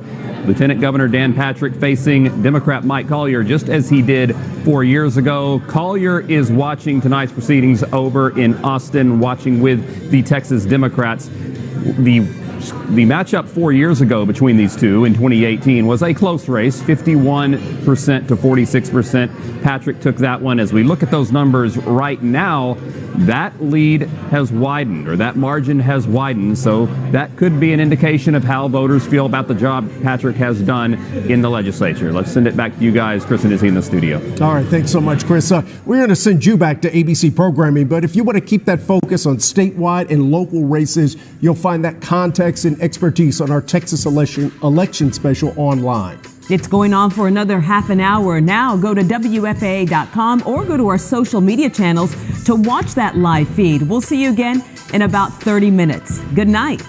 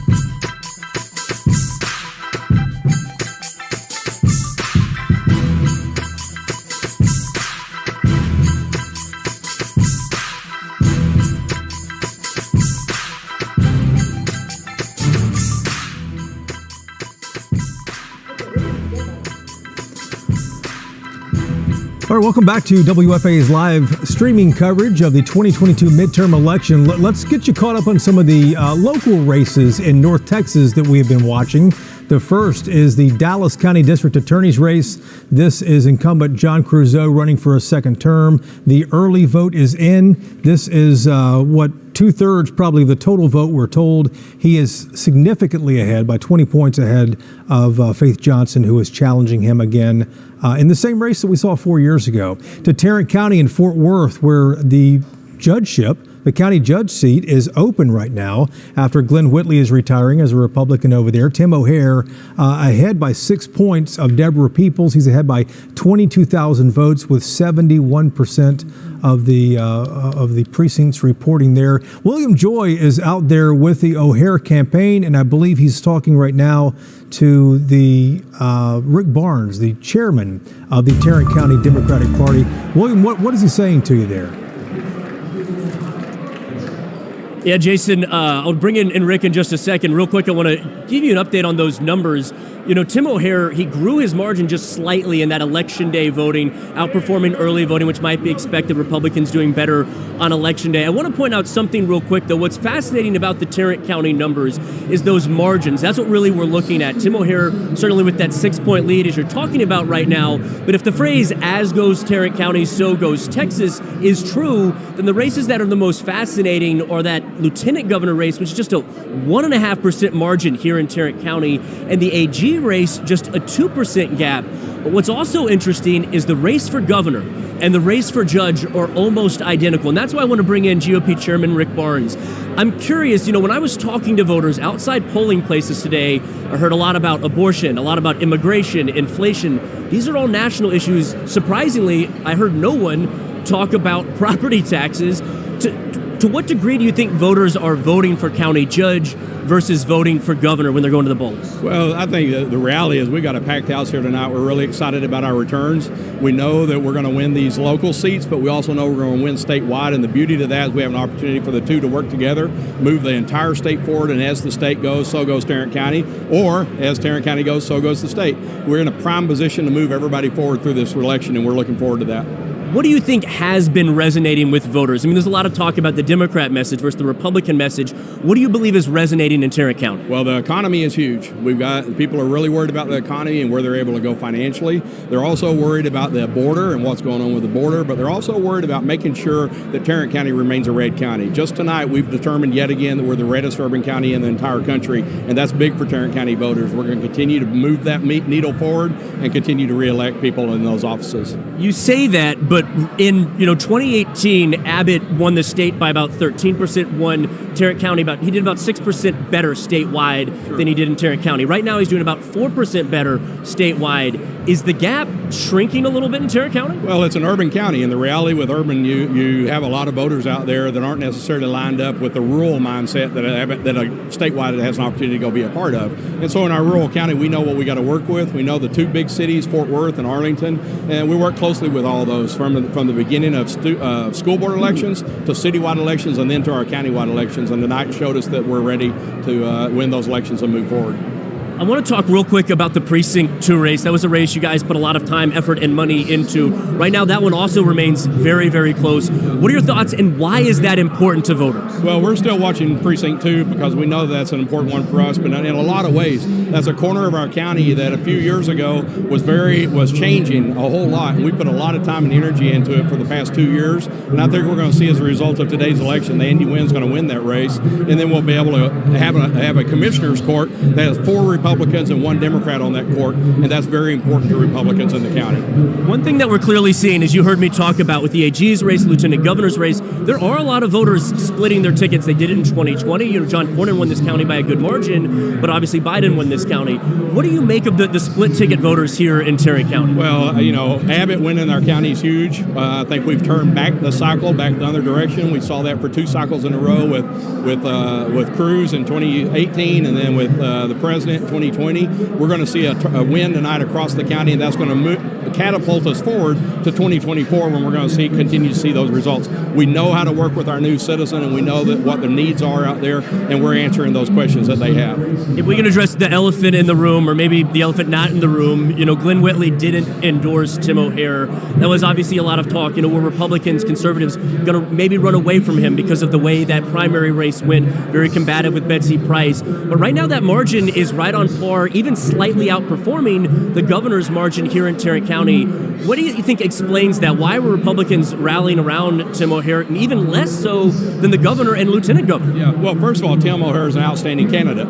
He got out and he worked hard, and he's going to replace a guy that chose not to continue that work. He's not only stepping down, but he turned against the party, and that mindset is really bad. People turn on that kind of a messaging. And so we're going to see Tim move forward. He's going to be conservative. He's going to be a party supporter. But he was also the team rally, the one that pulled together all the candidates from all other places, and everybody revolved themselves around him, and he's going to be the next leader of our county.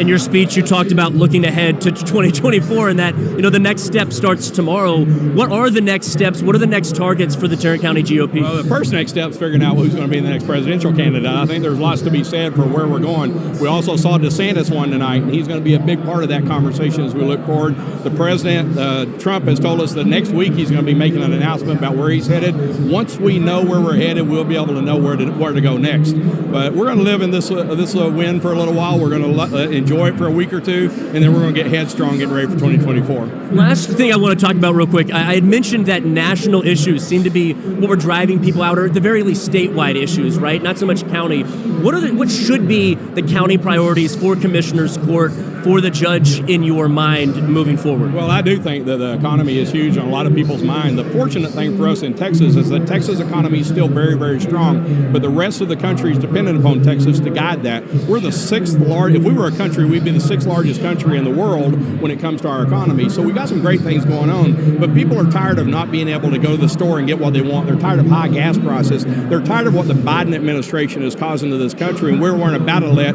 a guy like Robert Francis O'Rourke continue that in Texas. So we're looking forward to what we're going to do. It's going to be important for us moving forward. Thank you. I really do appreciate your time. That was Tarrant County GOP Chairman Rick Barnes with a lot of insight on what's happening here in the county and statewide. Live in Fort Worth, I'm William Joy. All right, William, good work out there. Thanks a lot for that. But I'm curious what you think about what Rick was saying out there. At the end of the day, Republicans are still dominating according to what we've seen so far in Tarrant County. And Republicans have always dominated. I mean, for 30 years, the only Republicans that lost Tarrant County were Ted Cruz and Donald Trump. Everybody, they were the only two Republicans that drove enough independent voters away to lose the county. So they're going to continue to hold the courthouse. They held the courthouse by 7 points, 4 points the last couple of cycles. They'll hold it by 5 or 6 this time.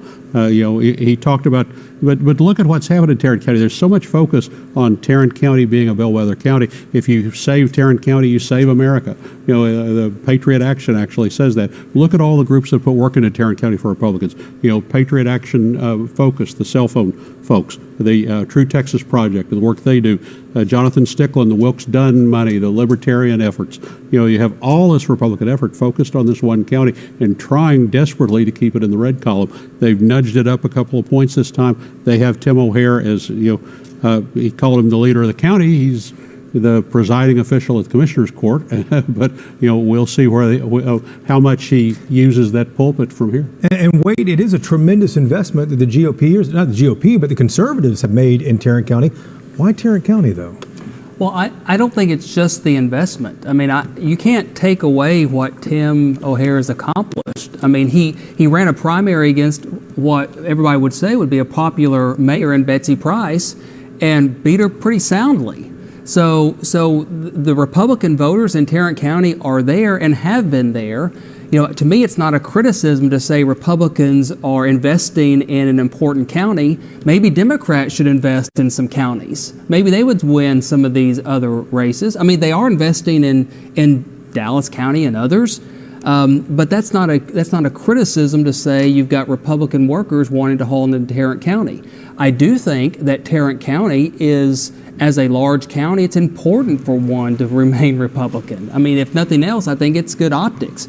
But look, Tim O'Hare, I give him props for what he's accomplished in Tarrant County tonight. Yeah, and Tarrant County, go ahead. I should say, too, I mean, this all started on the school board races. I mean, Tim O'Hare started building this by his effort in South Lake to stop critical race theory in Southlake. It's the same path that Giovanni Capriglione rode to the State House, 15 years ago, was find a school issue, rally school voters in the suburbs, get them all on each side, collect those names, and then run for higher office based on those school issues. It's the work the Republicans have done, and Patriot Action in particular, in winning school board races, building support, and building candidates. But, and remember, that was a response to critical race theory, a response to some Democrat policies. So, I mean, it's kind of a yin or yang, Those were not Democrats in Southlake, well, the critical race theory is a Democratic, initiative. Those were not Democrats. There you go. And look, Tim O'Hare was responding to that. And if you recall, as mayor of Farmers Branch, he kind of led the charge in fighting immigration in the city.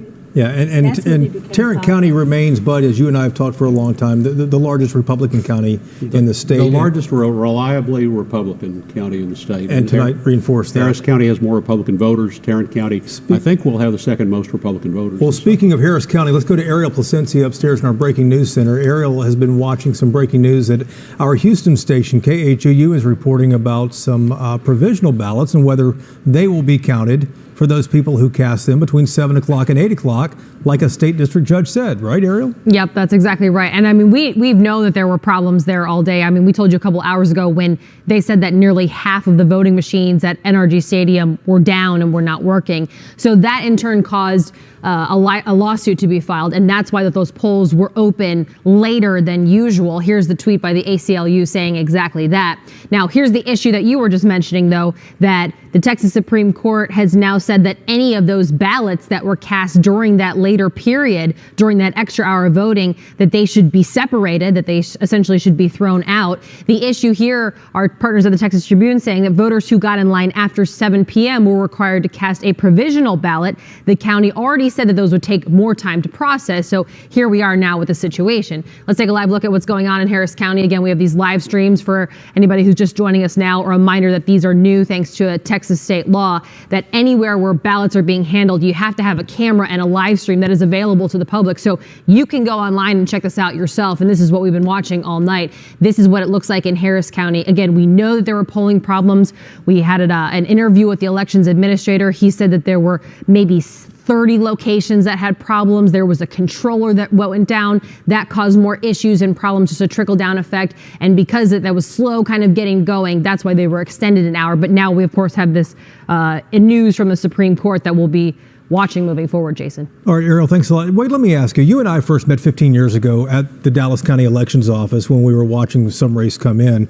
But the judge in this case, a state district judge, made a ruling this evening that said, Harris County, you can leave your polls open until 8 o'clock because polls were late in opening this morning. So people line up there, they go vote, and now there's word that these votes might not have been cast. This will have to work itself out through the courts, but how would a state district judge get it this wrong for the Supreme Court this quickly to say, no, these don't count, you have to separate these ballots? Well, saying they need to be separated is not the same thing as saying they're not going to be counted. So I think it's an effort to preserve the ballots so that you can make decisions after the fact to decide if they should or should not be counted.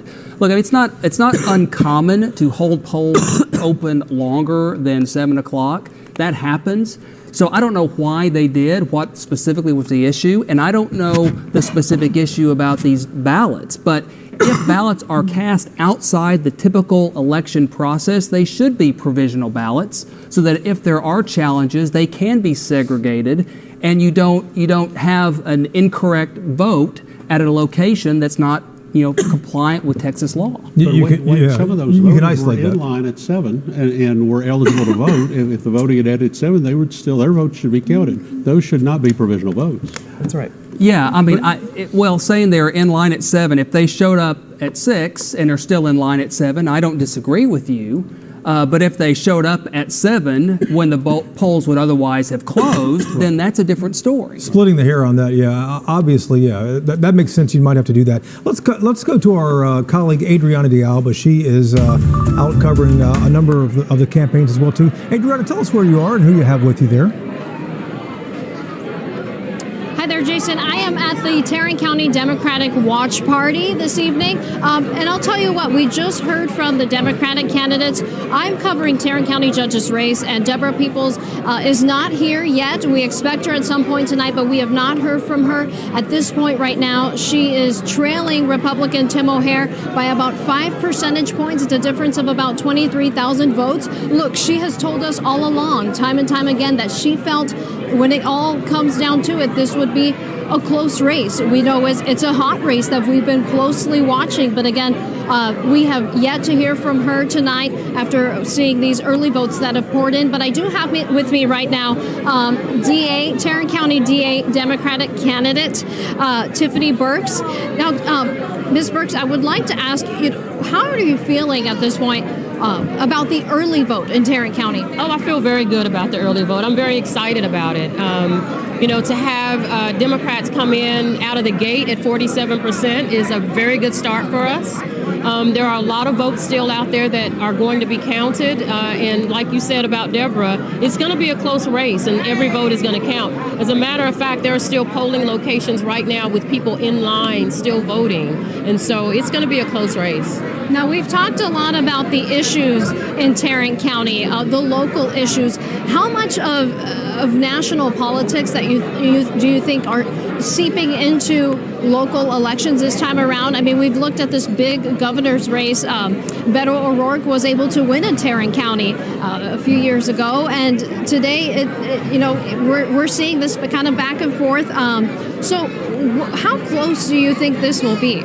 I think it's going to be close, like I said. I mean, I know that there are national politics out there that, of course, seep into our local elections. One of the things that we really tried to focus on when we were campaigning across the county is to explain to people how important local governance is, and that, for instance, in my race as a district attorney, if you get in trouble with the law, the President of the United States is not going to come knocking at your door. It's going to be your local candidates and your local races that are really important and critical. And so we tried to get that message out, and I think it resonated. Well, thank you so much for giving us your time. Again, we are at the Tarrant County Democratic Watch Party tonight. We are closely watching several races. I'm focusing on the Tarrant County Judge's race. Again, right now, Deborah Peoples is behind Republican Tim O'Hare. We are waiting for her here tonight. But right now, the big message from here is it's still early, and they are optimistic. So we will continue watching this for you. In Fort Worth, I'm Adriana De Alba. Adriana, thank you so much for that. One thing she said there that we all kind of said, what? She said that there are still people in line voting. Bernadine? I'm stunned. Bud, have you heard that? I mean, here we are at 9:15 at night. I don't know which precinct that might still have a line out there where it's 2.5 hours after polls have closed, though. I haven't heard that. Maybe they haven't gotten the word of the time change in distant Tarrant County. And Democrats still have some optimism there, but the results should not be giving them a lot of confidence, I don't think, though, Bud. I think the Democrats are trying to put on a good face at this point, and they haven't gotten any, just barely a little result behind after the early voting. They've just gotten a few more results so far. So I think the Democrats are just trying to hold interest and keep the people at their party. Bernadine, go ahead. I'm just stunned. I thought it was over. We were talking, giving O'Hare his kudos, which he probably will get them. But to Tarrant County still voting? Just amazing. Surprising there, and maybe her numbers are still coming in as well, but that is interesting. Just an update, if we can, before we go to our TV break here in just a moment. Can we go back through the numbers for our other races in North Texas? Let's go through our statewide ballot here too. Greg Abbott ahead by 10 points. Over Beto O'Rourke. That's kind of the numbers we are seeing right now. It may be 12 at this point. In the 9 o'clock hour, we're at double digits right now. These numbers have kind of fluctuated a little bit. This is 20% in. It shows about 9 points. Wade is looking at some updated numbers that may be higher than that. The race for Lieutenant Governor, Dan Patrick, there also in the lead against Mike Collier by 10 points in that race with 1 out of 5 votes in so far. And in the race for Texas Attorney General, this is Rochelle Garza, who is trailing Ken Paxton by 9 points in that race as well. Do you have an updated numbers on that one? I see you raising your hand here on that. Just want to make sure I wasn't missing something. I guess I was just going to make the point that where we started the night by saying we felt like this is where the numbers were going to come in, and we're seeing that where happen. We are now. Yeah, and I'm not so sure they're still voting in Tarrant County. Maybe what she meant was they're counting votes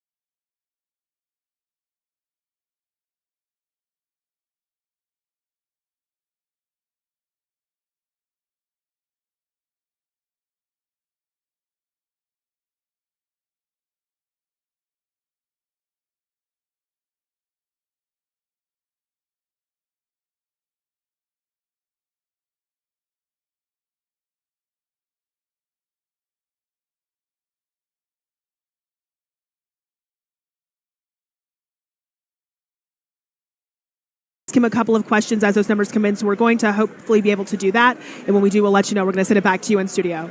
All right. Thank you so much, Morgan. Now we're going to send you back to ABC's coverage, but stay tuned. Yeah, WFAA News at 10 starts in about 30 minutes. We're going to see you then with much more results. Thanks for joining us. See you soon.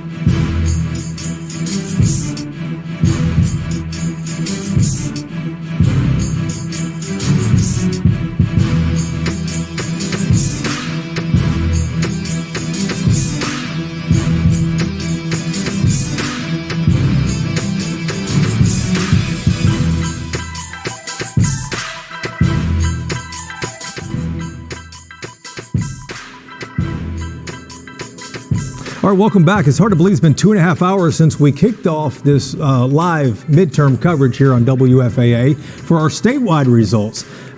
We have already burned through our time, unfortunately, so we are going to sign off on the stream here, but don't X out of the stream because we're still going to leave the results for all of the statewide races and local races in North Texas. All of those will remain streaming on here. Join us for WFAA News at 10 for a wrap-up of what's happening across the state. Our reporters are spread out across Texas, and we'll see you back here in about a half hour.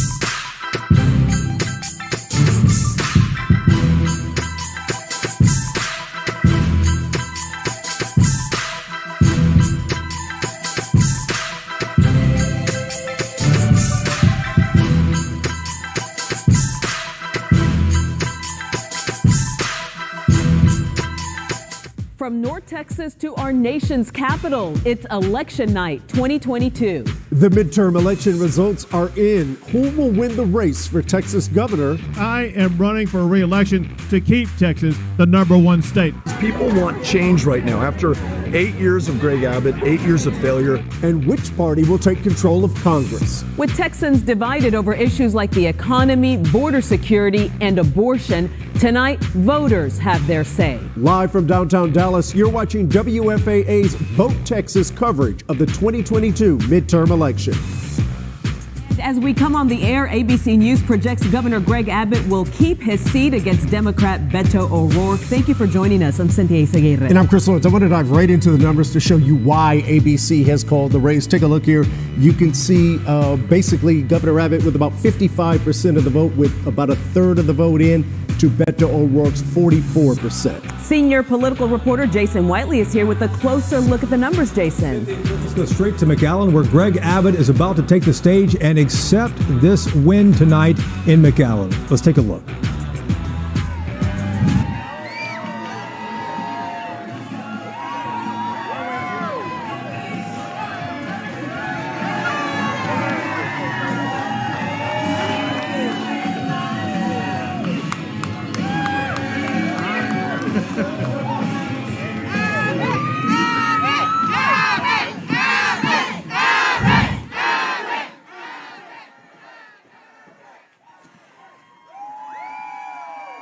We are standing by to hear from Texas Governor Greg Abbott, now taking the stage in McAllen, just elected to a third term. Let's listen in. Right there.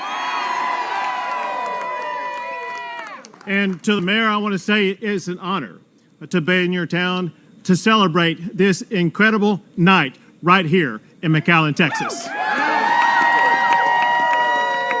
Listen, I want to start out by thanking the most important person to me, and that is the fabulous First Lady of the great state of Texas, my wife, Cecilia Abbott. And we're so proud to have a young lady that we admire more than any other young lady in the world, and that's our wonderful daughter, Audrey Abbott. And I want to thank all of the volunteers, all of our supporters, and my fellow Texans for making this victory night possible. Thank you all. So let's go back. We started this campaign in South Texas. We celebrated my primary victory in South Texas. Tonight, we return to South Texas to celebrate my re-election for you being your governor for 4 more years.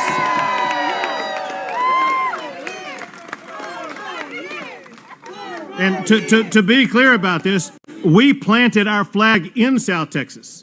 And we showed America that South Texas is now electing Republicans to office in our great state.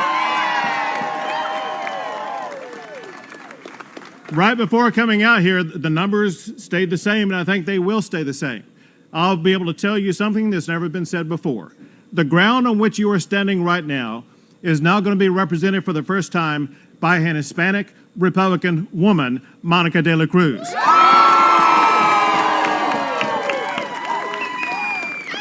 She'll go to Congress, and the first thing she will do is to fire Nancy Pelosi as Speaker of the House.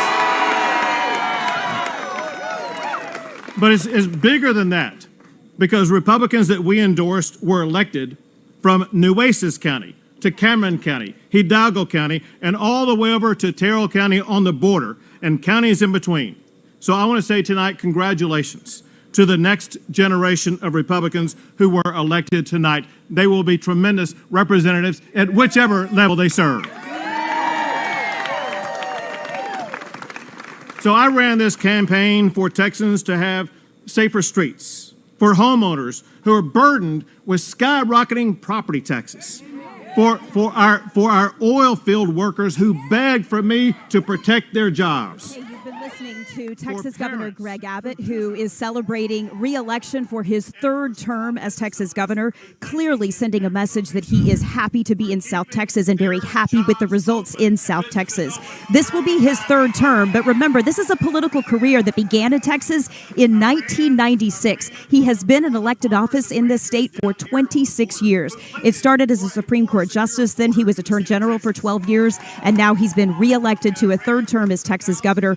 He has been talking about this message of border security and immigration and a strong economy, and it appears clear that message really resonated with voters across Texas. But again, his message tonight, celebrating what he says is a resounding victory here in South Texas. His decision to hold this watch party just 7 miles from the Texas border also sent a message to Texas that this region matters to him. And that message about border security and immigration does not appear to be going anywhere as he embarks on this next term.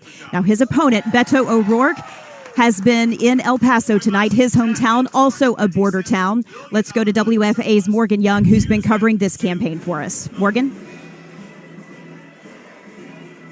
Hi, Teresa. We are still here waiting actually for Beto to come out and address his supporters. Up until a few seconds ago, they actually had our coverage here playing at this event. So this crowd here just watched Governor Abbott give his acceptance speech. Not a really big reaction here. We do know that Beto is here. He was in a different room speaking to some of his VIPs, if you will, for a little bit. But again, we're told he's supposed to come address his crowd in the next few minutes or so. You know, the energy here has been lively. Even as we watch those numbers come in, just lots and lots of support. We knew that this was going to be competitive.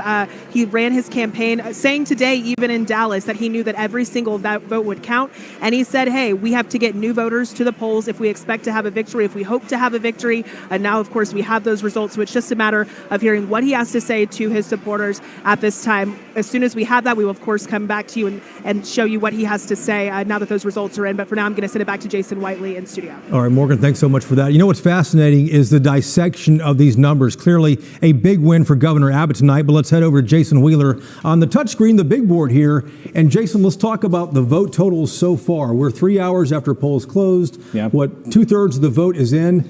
This is a fascinating number to me. Abbott is ahead by 11 percentage points. Mm-hmm. Remember what happened 4 years ago when he ran against Lupe Valdez.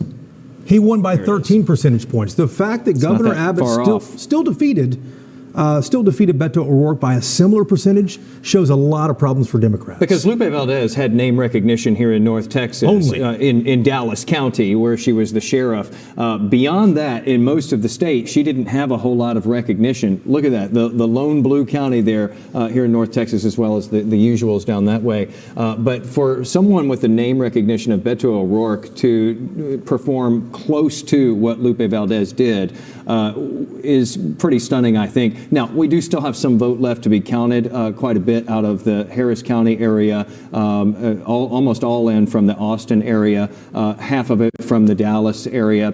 So those numbers may start to look a little bit better for him, but there are other counties that will go the other way, too. All right, sounds good. Chris and Cynthia, back to you. All right, thanks, guys. We're also seeing some parallels between the results from the governor's race and that for lieutenant governor as well. That's right. Incumbent Republican Dan Patrick seeking his third term, challenged by Democrat Mike Collier in a rematch from 2018. And let's take a listen to Dan Patrick on stage. Rural Texas to turn out in massive numbers. For our urban and suburban numbers. Yes, guys, Dan Patrick is up at the podium right now. He wanted to wait until Governor Greg Abbott done with his speech in McAllen, and now, now he has a double-digit lead. He's talking right now. Let's listen in.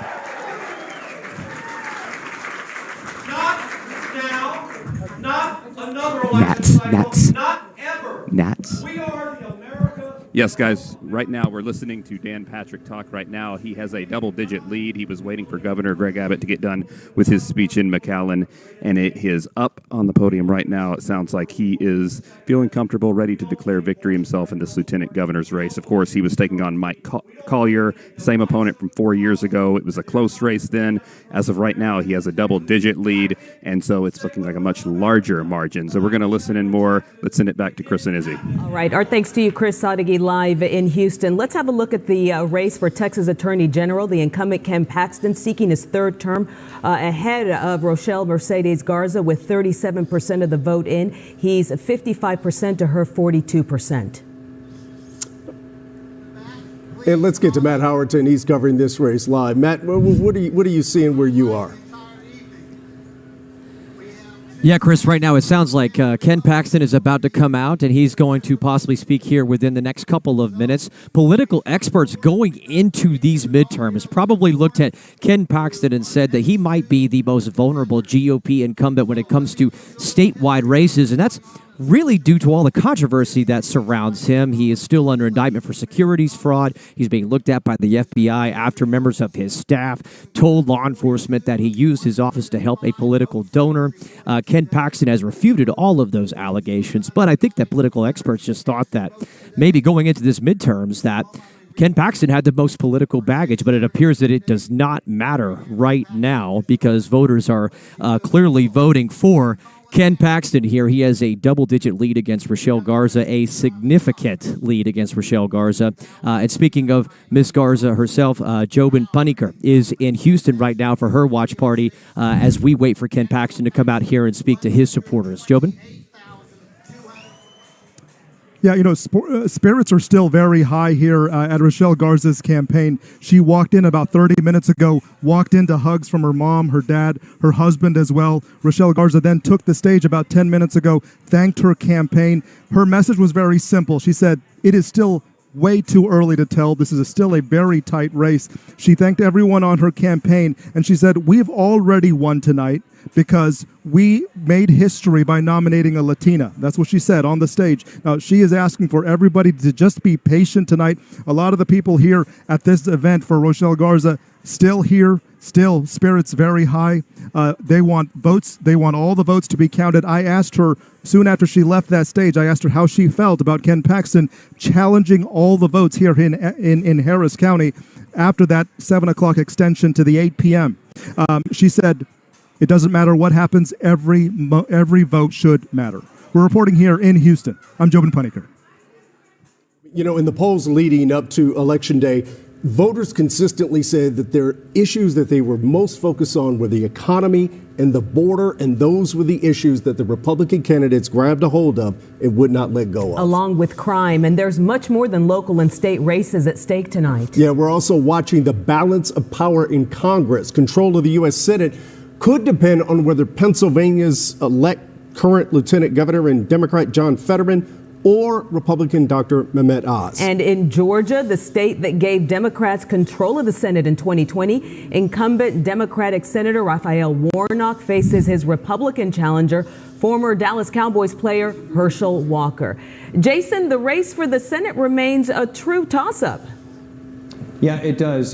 So we're going to keep watching that tonight, of course. Also, of course, the House of Representatives. That's the one going into this midterm election that a lot of people have been thinking could flip to the control of the Republicans. As you see here, competitive seats to gain control of the House.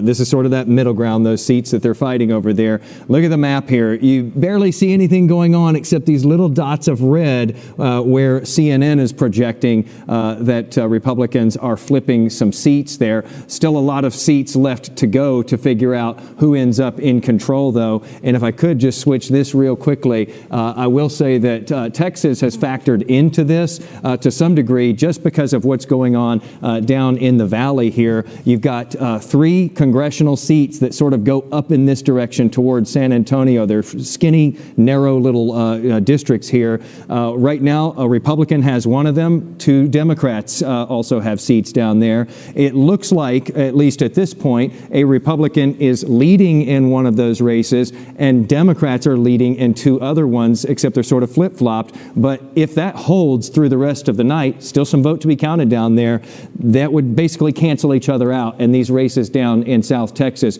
wouldn't have any bearing on that balance of power in D.C. in the House of Representatives. Chris and Izzy. All right, great context there, Jason. And of course, Governor Greg Abbott has won his 3rd term as governor of the state of Texas. We are waiting to hear from his Democratic challenger, Beto O'Rourke. And coming up. Yeah, is a city in North Texas on track to decriminalize marijuana? We'll have those results and a lot more straight ahead. Stay with us.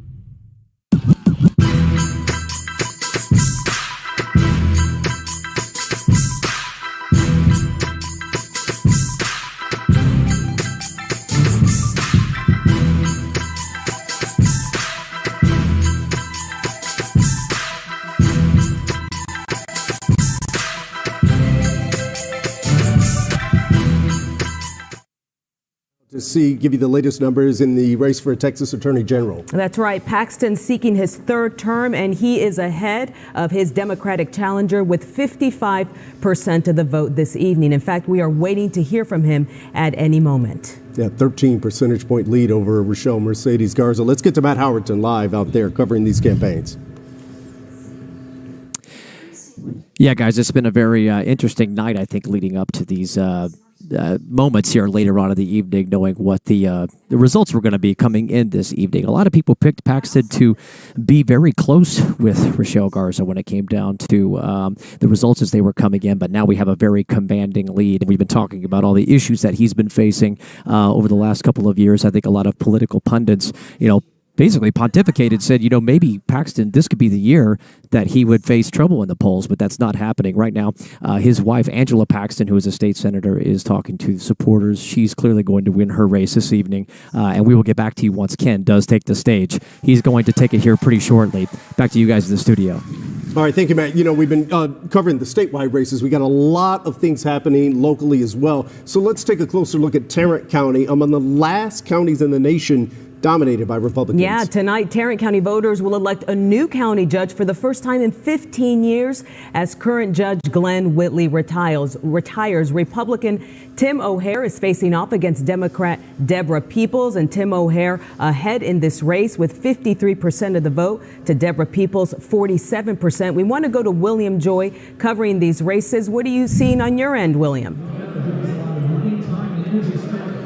Cynthia, outside of the statewide races, this was probably the most closely watched race. Republicans likely came in the favorite because they haven't lost any countywide office here in Tarrant County in 30 years, but that margin appears to be narrowing. Nothing official yet. I just talked to Tim O'Hare's people, and so far no calls, but he's beating Democrat Deborah Peoples by about 6% right now. That's nearly identical to the 5% margin that Greg Abbott is winning Tarrant County by right now, which makes sense because, frankly, all the voters that we spoke to today seem to be motivated to come out by national and statewide issues, and that's also what Tim O'Hare really campaigned on. He was notably not endorsed by a Republican Judge Glenn Whitley, who, as you mentioned, has been the judge here for 15 years. You can hear some of the cheering behind us now as the governor's race in Georgia is being called.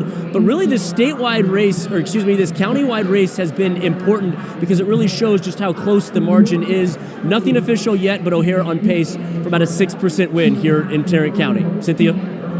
All right, our thanks to you, William Joy, in Tarrant County tonight, and also in Dallas tonight. Voters cast their ballot on a $1.5 billion plan for a new convention center and a facelift for Fair Park. Yeah, this is called Prop A, and let me show you right now where it stands. At this point, with not all the vote in, obviously, but overwhelmingly at this point, 70% voting yes, 30% voting no. Basically what Prop A does is calling for a 2% increase to the city's hotel occupancy tax, and that would fund $4 billion improvements and renovation in the Kay Bailey Hutchison Convention Center downtown, as well as 6 venues in Fair Park. And now let's head to Denton. A majority of voters are supporting Prop B tonight. The measure would keep Denton police from charging people with low-level amounts of marijuana. Now, that would mean no more citations or arrests for Class A and Class B misdemeanor possession of marijuana, which is up to 4 ounces. This ordinance does not apply to the University of North Texas or Texas Women's University. They have their own police departments and policies in place. But again, Prop B looks like it's poised to pass with 70% of voters saying yes tonight. It's still a lot to get to, including county judges races, as well as some of our congressional races. We urge you to stay with us. We've got a lot more coming up after the break.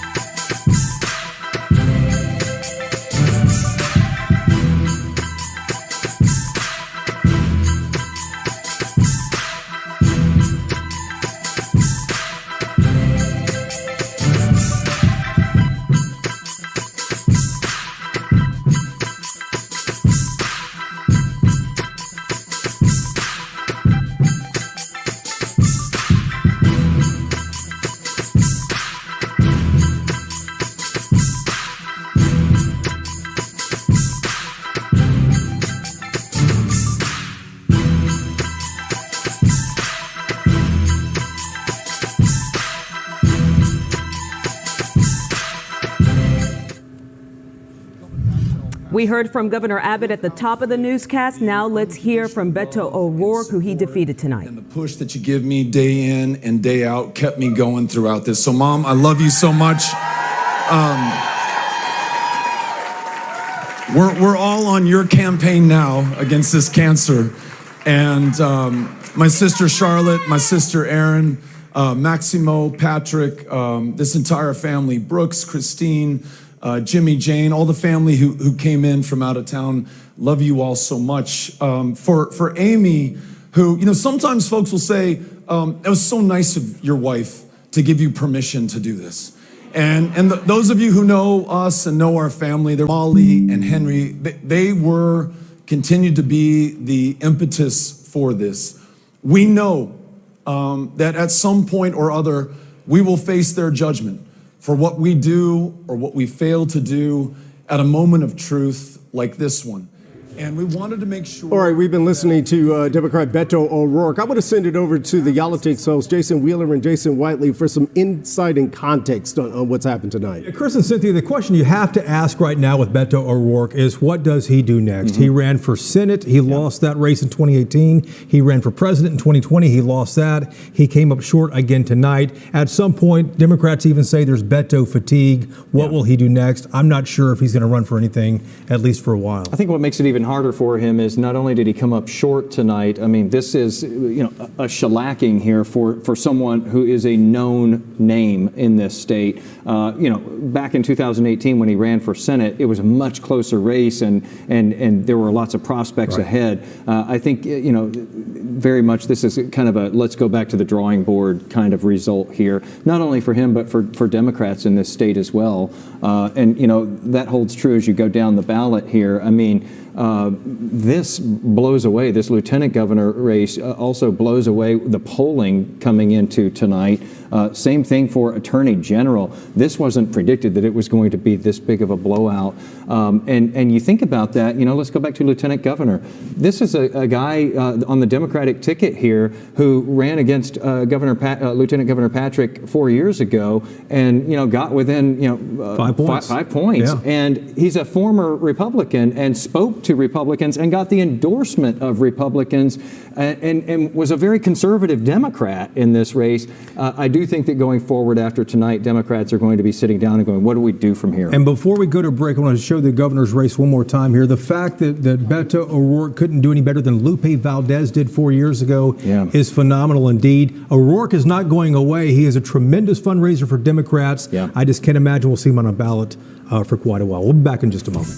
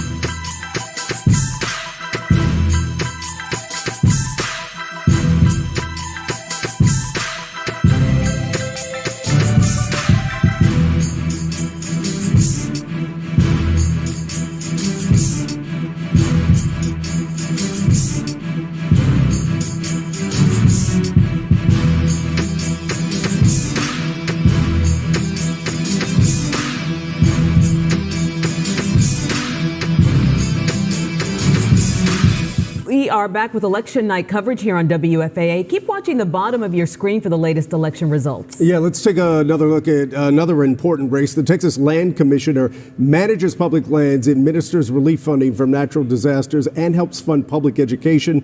Dawn Buckingham now with about almost 40% of the vote in. She is leading Jay Claber 58% to 41% of the vote. She would be the first woman to hold that office. And now here's the race for Agriculture Commissioner. Incumbent Republican Sid Miller seeking his third term, being challenged by Democrat and attorney Susan Hayes. He sits on top with 58% of the vote. Democrat Jasmine Crockett has won the seat for U.S. House District 30, a district that covers a vast area of Dallas and Dallas County, long represented by Congresswoman Eddie Bernice Johnson. Crockett had 76% of the vote, easily beating Republican nominee James Rogers. All right, let's get some final thoughts from the Jasons. Any surprises? Yeah, the biggest surprise to me, Cynthia and Chris, this was a huge night for Texas Republicans statewide. Democrats thinking that they were probably going to do pretty well. This is the best ballot Democrats have had in 25 years in Texas. They got absolutely smoked. Double-digit numbers is what Republicans did over Democrats in the state tonight. Yeah, we just went down the big races a few minutes ago, but as you just mentioned, Land Commissioner race, the Agriculture Commission race, those margins opened up even wider than the first three races on the ballot at the top of the ballot. And it just makes you think, for the Democratic Party, you haven't had a statewide elected leader in office since the mid-90s. What do you do at this point after you put together what you thought was a really strong lineup? I think their only thing that they may take away from tonight is, at least as it's looking now, the Valley looks like, it held pretty well for Democrats. Still a lot of vote out down there, but maybe that is a silver lining for them. We're about to walk upstairs in a moment. We have a studio set up for our Yolitics Hangover episode. We're going to have that for you when you wake up in the morning, so I hope you can download that tomorrow morning. Chris and Cynthia, back to you. Yolitics, one of my favorite podcasts. Our coverage doesn't end here. We're going to be here all night. That's right. Staying active on our digital channels. Thank you.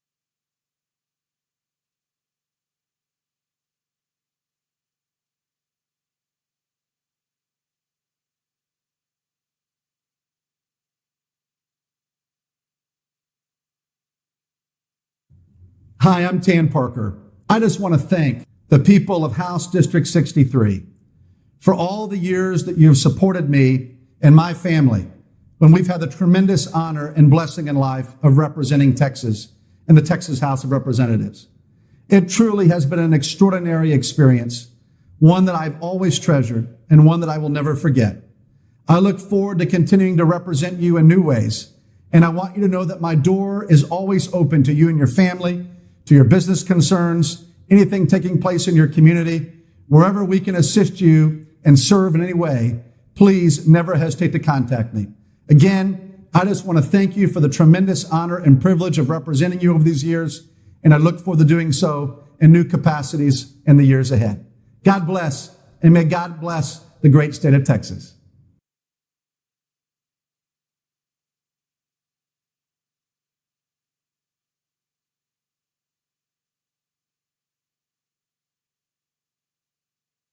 Hi, I'm Tan Parker. I just want to thank the people of House District 63 for all the years that you have supported me and my family. I just want to thank the people of House District 63 for all the years that you have supported me and my family when we've had the tremendous honor and blessing in life of representing Texas in the Texas House of Representatives.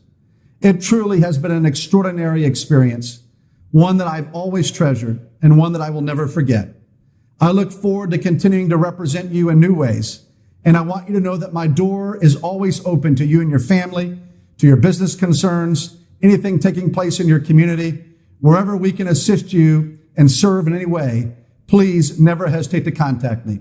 Again, I just want to thank you for the tremendous honor and privilege of representing you over these years, and I look forward to doing so in new capacities in the years ahead.